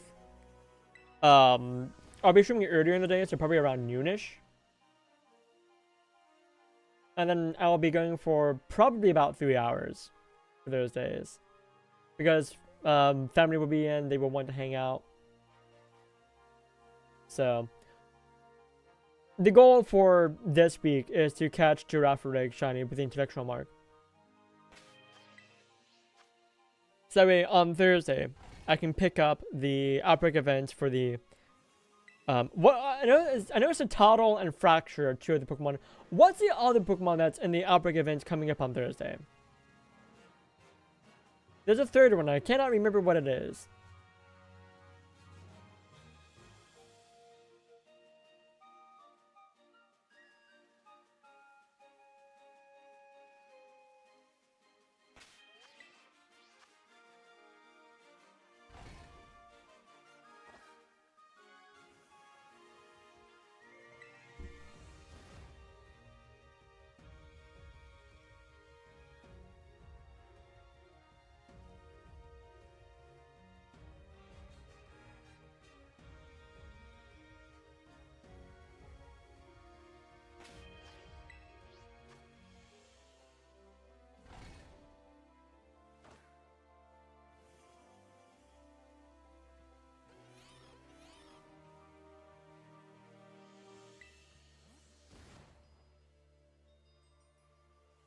You need to prepare a Pokemon for the Rayquaza event. I also need to do that, but I can do that literally the day that I do that stream, which will be this upcoming Sunday, actually. How to get eggs? You have two Pokemon that are in the same egg group, or a Ditto, and and you start a picnic, and you wait around for an egg. The egg will appear in the basket on the opposite end of the table when you spawn in the table. If you want to make it more likely for your Pokemon to produce eggs, you indulge in a sandwich. You might have a recipe for the great peanut butter sandwich. That gives you egg power level 2, and that gives you a full basket of eggs in about 5 minutes.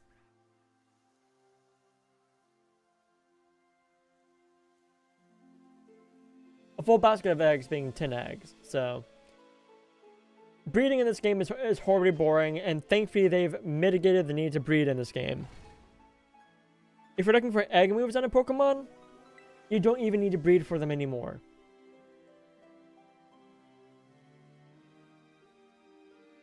Heck, you haven't needed to do that since Gen 8. Last generation that introduced a mechanic to just do away with breeding for egg moves. It's so great. And it's even better in this game.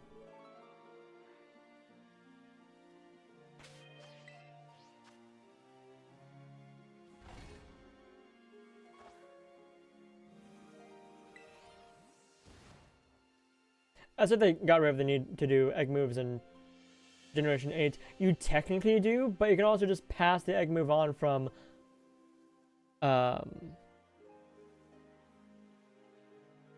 a Pokemon that... Let's say, for example, you want a Leaf Blade on your Farfetch'd. You would have to breed Leaf Blade onto a Farfetch'd to begin with, but then once you have that Farfetch'd with the Leaf Blade, all you need to do at that point is just put it in your party with the Farfetch'd you want to have Leaf Blade, and make sure that Farfetch'd has an empty move slot.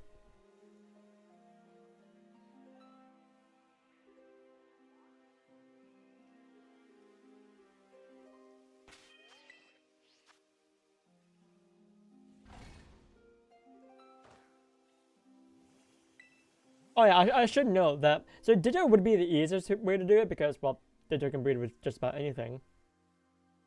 But as long as the two Pokemon can breed together, like, that's all you really need, and have just those Pokemon in your party. Or if you have just those Pokemon as well as other Pokemon that cannot breed with those or themselves.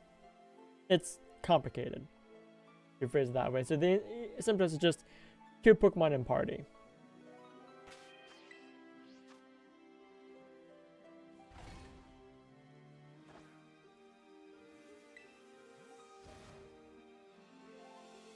What sandwich? You might have the recipe for it. You can get more recipes by talking to a person in any of these sandwich shops. But the recipe, I believe, is just banana, peanut butter, butter. And that gives you egg power level 2.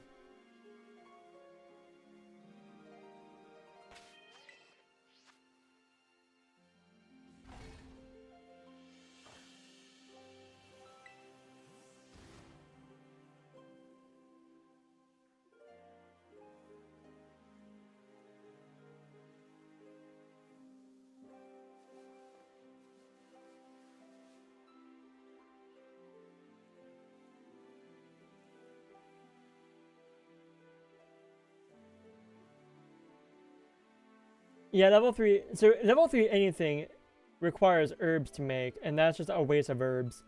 Level 2 is sufficient for eggs. In fact, it's more than enough for eggs, let's be honest here. Because like I said, a full basket of eggs in 5 minutes. You can get 30 eggs in... Is that how it works? 60 eggs. 60 eggs! In that half hour of egg power level 3 you have.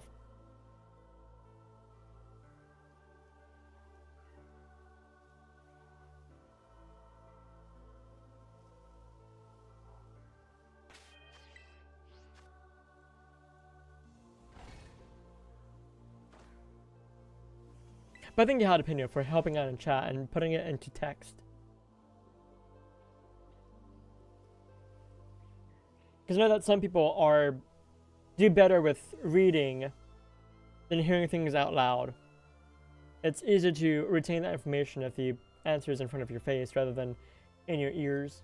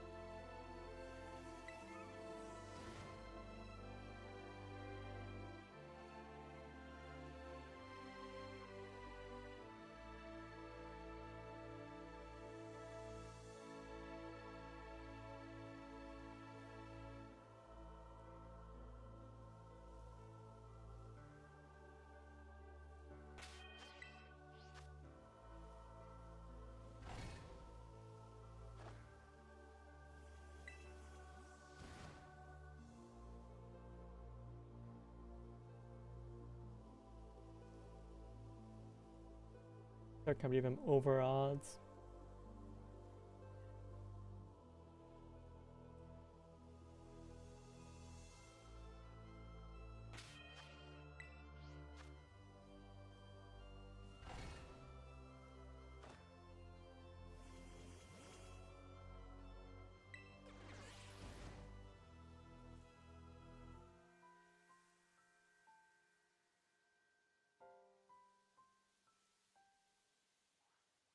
As for all my luck has been used up, or all the bad luck was culminating into the Mew pick for the TCG Pocket tonight.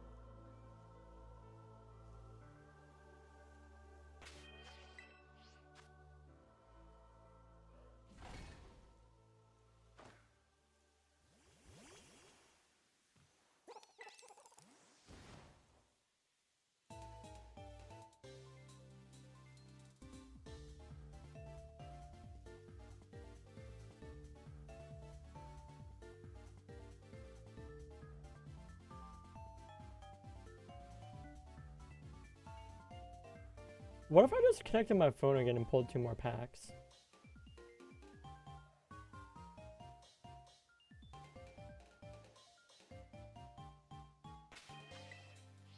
Thanks, I try. I know way too much about Pokemon.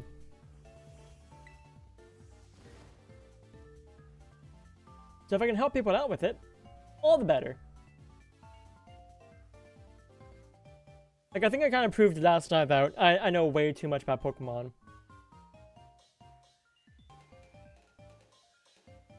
Not last night, Sunday night. Night before last.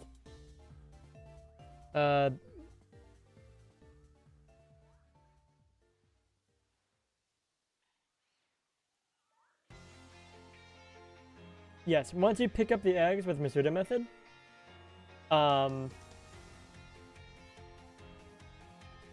whether or not they're shiny or it's locked in rather than in there.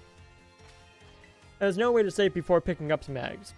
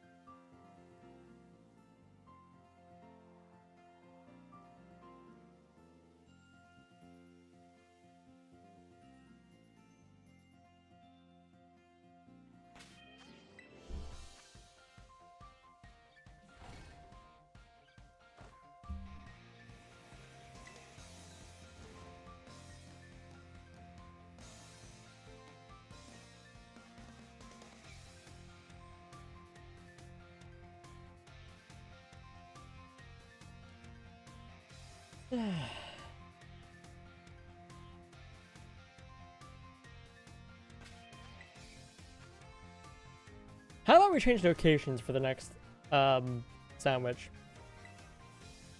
Because there's another spot. It seems like a good spot.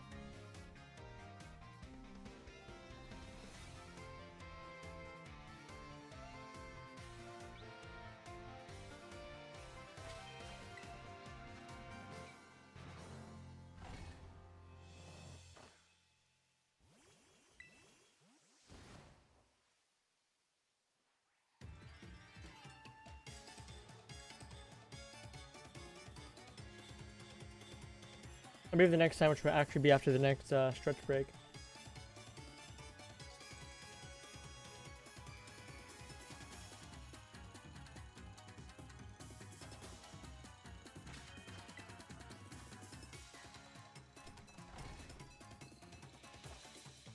God, I still need to miss a new method for all the starters of Paldea.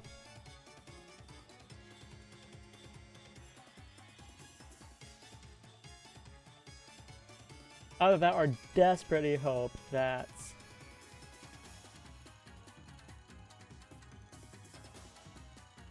there's an outbreak event for the starters. Like, even if they don't have increased shiny odds, I would still take that.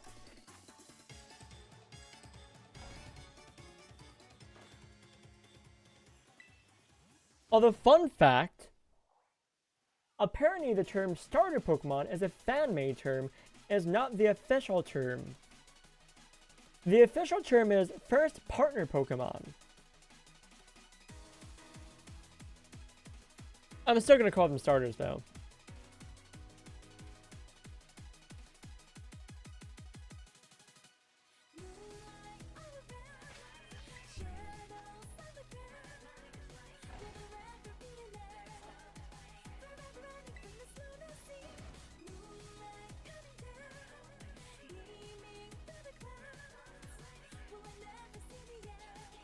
It's also easier to, it's less of a mouthful than first partner Pokemon. Or first partner. Like, yeah, it's 2 syllables less, but like that's enough of a difference for most people. Or it's 1 syllable less.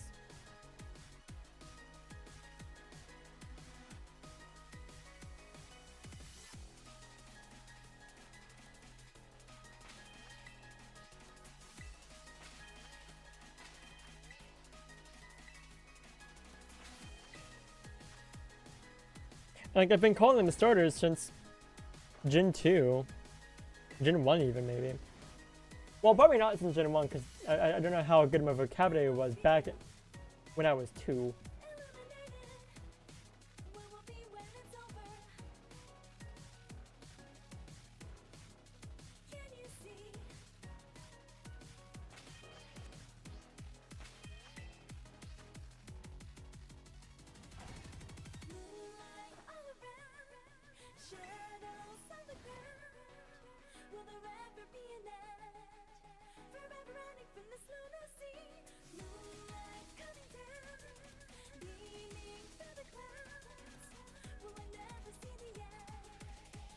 You want your shiny ghost crocodile? You have a shiny magician cat, and you need a shiny ghost crocodile, because why not?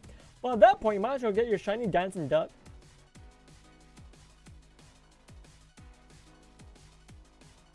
But see, I need a full line of each starter. So I need Sprigatito, Florigata, and Meowscarada. I need all 3 of them.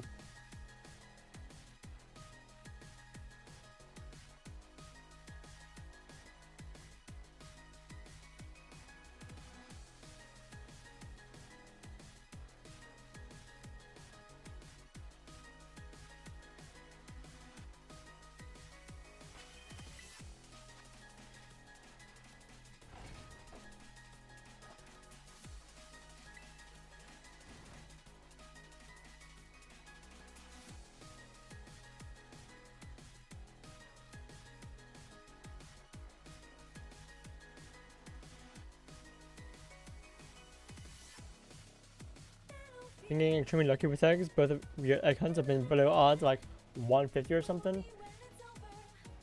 That is much better luck than I've had with eggs.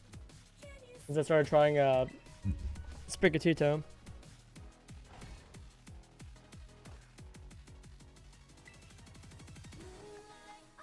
A minute 13 seconds.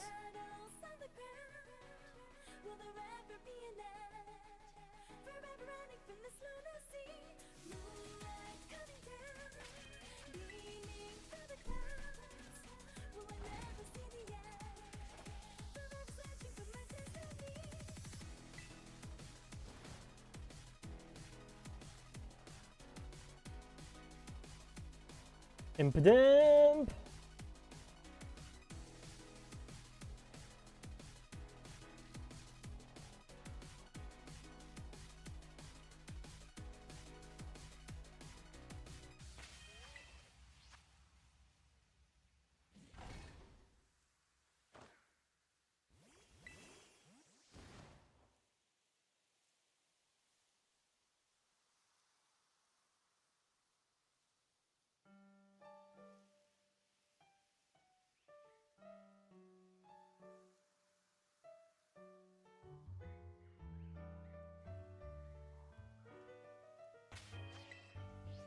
Okay.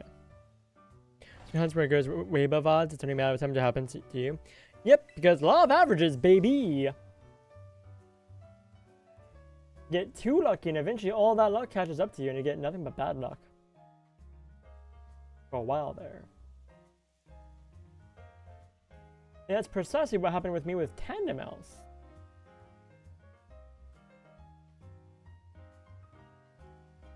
Which is another hunt I need to go back to at some point.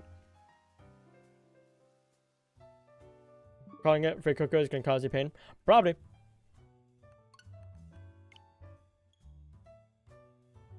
I call it Tiny Mouse causing me annoyance, and I was correct on that one.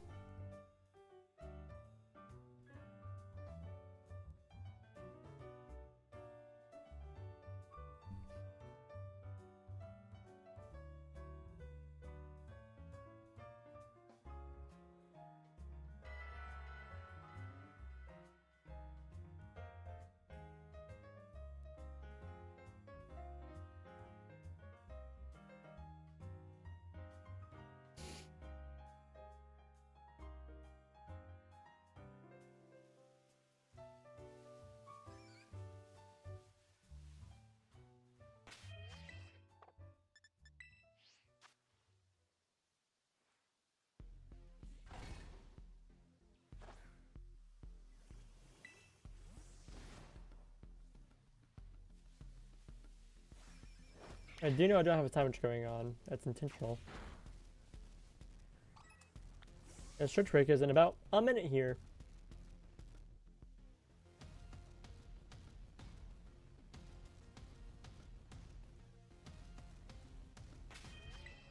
I think by the time I get the sandwich made, it will be ad break time anyway, so I might as well just wait.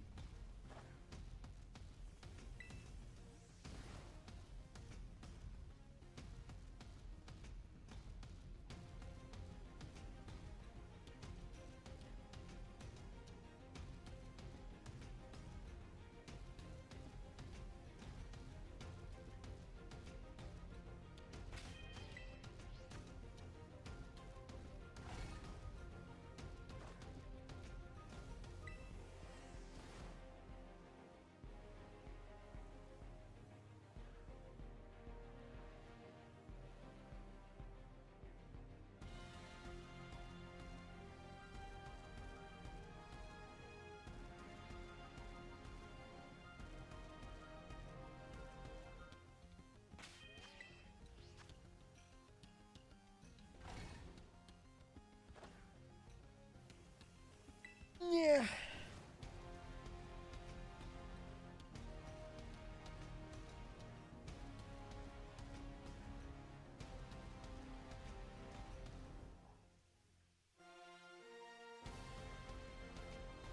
And there's the ad break.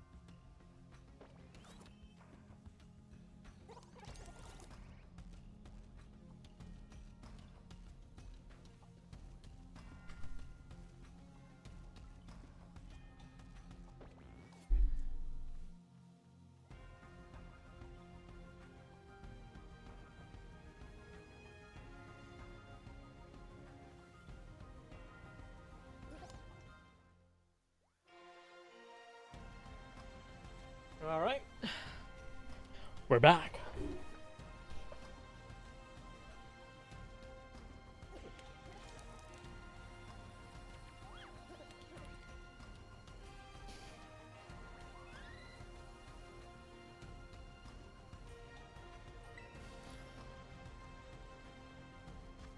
Alright.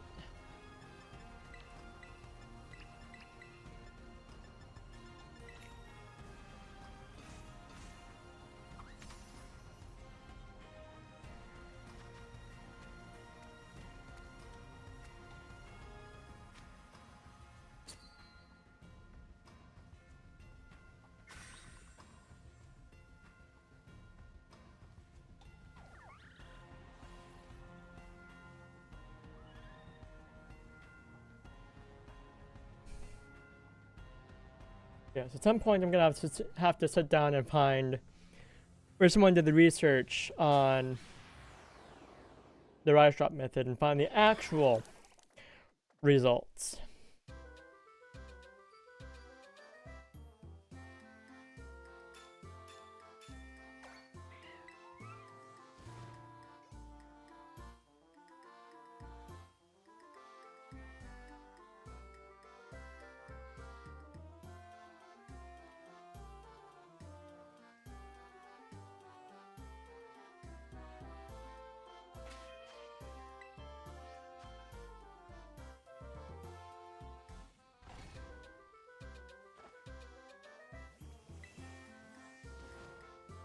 I do have an idea for a backup plan. Should I not find the Wooper today or tomorrow? I think I'll get that all set up tonight after stream. The idea is I do have a second account on my Switch that I can have save files for. So I just set up a second save file for Violet. The DLC would already be prepared for it because, well, it's on the Switch. And I can shiny hunt Wooper, or Giraffe rather, on the other account. Normally I would use my copy of Scarlet for that, but I don't yet have the DLC for Scarlet. I do not plan on picking it up until Ian's ready to do that. The series of streams going through the Scarlet Violet DLC.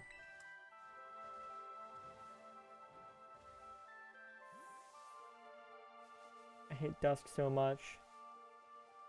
All the Wooper look shiny at dusk.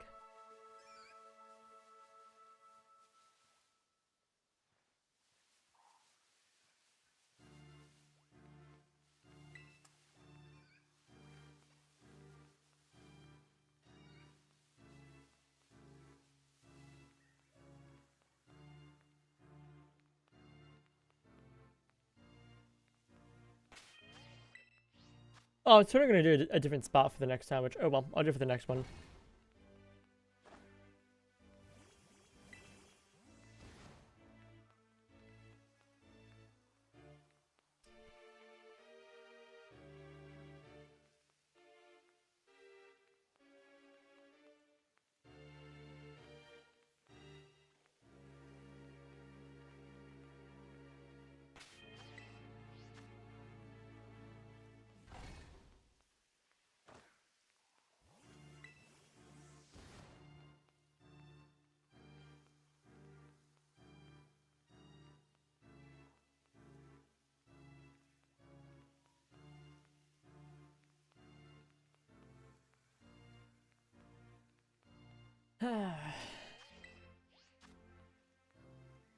It was gonna be such a stark contrast next month. Next month I plan on playing something other than Pokemon.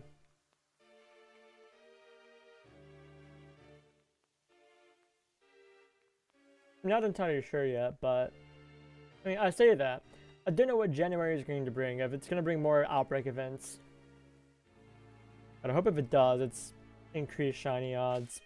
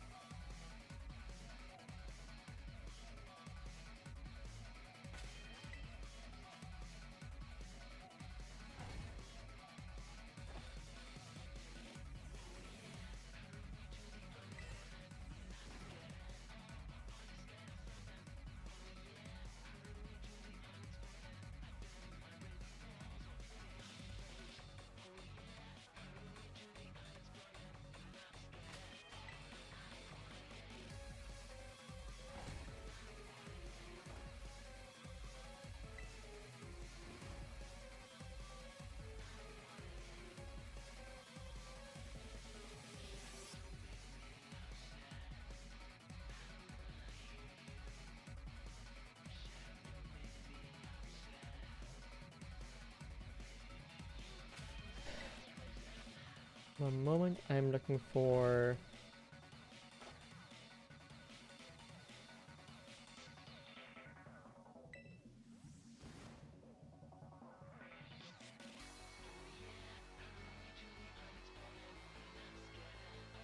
news on Serbia of what the outbreak event that starts on Thursday is. What is that? Is that a phantom? Oh, that's a napalm, okay.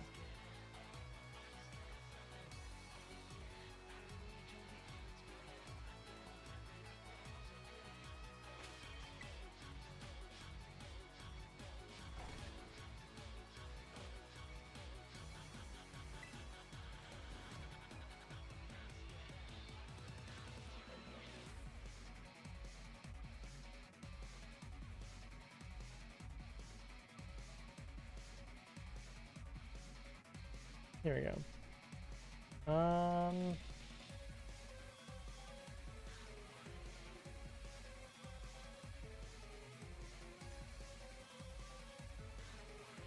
Carbink, that's the other one. Carbink, Citadel, and Fracture are the shinies that are appearing starting on Thursday. Got it.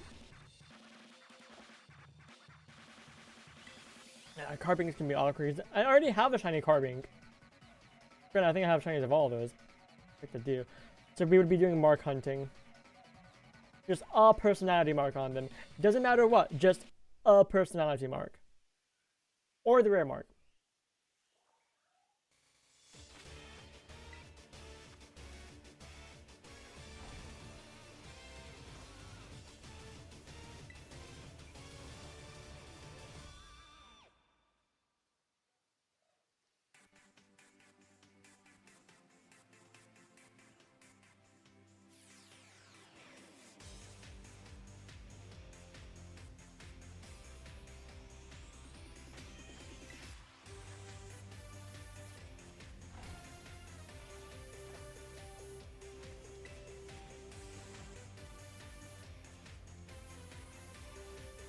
Fastest way to hatch your eggs.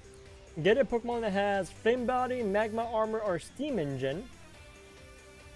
Put it in the lead of your party. Ride around on Miraidon or Koraidon. So Talonflame and Colossal are the go-to for that. A Pokemon with Egg Power also increases it. But also, you don't even need Egg Power. You just need a Steam Engine, Flame Body, or Magma Armor. And that's quick enough as is. Like, trust me, it's super quick.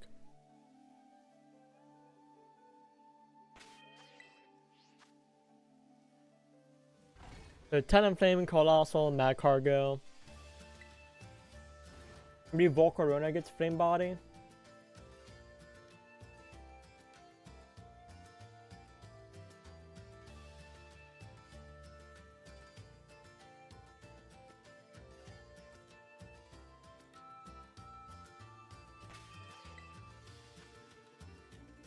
Yeah, Volcarona has Metronome?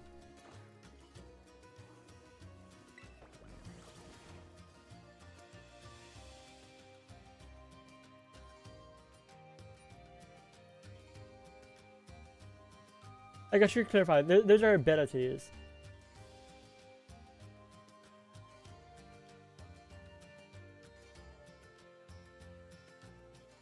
The ability, Flame Body, Magma Armor, or Steam Engine. And also there's another one that works too, I just forget what it is.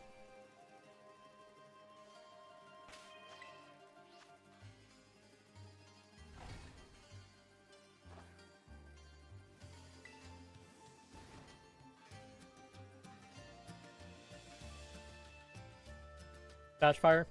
No, that won't work. Or is Flash Fire the other one that does work? I don't know.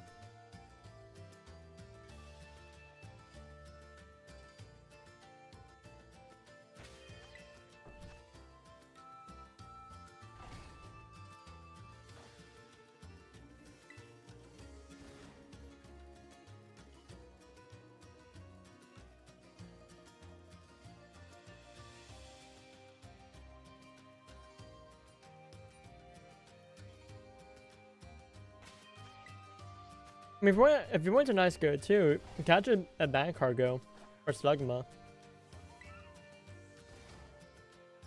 It's guaranteed to have magma armor or flame body.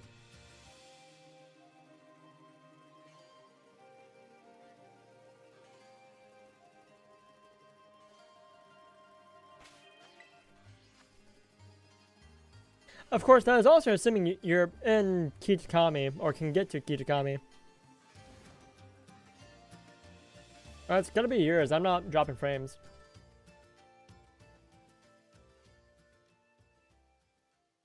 Well, I haven't dropped frames in a minute.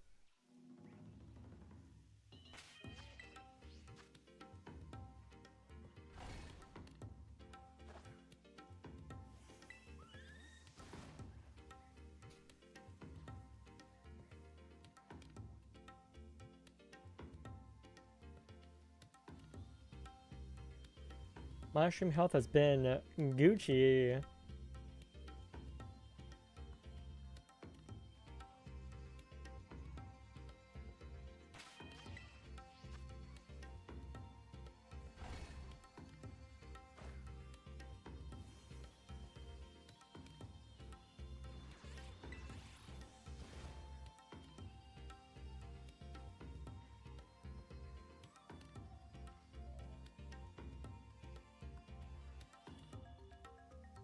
Unless OBS is just lying to me, which I don't think it is.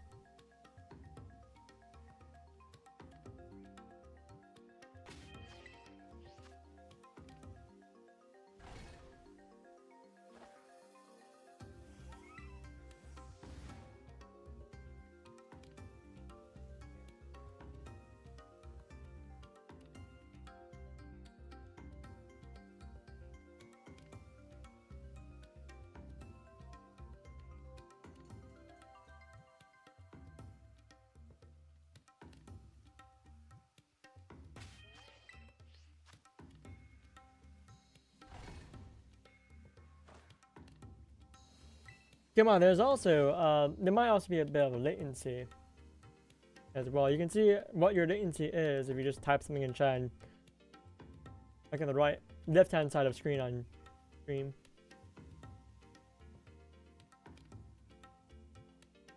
Like, that's just something that's hard-coded into Twitch. I can't do much about that. Twitch and YouTube.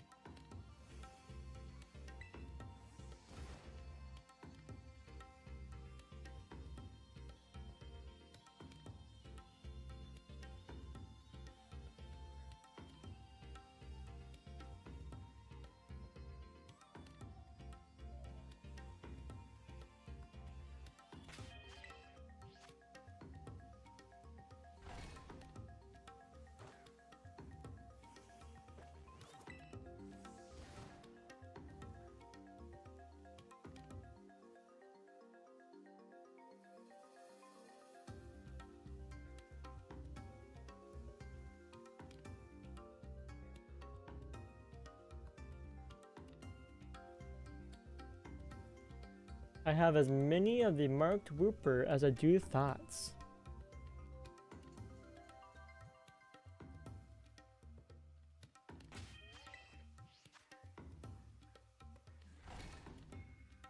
Well, Wooper with the correct mark.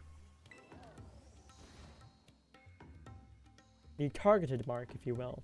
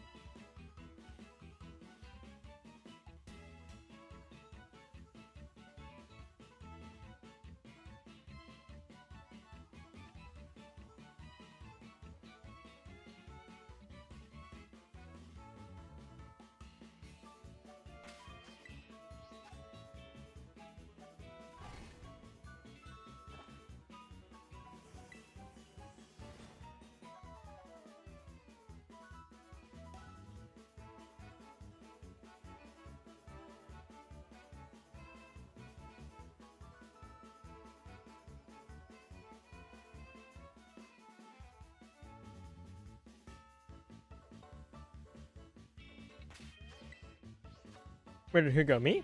I'm still here.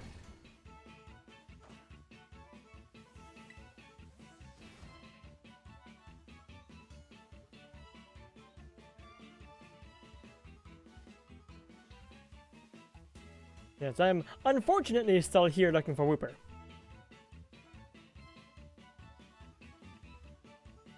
I wish I was here looking for Giraffe Rig instead. Because that means I would have the Wooper.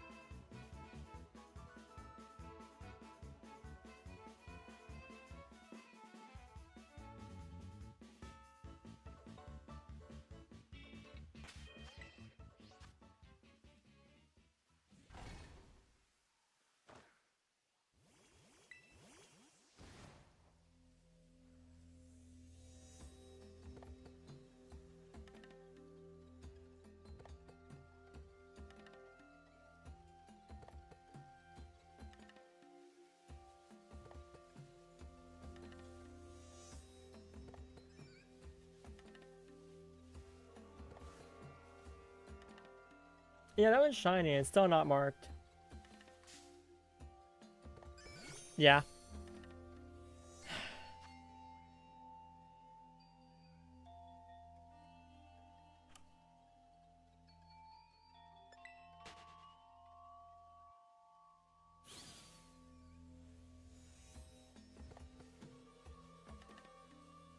Look at me being hawk-eyed there.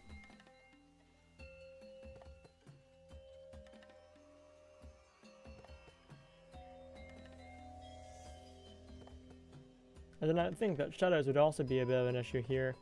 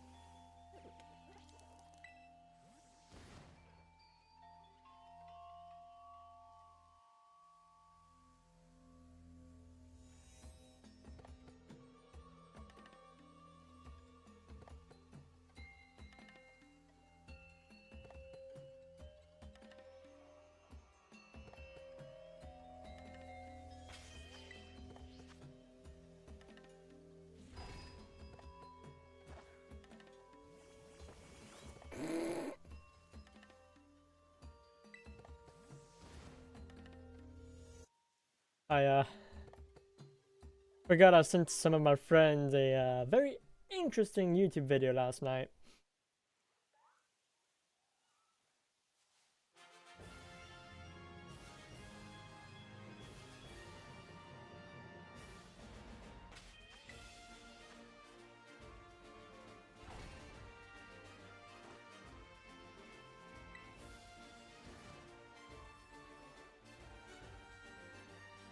I'm slowly losing my mind.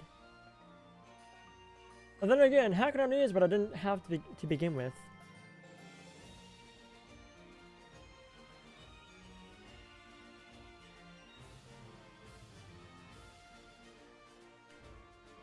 Yeah, thank you, Jalapeno, for helping out Killer King.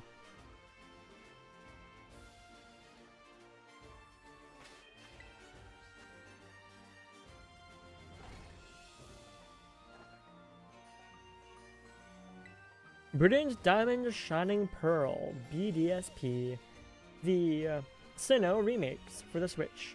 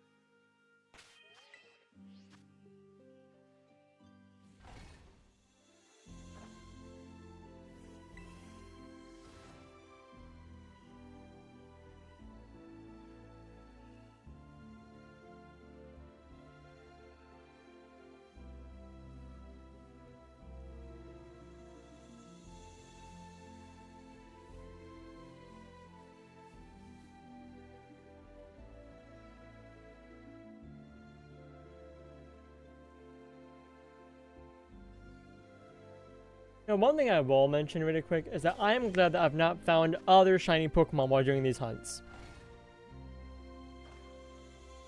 Yeah, Brilliant Diamond.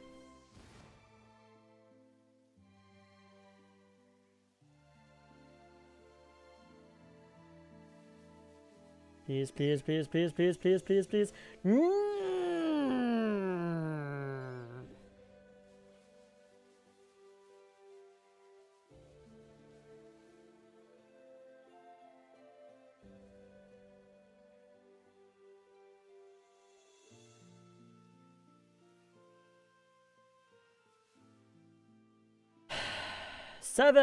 Seven in a row.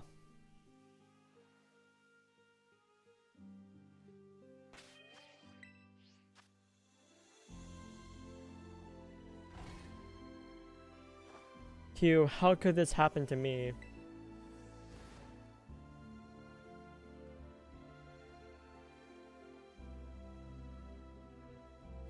Oh, baby. Oh, baby, baby. What about Justin Bieber? This one has a mark. Let's fucking go. Are we done? Please tell me we're done.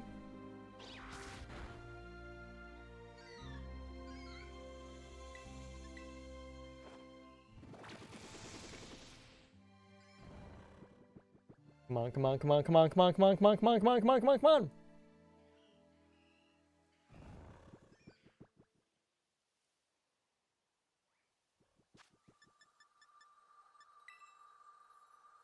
I meant enough ball, but I want to use a dream ball works too.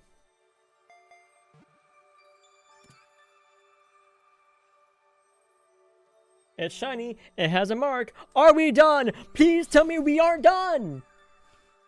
I've been at this for over a week. I'm losing my mind.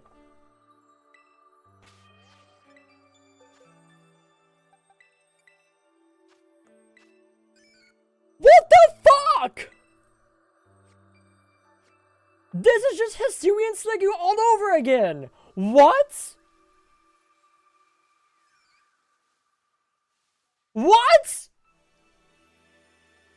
No! Game! What the fuck? What the actual fuck? The recluse mark? The rare mark before the... That's a 1 in 1,000!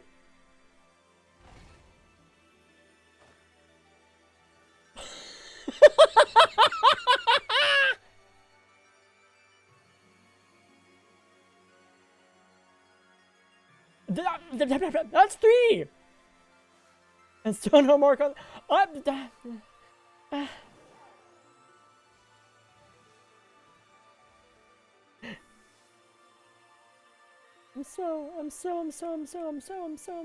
so... Ah!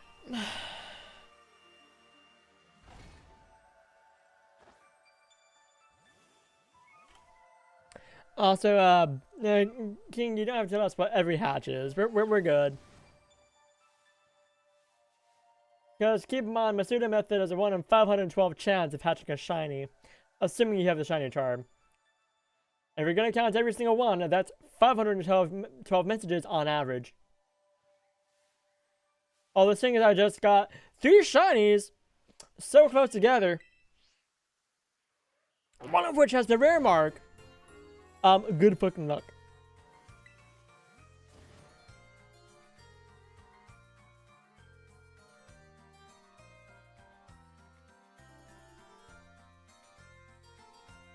Yeah, we don't need to know every single hatch. Let us know which one has the shiny you're looking for. That is the exciting one.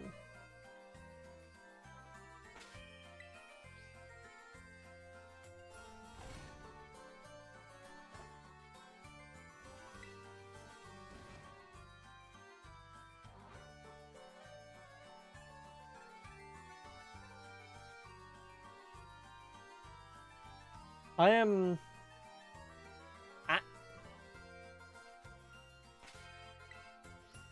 Also, I need to add another mark.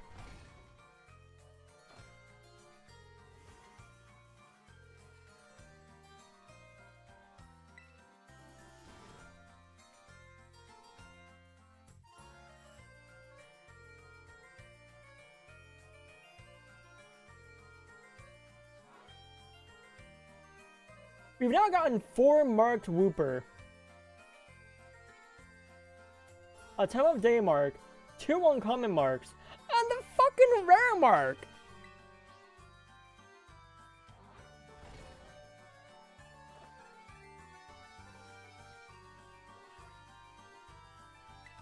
You don't have on it. Okay. Better to not have it on than not have it at all. Oh, okay. Copy transform.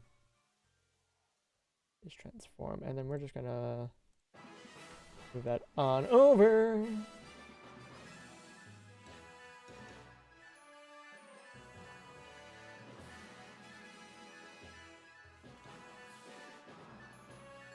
Fucking rare mark. Ready?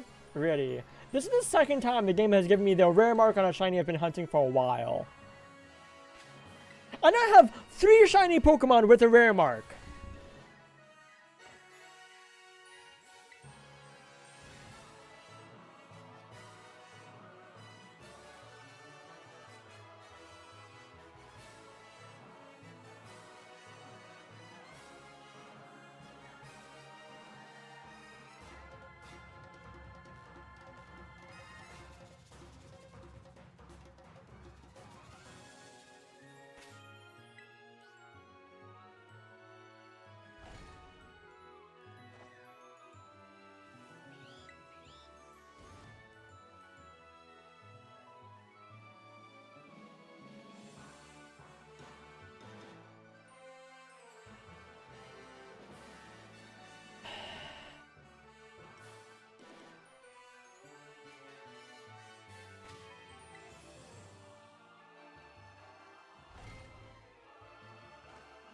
And because the rare mark is actually like the rarest mark in the game, that means that the herbs I used went to the rare mark.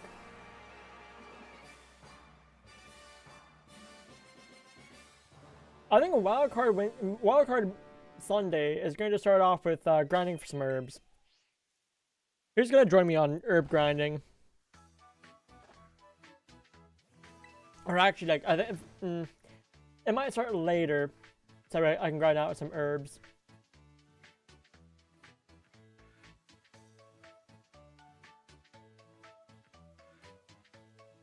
Like off stream.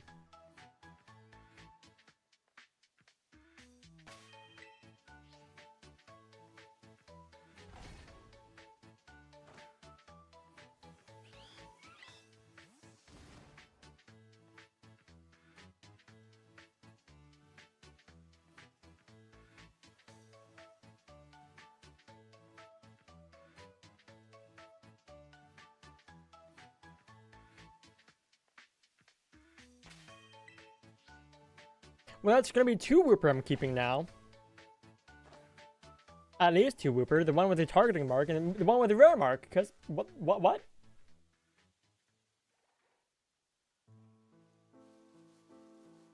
I think that's gonna be like a side goal I'm gonna have at some point, is make an entire team, get 6 Pokemon that all have their rare mark. 6 shiny Pokemon with a rare mark.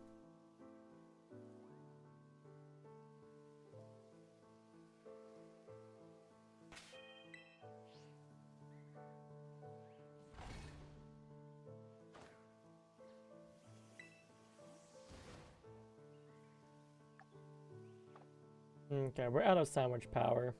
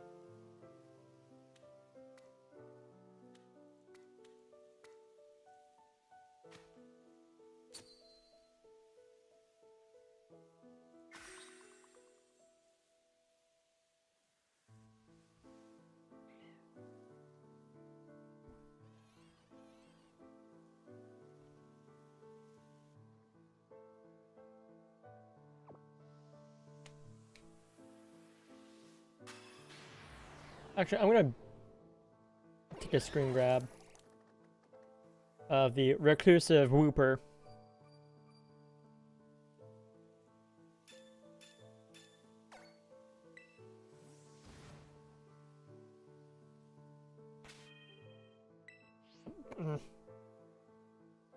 Menuing correctly would be nice.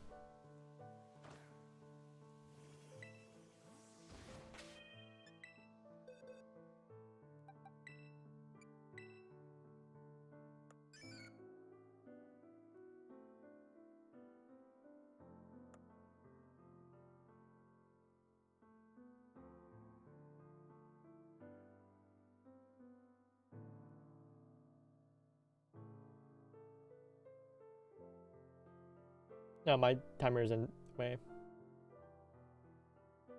Oh well.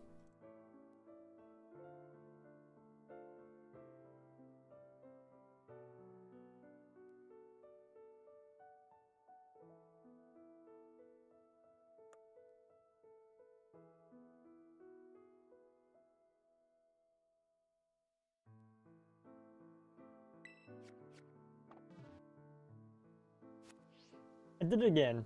Hold on.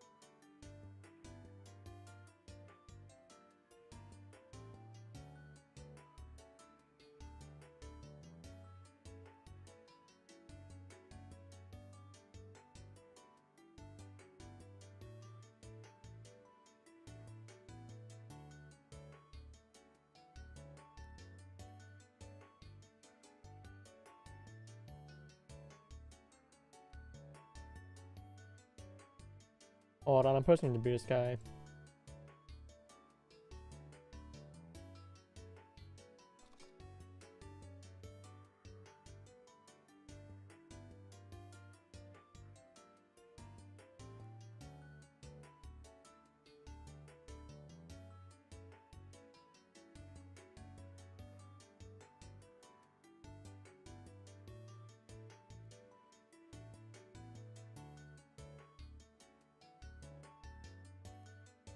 Is 1,000 chance for the rare mark? I believe it is. I'm gonna double check that really quick.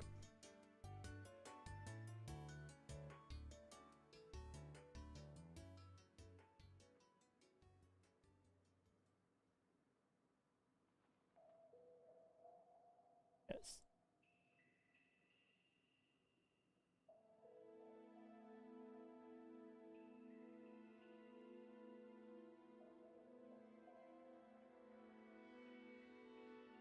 And the mark charm, let's see.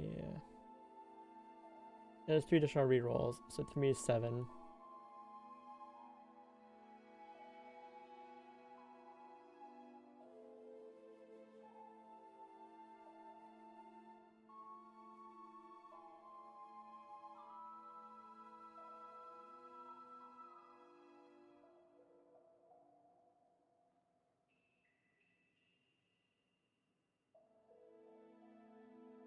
Okay. Up.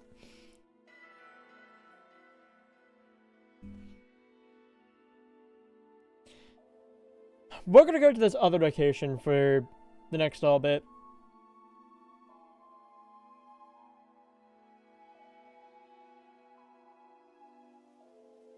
Because I'm just fairly convinced at this point that Timeless Woods is just kind of cursed for me, providing me with the rare mark before the mark I'm going for. Because this happened last time too with Hisui and Sligu. We're looking for the the radiant mark on it. I found the rare mark.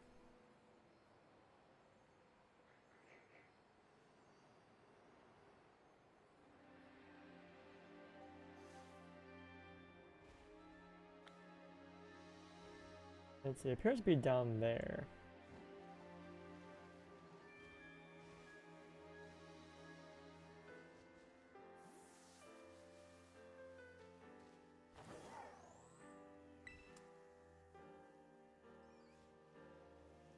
Yeah, just gonna confirm that really quick. Nope, some are spawning up here, so I'm not gonna use this as a spot. I'm just gonna go back to where I was. This is, well, let's see where else we have.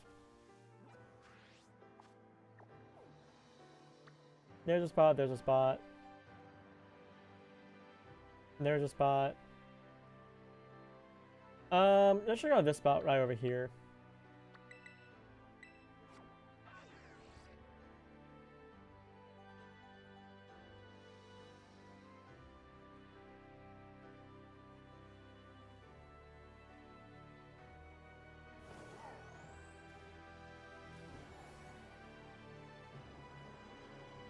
No, this is not gonna be a good spot.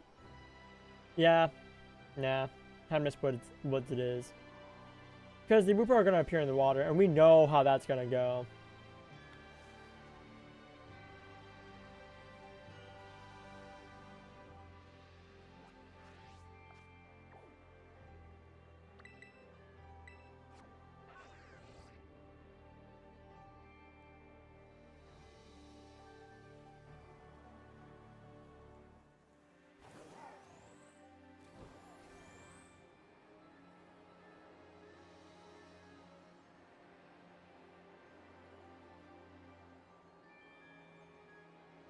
I also want to point out, I've not found any other personality marks either for Wooper. It's just been the Dawn mark, the Uncommon mark, and the Rare mark. Who else is perplexed?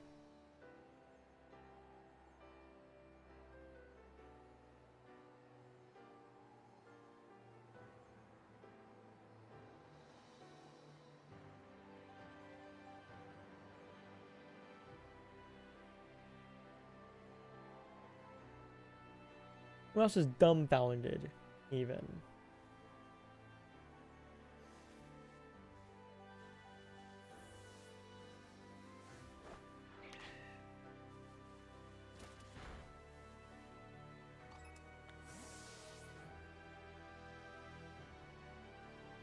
I do want to point out that because I had Tidal Power level 3 going on, and I do have the Mark Charm, it is a 7/1000 chance, so nearly a one, almost, but not quite, a 1% chance of getting the Rare mark.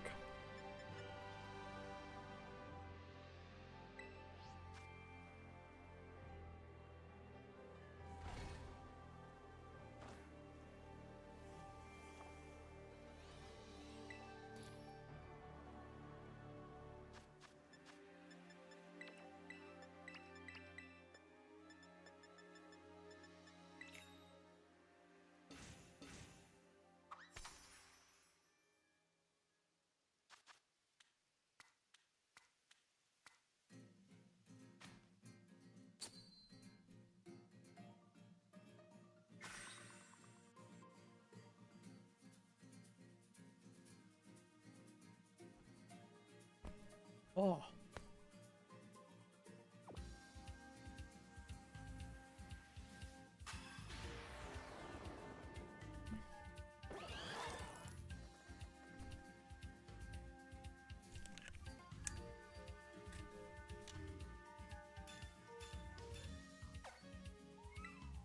Okay. Let's go again.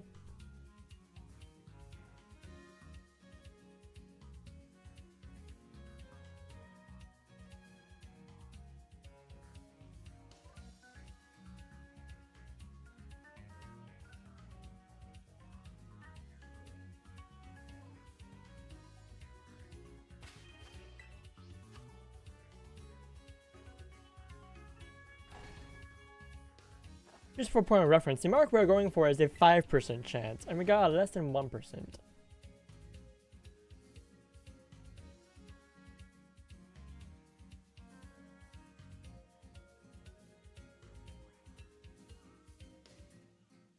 And yes, I'm going to obsess over this until I get the mark I'm looking for, and even probably until we get until we start looking for Giraffe Rig, I'm going to obsess over getting the rare mark.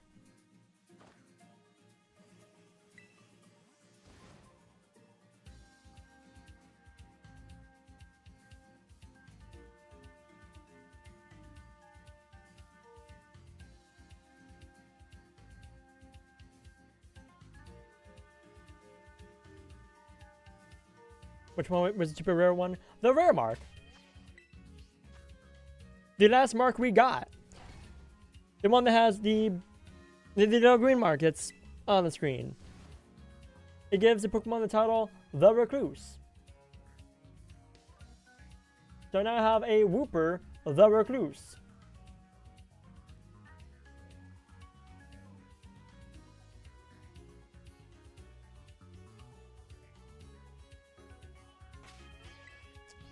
I mean, fair and all, but at the same time, that's not what we're looking for! How do I land a rarer mark than what I'm going for?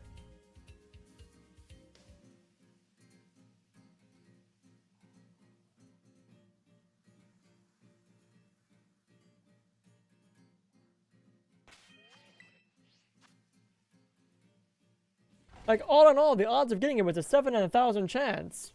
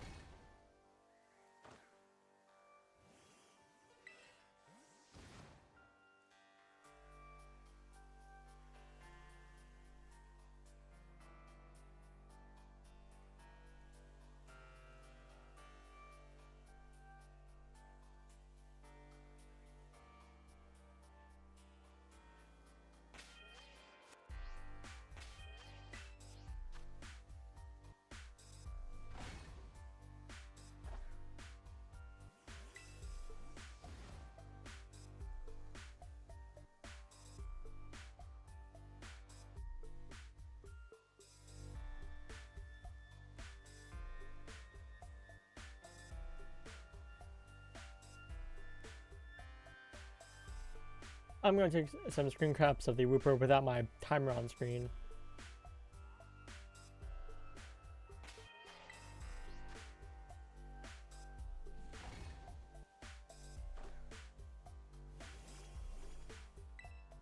I'm going to share those screen caps on Discord.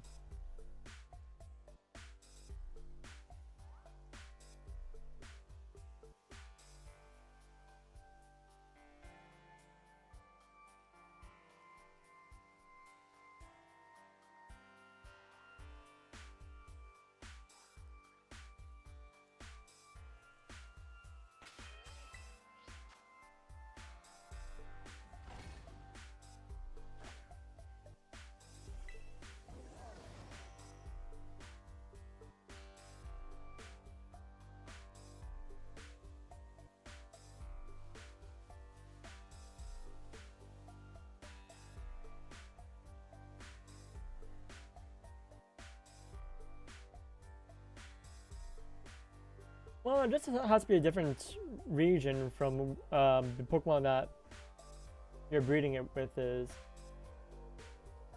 Not necessarily a different language from the game you're playing.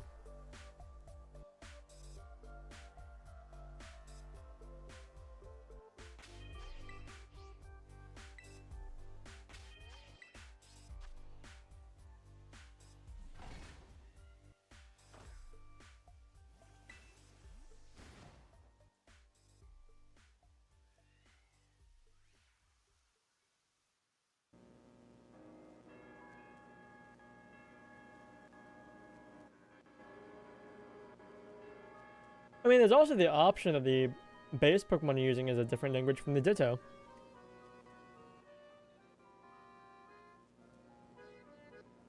So like you could have a Ditto in your native language, and then a Pokemon that's not, as the other Pokemon, and that's some Masuda method.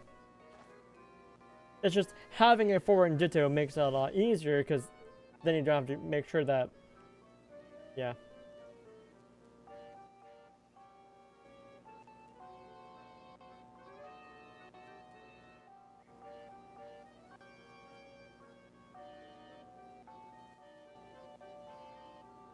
If you want the conditions to be optimal, what you need to do is have the Pokemon have two of the same Pokemon, different languages, different genders, different original trainers.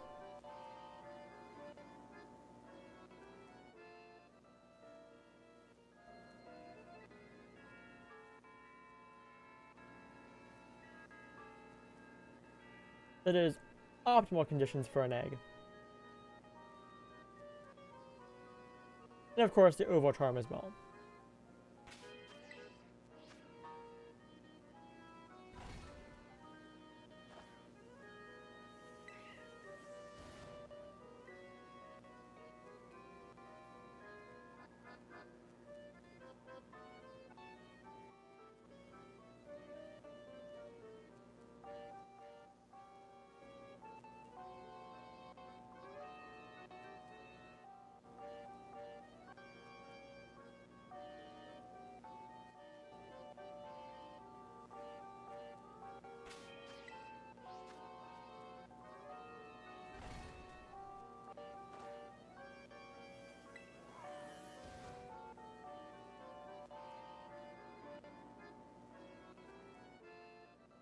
I actually am thinking a little bit more about it. I actually am a little bit hesitant to Wonder Trade these shinies away, because last time I did Wonder Trading, there was an influx of hacked Pokemon.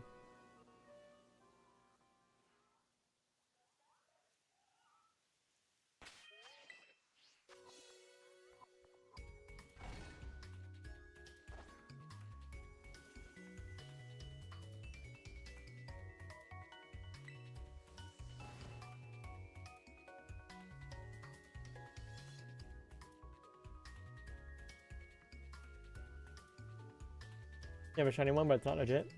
The Ditto?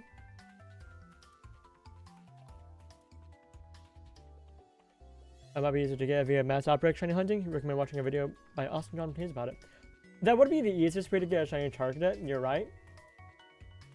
Or, if you don't have an outbreak for Charcadet going on, what you could do is get a Fire Encounter power level 3 going on, as well as Sparkling and Tidal power level 3, and go into Tag Tree Thicket.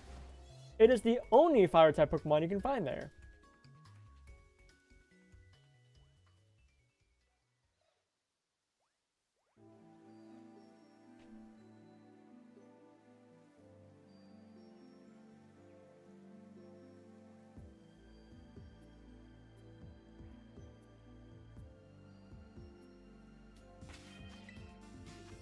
If you want a good sandwich, you get Fire Encounter level 3. 2 Herba aside from Sweet and Sour together, because those two just do not mix.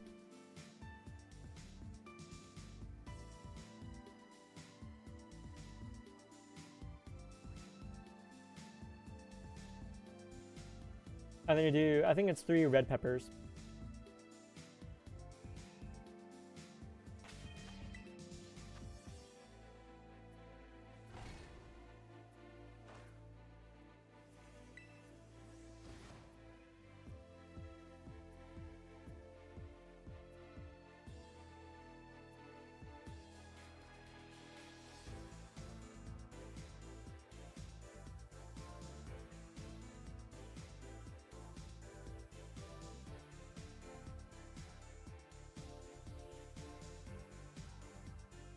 We do have a stretch break coming up in about 4 minutes here, so.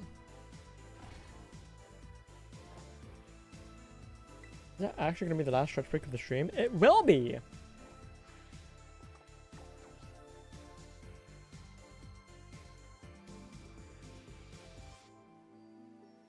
So hopefully we get the shiny Wooper with the absent-minded mark before midnight. Because if I don't, then I'm going to take the adjusted measures and create a new save file violet.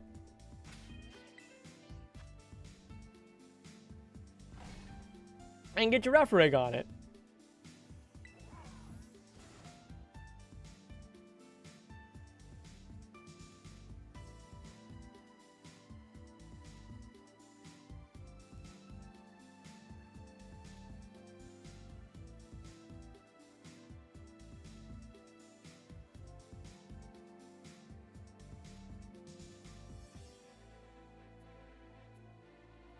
I think I might also be a little bit weird and play in a different language.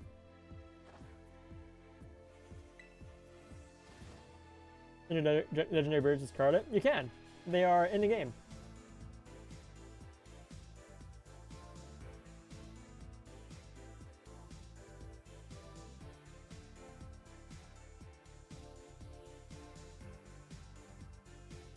Isn't it 1 in 512 if you have, if you're doing a Matsuda method and you have the Shining Charm?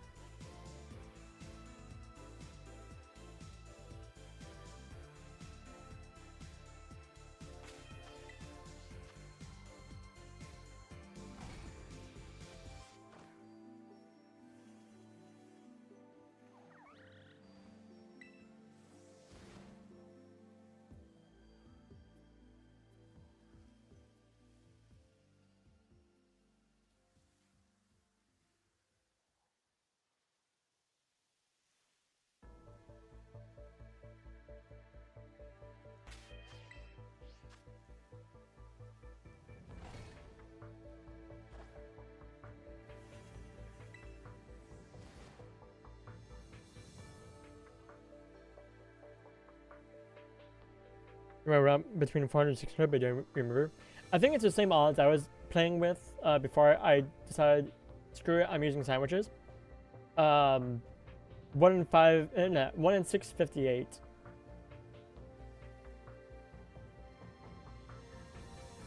If you don't have the Shining Charm, which is still not bad odds. You get 1 in 658 if you're doing a mass outbreak. Knock out 60 Pokemon, and you have Sparkling Power level 1.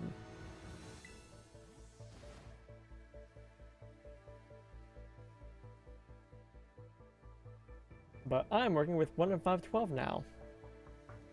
Let's do the method odds. And it does make a difference. It makes a noticeable difference.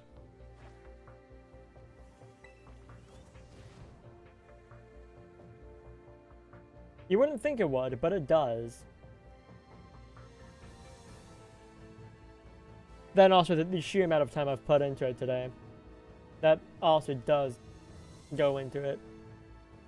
Because by the time I'm done with the stream, I will be live for about 7 hours.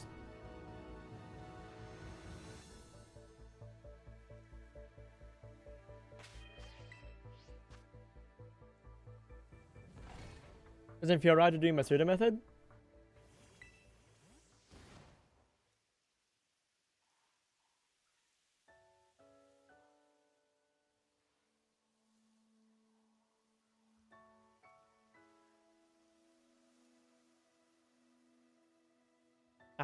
Is ad break time.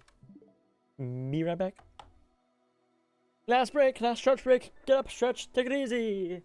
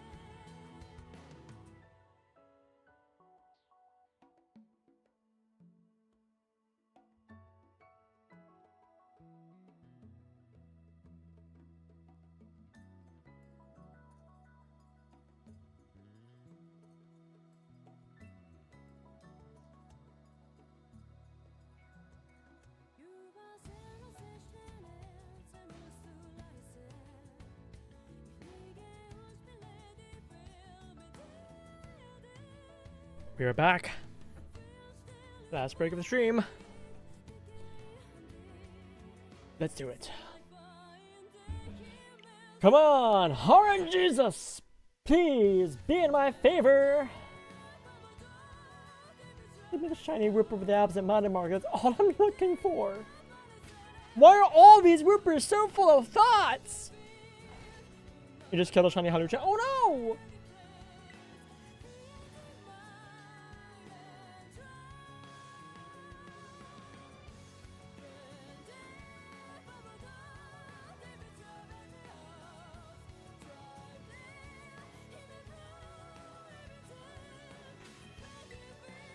Happened to the best of us.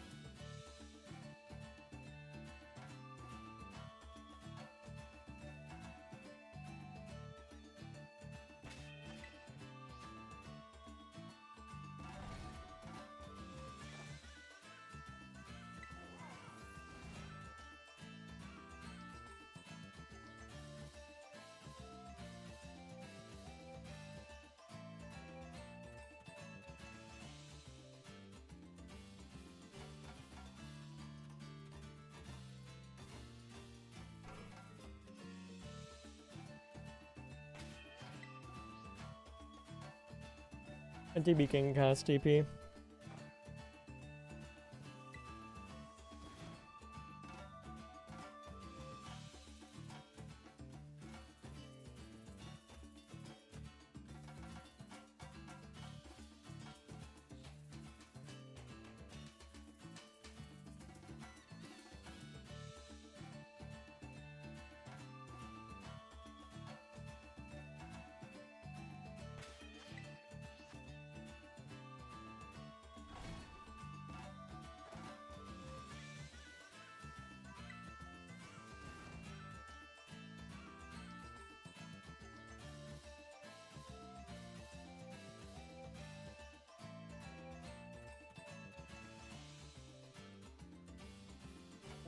Mantis.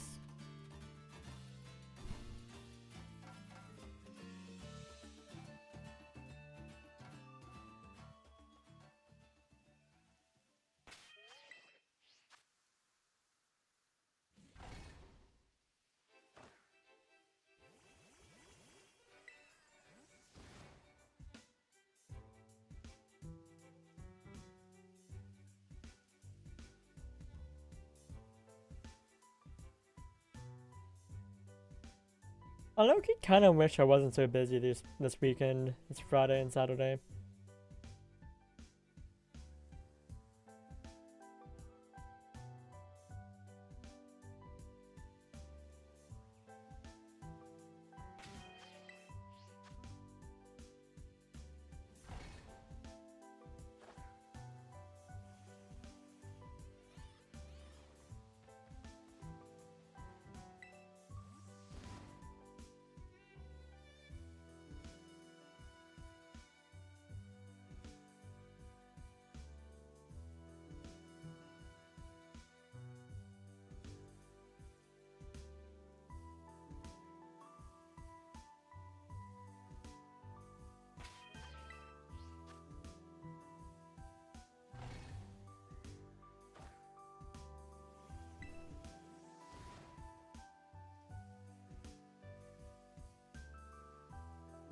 You ever just sit and as you're vibing, your brain just wanders and it winds up wandering into just a loop of like a stupid thing just in your head, and you just keep repeating that stupid thing in your head? For some reason, the phrase that's just repeating on loop in my head is "don't dead open inside."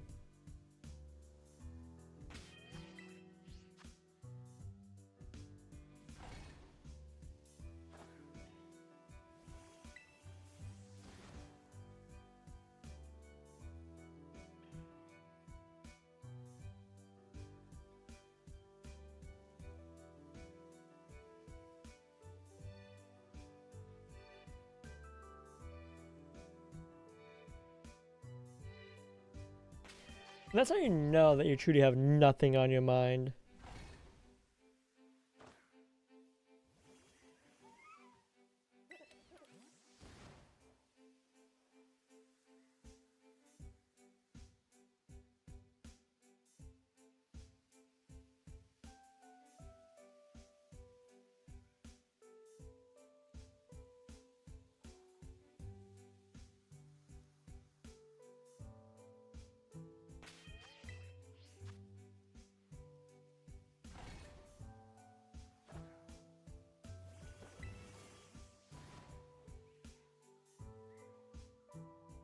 Happens to you when you're bored, your brain just wanders into what you call the pit of random things to think about. What kind of shiny Chansey? Shiny Chansey is like this sickly looking green. It is a very noticeable shiny. As opposed to the other two Pokemon in its line, which are hard to tell.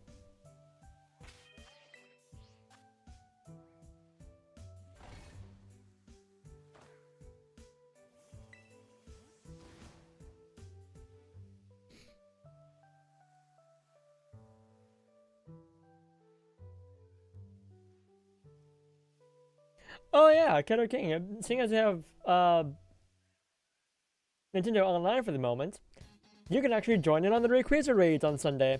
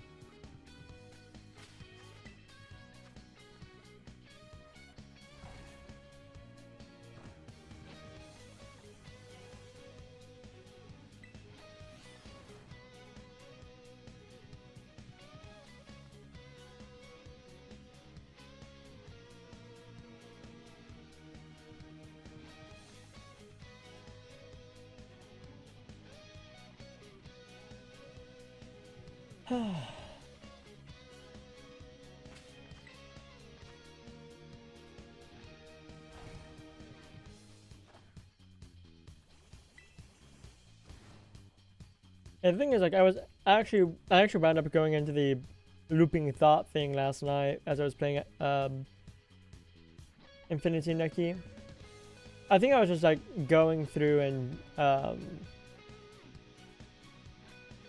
either wandering around or and collecting stuff.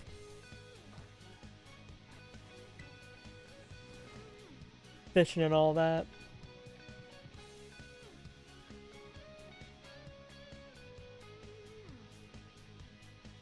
Which reminds me, I'm actually rather excited about my beta play of Infinity Nucky tonight. Gonna be able to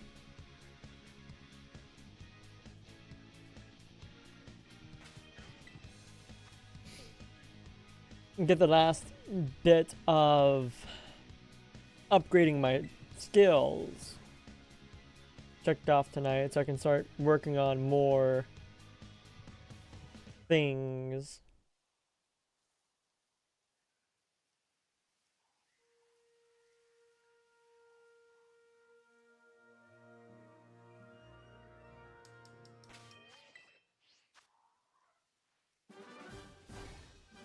Which, if you want a fun, free-to-play game, Infinity Nikki's pretty good. Definitely recommend it. It's pulled me in like, most other games I've played have pulled me in.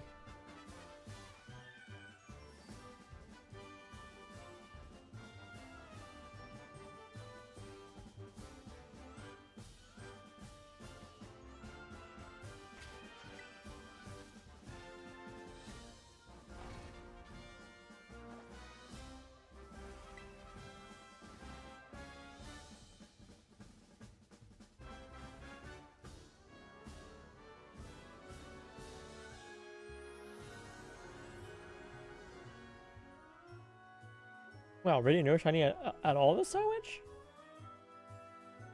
Got 4 minutes left.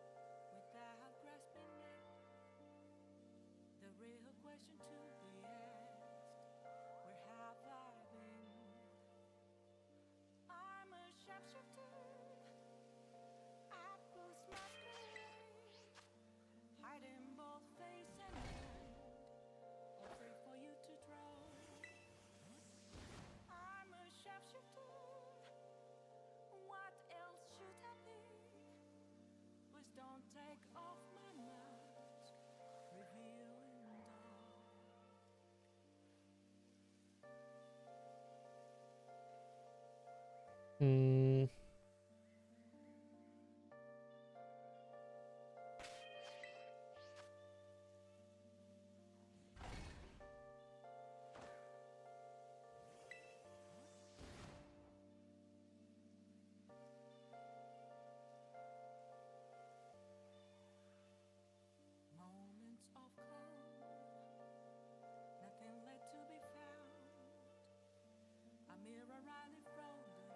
No, I really should.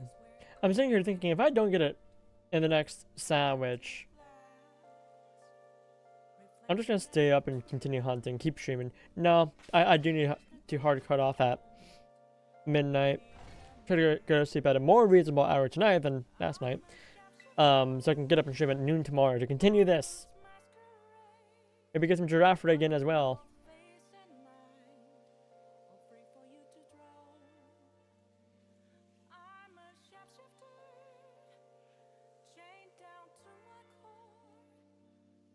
The beautiful thing is,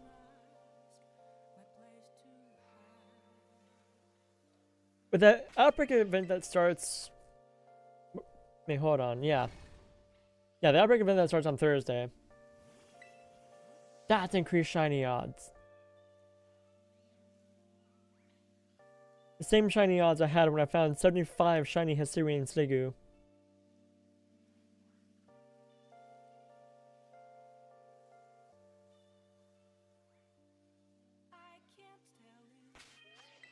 So I may or may not wind up using herbs on those as well. I'm undecided.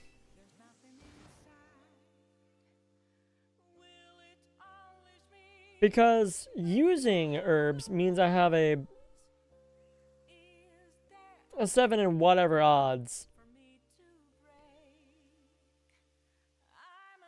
Let me put that a different name. I have a 7% chance of getting a marked shiny with a personality mark.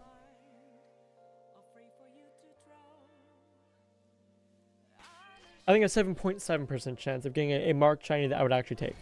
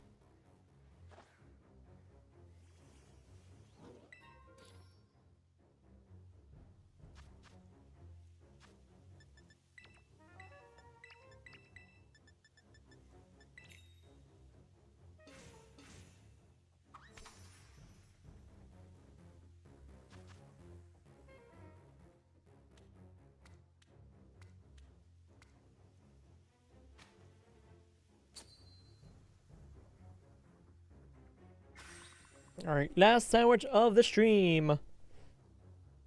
Wish me luck.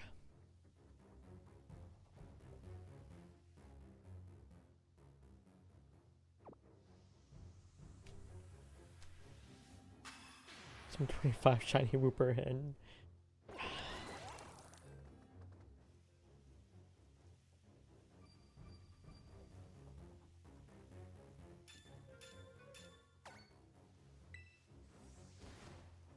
Okay.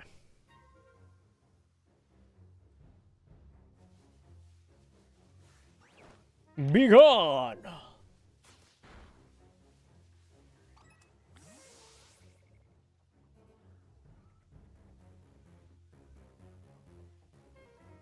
Yeah, the law of averages kicked in with the last sandwich because I found 3 shinies pretty much back to back to back.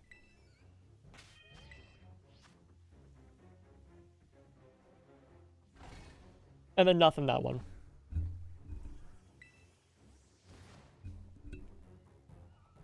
Like, all in all today, we found 11 shiny Wooper.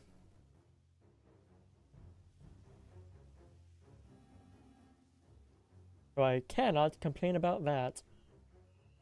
What I can complain about is that none of them have the mark we're looking for.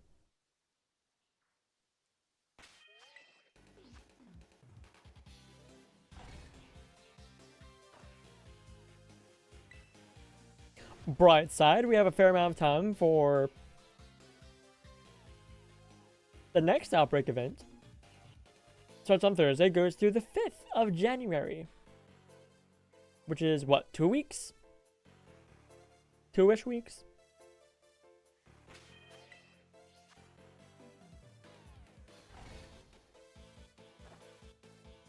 Are you guys gonna hunt the next Outbreak event?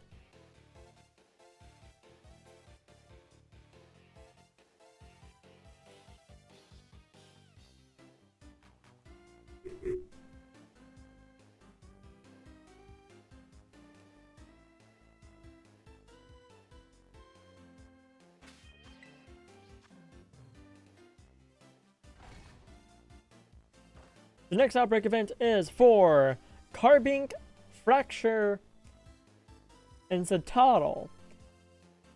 They all have increased shiny odds, but no increased odds for a mark. Yes, I don't believe they have increased odds for a mark.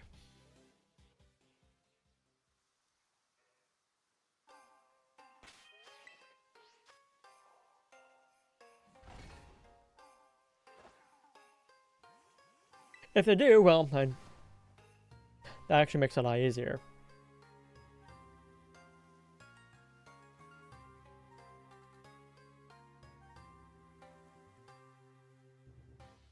I go for Fracture and it's Total, but not Carbink. That's fair.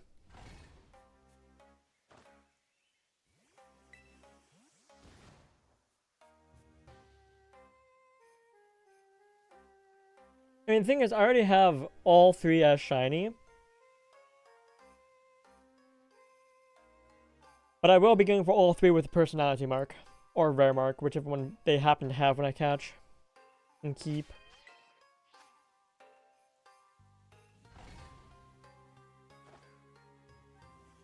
But yeah, no, these are going to have the odds that I had when I got the Radiant mark, the Syrian Sliggoo shiny.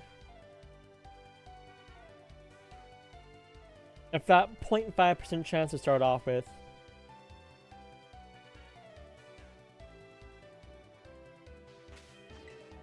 Bring down those outbreaks by knocking out 60, and that's even higher odds.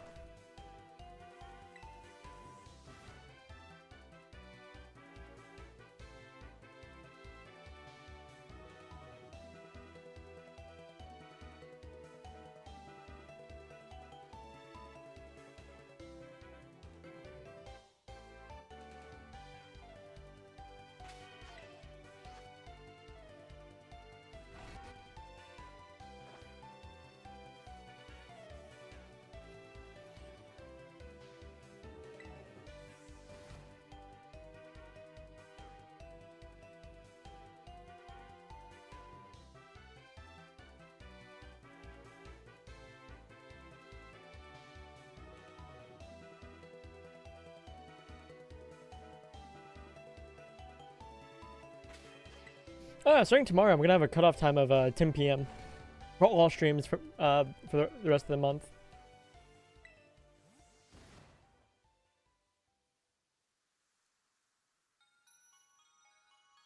So 2 hours sooner than tonight, but I'm also gonna try and start at around noonish. So I'm shooting for upwards of 10 hours at most. But I doubt it's actually gonna be 10 hours. I'm probably gonna get tired sooner than that. Seeing as I have 4 more shiny hunts to do. 5 more shiny hunts to do this. Ah.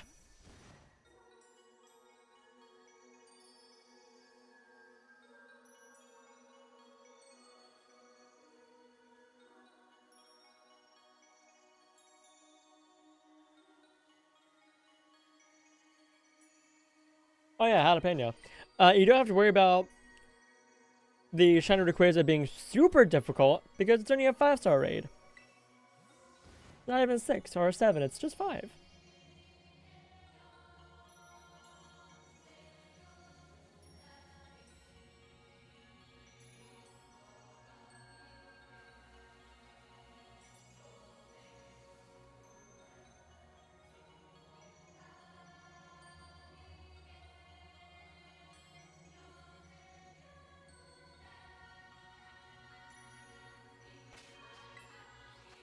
It's gonna be Terra Dragon, so fairly easy to handle.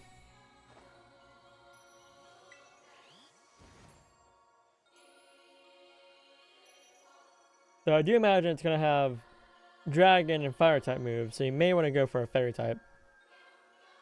Yeah, it's pretty accessible for those who... and I think it's actually fantastic that it's only a 5-star raid, because it's gonna be going on through Christmas. So if people really want to jump on that train to get the Shiny Rayquaza, soon after starting their Pokemon Adventure start about it, they can, if they just hop in with other people and get a little bit of help.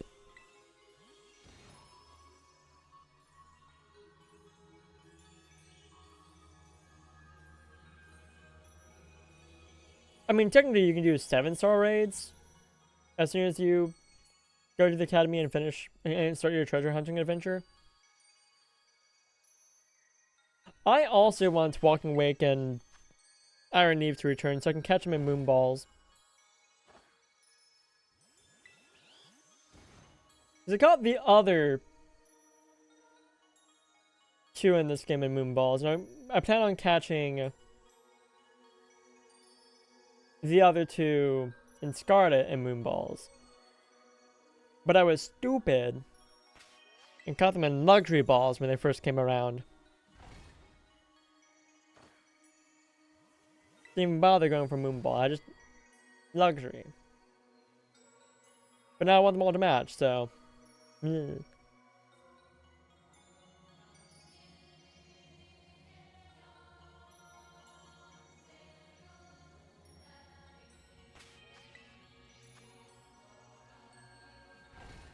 I'm also very hopeful that by the time we get Generation 10, which we do not know, we don't yet have a time frame of when Gen 10 is going to pop up. We probably won't know until February 27th, to be honest, at the earliest.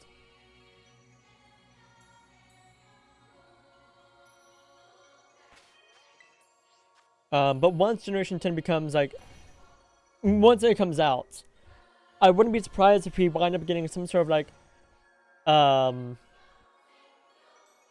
raid event that's like permanent for Scarlet Violet, like we got with Sword Shield. Excited to see what the starter thing might be for Gen 10. I'm just excited for, like, I am vibing. I'm just chilling.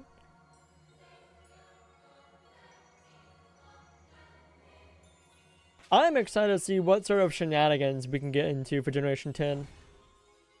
But we don't even have a time frame for that, so like that's not like a thing I'm vibrating about right now.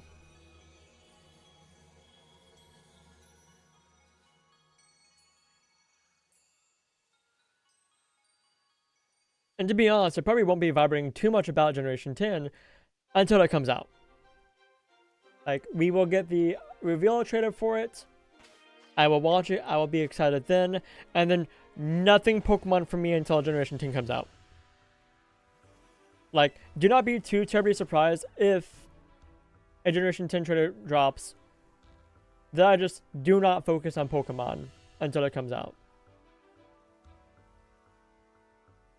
The reason for that is I like to go into the games as blind as possible. And so streaming Pokemon invites people in to talk about Pokemon. And therefore talk about things that get revealed in future reveal trailers that I do not want to know about. I want to know nothing about new Pokemon games as they come out, aside from here are the starters, here's the general vibe. I'm down for that. Like, anything that's shown in the reveal trailer of like, here are the games we are working on, here's Generation 10. Anything beyond that, nah. Whether or not it's going to be open world or the more traditional style Pokemon, I wouldn't be too surprised if it is open world, seeing as Pokemon games have been gearing more towards that since, basically, Let's Go has kind of sort of done that. Like, we see a tiny bit of that in some extent with Sword Shield with Wild Area. You get to the Wild Area and you can walk all the way up to Hammerlock. Can't do anything up around there. I got the rare mark before I got the absent-minded one. Hi, one dude. How's it going? I can't believe I got the rarest mark in the game before the one that's a 5% chance. Like, yes, I'm using a sandwich, so it is more likely to get the rare mark. But it's also still more likely to get the featured mark.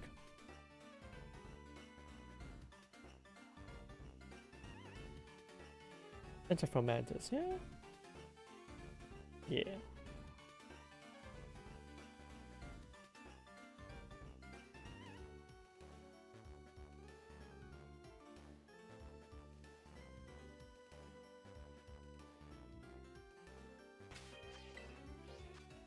The funny thing is, this happened to me with Hisuian Stigu as well. I got the rare mark before I got... Actually, I think I might have gotten it after the first Radiant mark. But before I got the Radiant mark in the Moonball.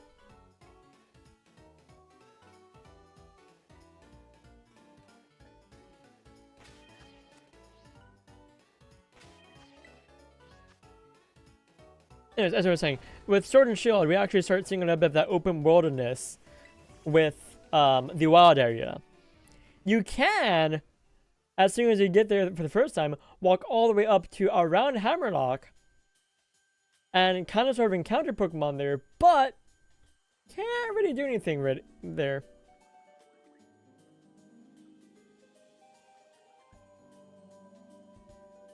No, the thing is, that one, it's literally just odds. It's just luck.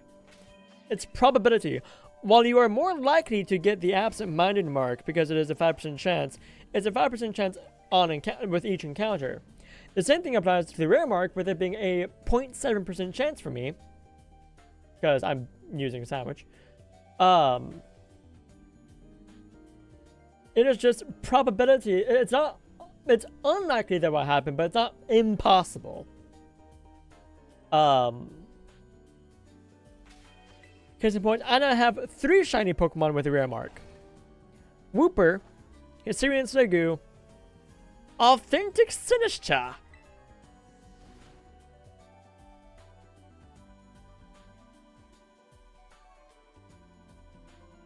And that one was pure chance. So I had an Authentic Sinistcha Outbreak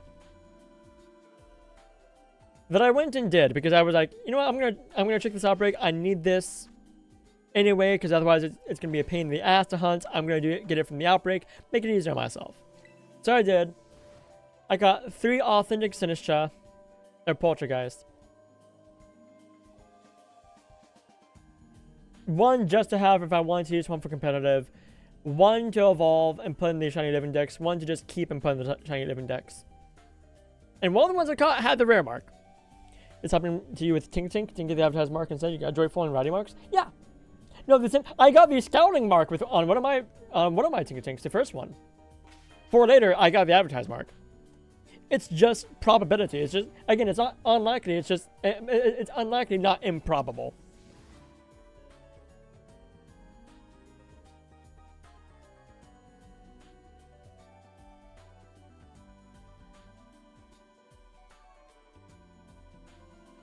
Please, please, please, please, please, please. No!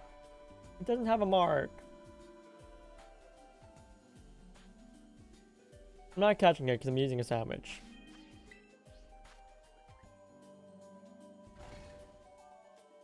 That's not 26.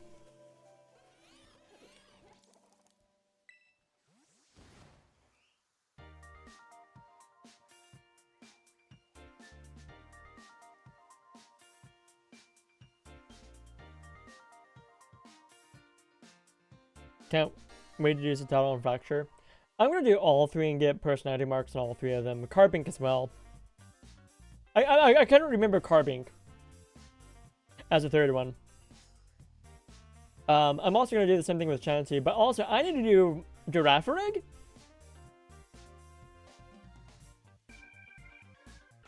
And what I'm gonna do tonight is once I'm done with stream here, I'm gonna start a new modded file on my other account.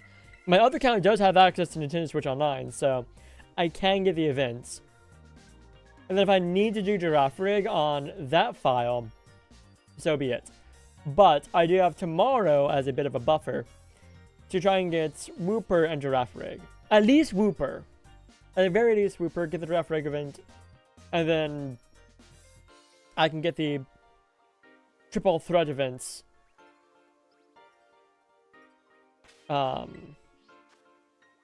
On the other file. And the other file would just be nice in general for just shenanigans.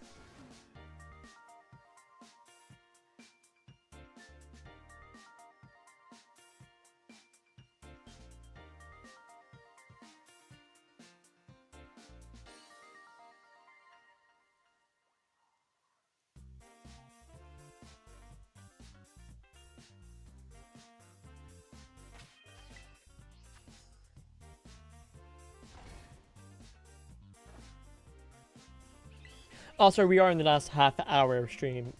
Half hour? Quarter hour of stream, basically.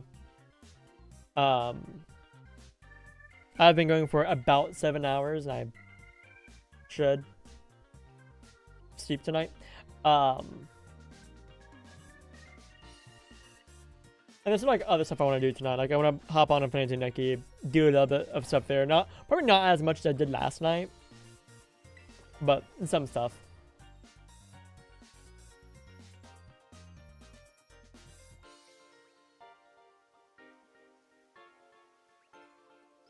I should. I'm over odds at this point. I'm basically working on double odds. Also, what I should do is I should actually probably grab. I should highlight yesterday, a little bit of yesterday. Where we discovered some bullshit. Is this the longest you ever took? No, actually, History and still won that over. I believe I got my first Radiant mark in 30. And my second one in 45. And that was 5% chance still for the mark.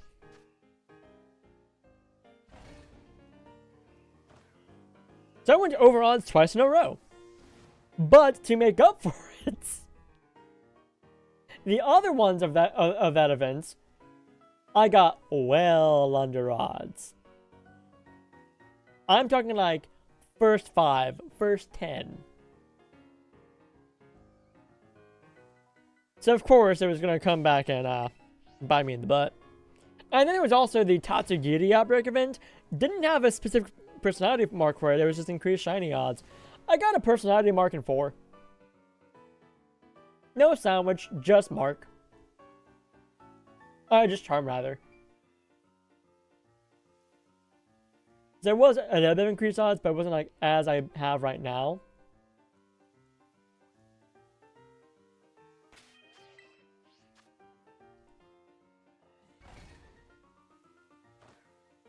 I'm not even sure what my longest hunt is.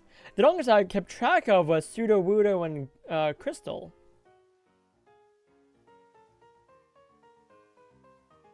That should be a highlight on the channel.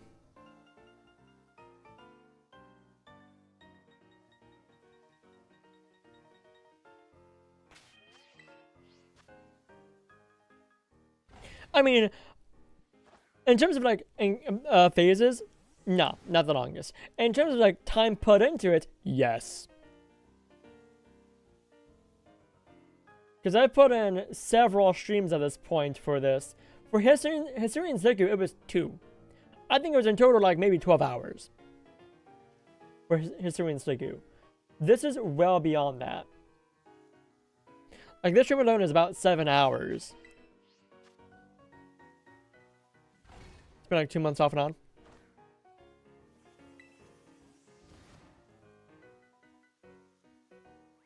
I didn't really start doing the shiny hunting for the for marks until the Tatsugiri event. I was hanging out on another streamer's chat, and someone in their chat said, "Yeah, I'm looking for Tatsugiris with personality marks." I'm like, so I thought to myself, you know, my hubris. Well, that shouldn't be too difficult, right? Went and did it, and the first one I did got in 4. And that's where my hubris started. I'm like, oh, well, yeah, this is easy. This is easy. I got it in 4? Yeah, nah. I'm going to do this for everything, for all the outbreak events from here on out. And I'm sticking to that.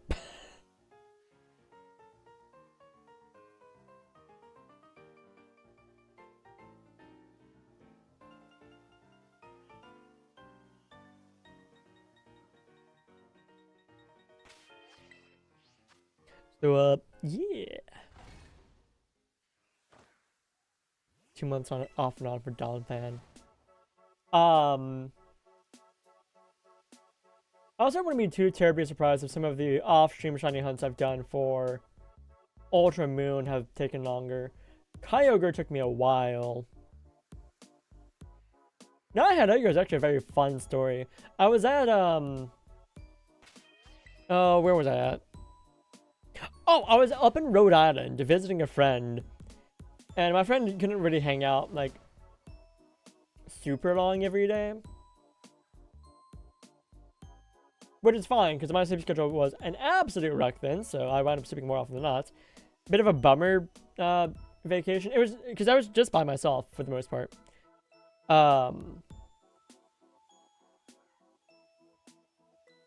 And so at night, before I fell asleep, I was like, you know what? I'm just gonna faff about, watch some streams and shiny hunt, and I had Lego. And I had Lego up in Rhode Island. I used to not care about marks, and now you're a snob about needing marks on your shinies, especially ones you plan to use. I'm not too fussed if it's like a Pokemon I plan on using, but if there's like an outbreak event, or if I'm feeling particularly stupid, I will shiny hunt for marks. Like, there's a harebrained idea I have of shiny hunting every single starter to get the final evolution with a personality mark. Minus the Paldean ones, of course. Unless there's an outbreak event for that, in which case that's going to kick off that entire thing. And we work backwards.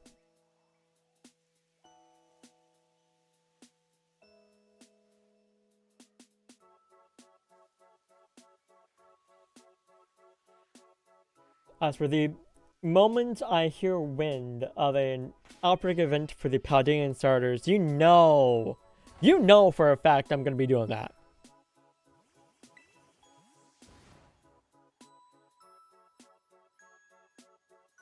I would much rather hunt in an outbreak than hatch eggs forever. Even if it is the same odds. Outbreaks.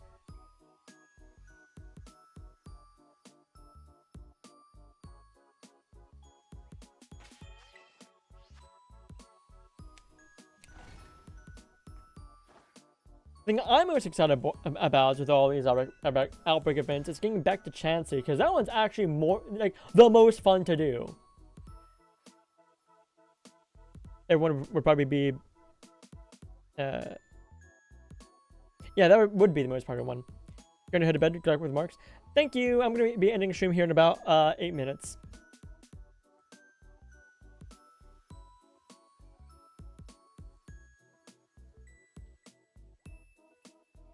Thanks for swinging by, Jalapeno, and take it easy, rest well. I'll be back tomorrow bright and early at noon. And that is the goal, is to be streaming at noon. I think that's doable.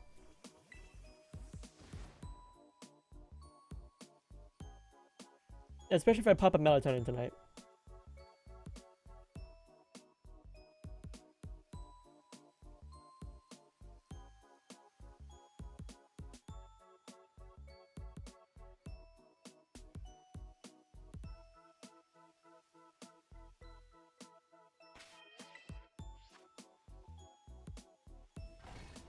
Hopefully I get it tonight or tomorrow so I can finally move on to draft reg. Yes!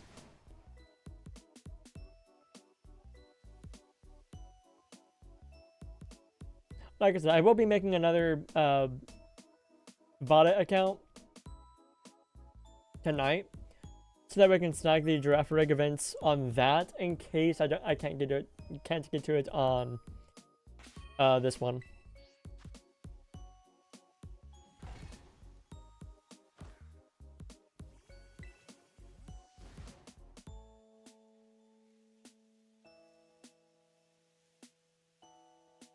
In that case, draft reg is going to come after everything else. Because Wooper decided to take too long.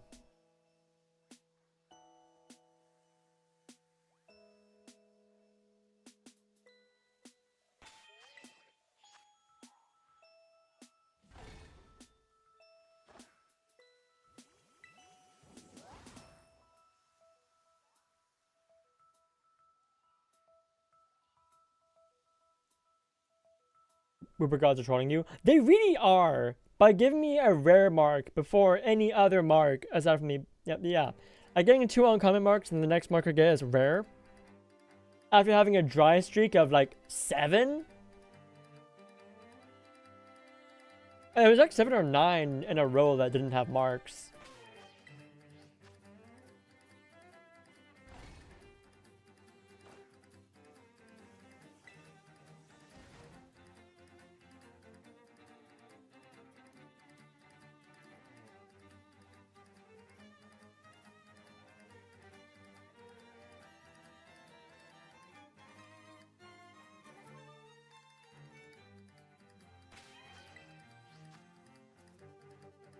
I mean, to be fair, anytime I've done a shiny hunt here in Kitakami, Shiny gods just troll me.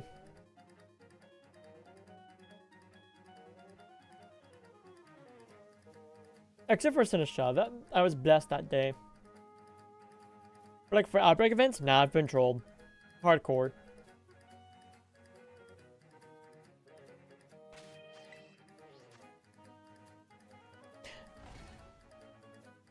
I can't say that, and because the Pikachu outbreak event, I got super lucky. Literally, the first one I saw was shiny, and the next one I saw was shiny. Like I literally got to the Paradise Barrens, whatever it's called. I got there where the outbreak event outbreak was. First Pikachu I saw was shiny. Caught it. Looked behind me. There was another shiny.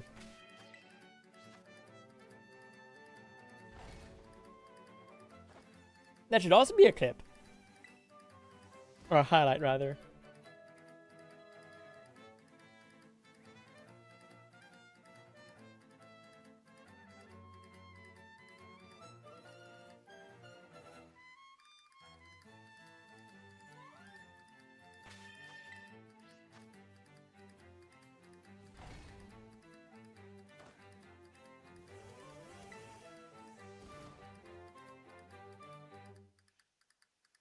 But yeah, I do plan on making 2 highlights. One for last stream, one for this stream. Last stream showing off the bullshittery of shiny Wooper in the water. This stream, the rare mark. That was way too perfect.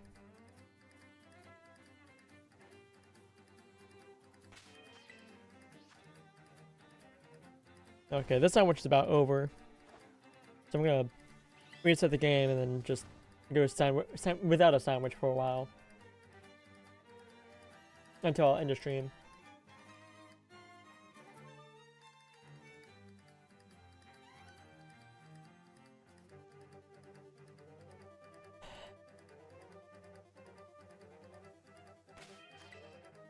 If I had other good spots for looking for Wooper, I would go to those, but this is the best spot I have today, so the others are all just kind of suck.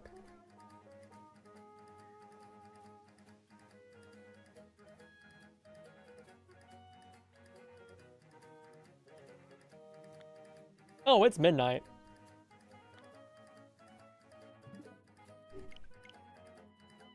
Yeah, I'm gonna roll back the clock a little bit.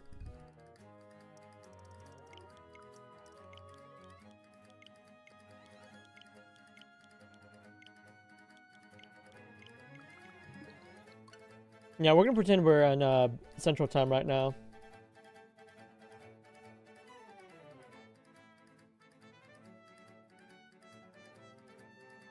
Alright. And close out my timer. We're not doing any more sandwiches.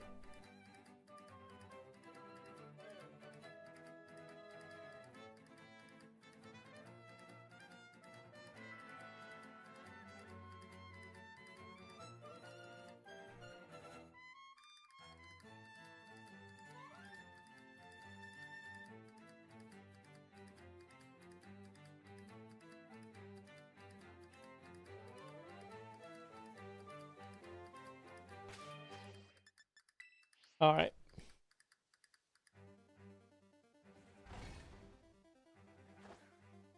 I think we already have just like a couple more checks of this outbreak anyway.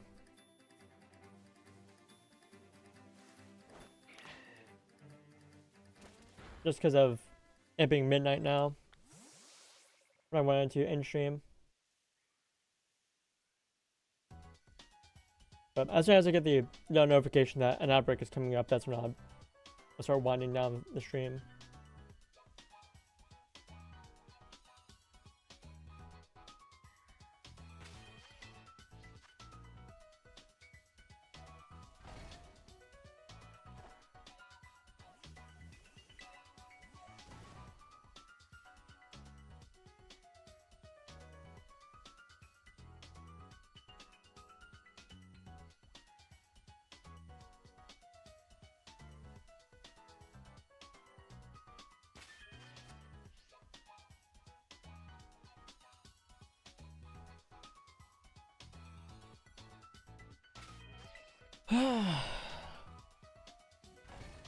So tired.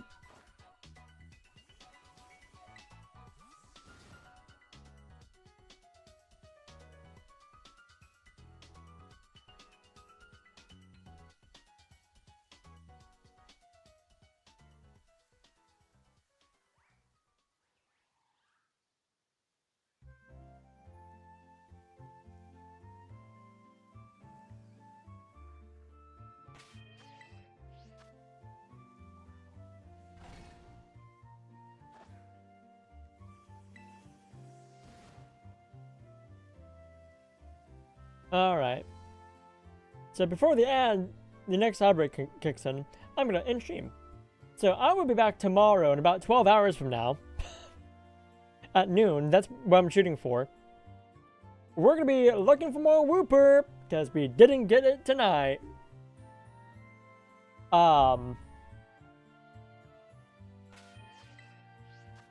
Hopefully we get it tomorrow. If we do, we can also get started on Giraffe Rig. Hopefully we get that much sooner. And then once we're done with Giraffe Rig, hopefully we get that. Hopefully it's like Tinka Tinka and we get it in 5. Especially after all these shenanigans. After Giraffe Rig, we're going to work on the triple threat of Citadel, Fracture, and Carbink. Then we end off the entire thing with Chansey. And once we get the Chansey, we're all done with these shiny shenanigans until the next set of shiny shenanigans pop up. Hopefully that won't be for a while. A reminder, no streams on Friday or Saturday. Taking those off anyway. Next week, we won't be streaming on Wednesday. And if you guys want some real fun, joining on Sunday, I'm going to try and shoot for, again, at around noon on Sunday, to get started with Wild Pack, the Wild Pack Day, Wild Card Day, where we open up 2 packs of Pokemon cards, pick 6 Pokemon from what we pull, and we shiny hunt them. Yes. With that, thank you guys for swinging by stream. I will see you guys tomorrow at noon Eastern Time. Bye-bye!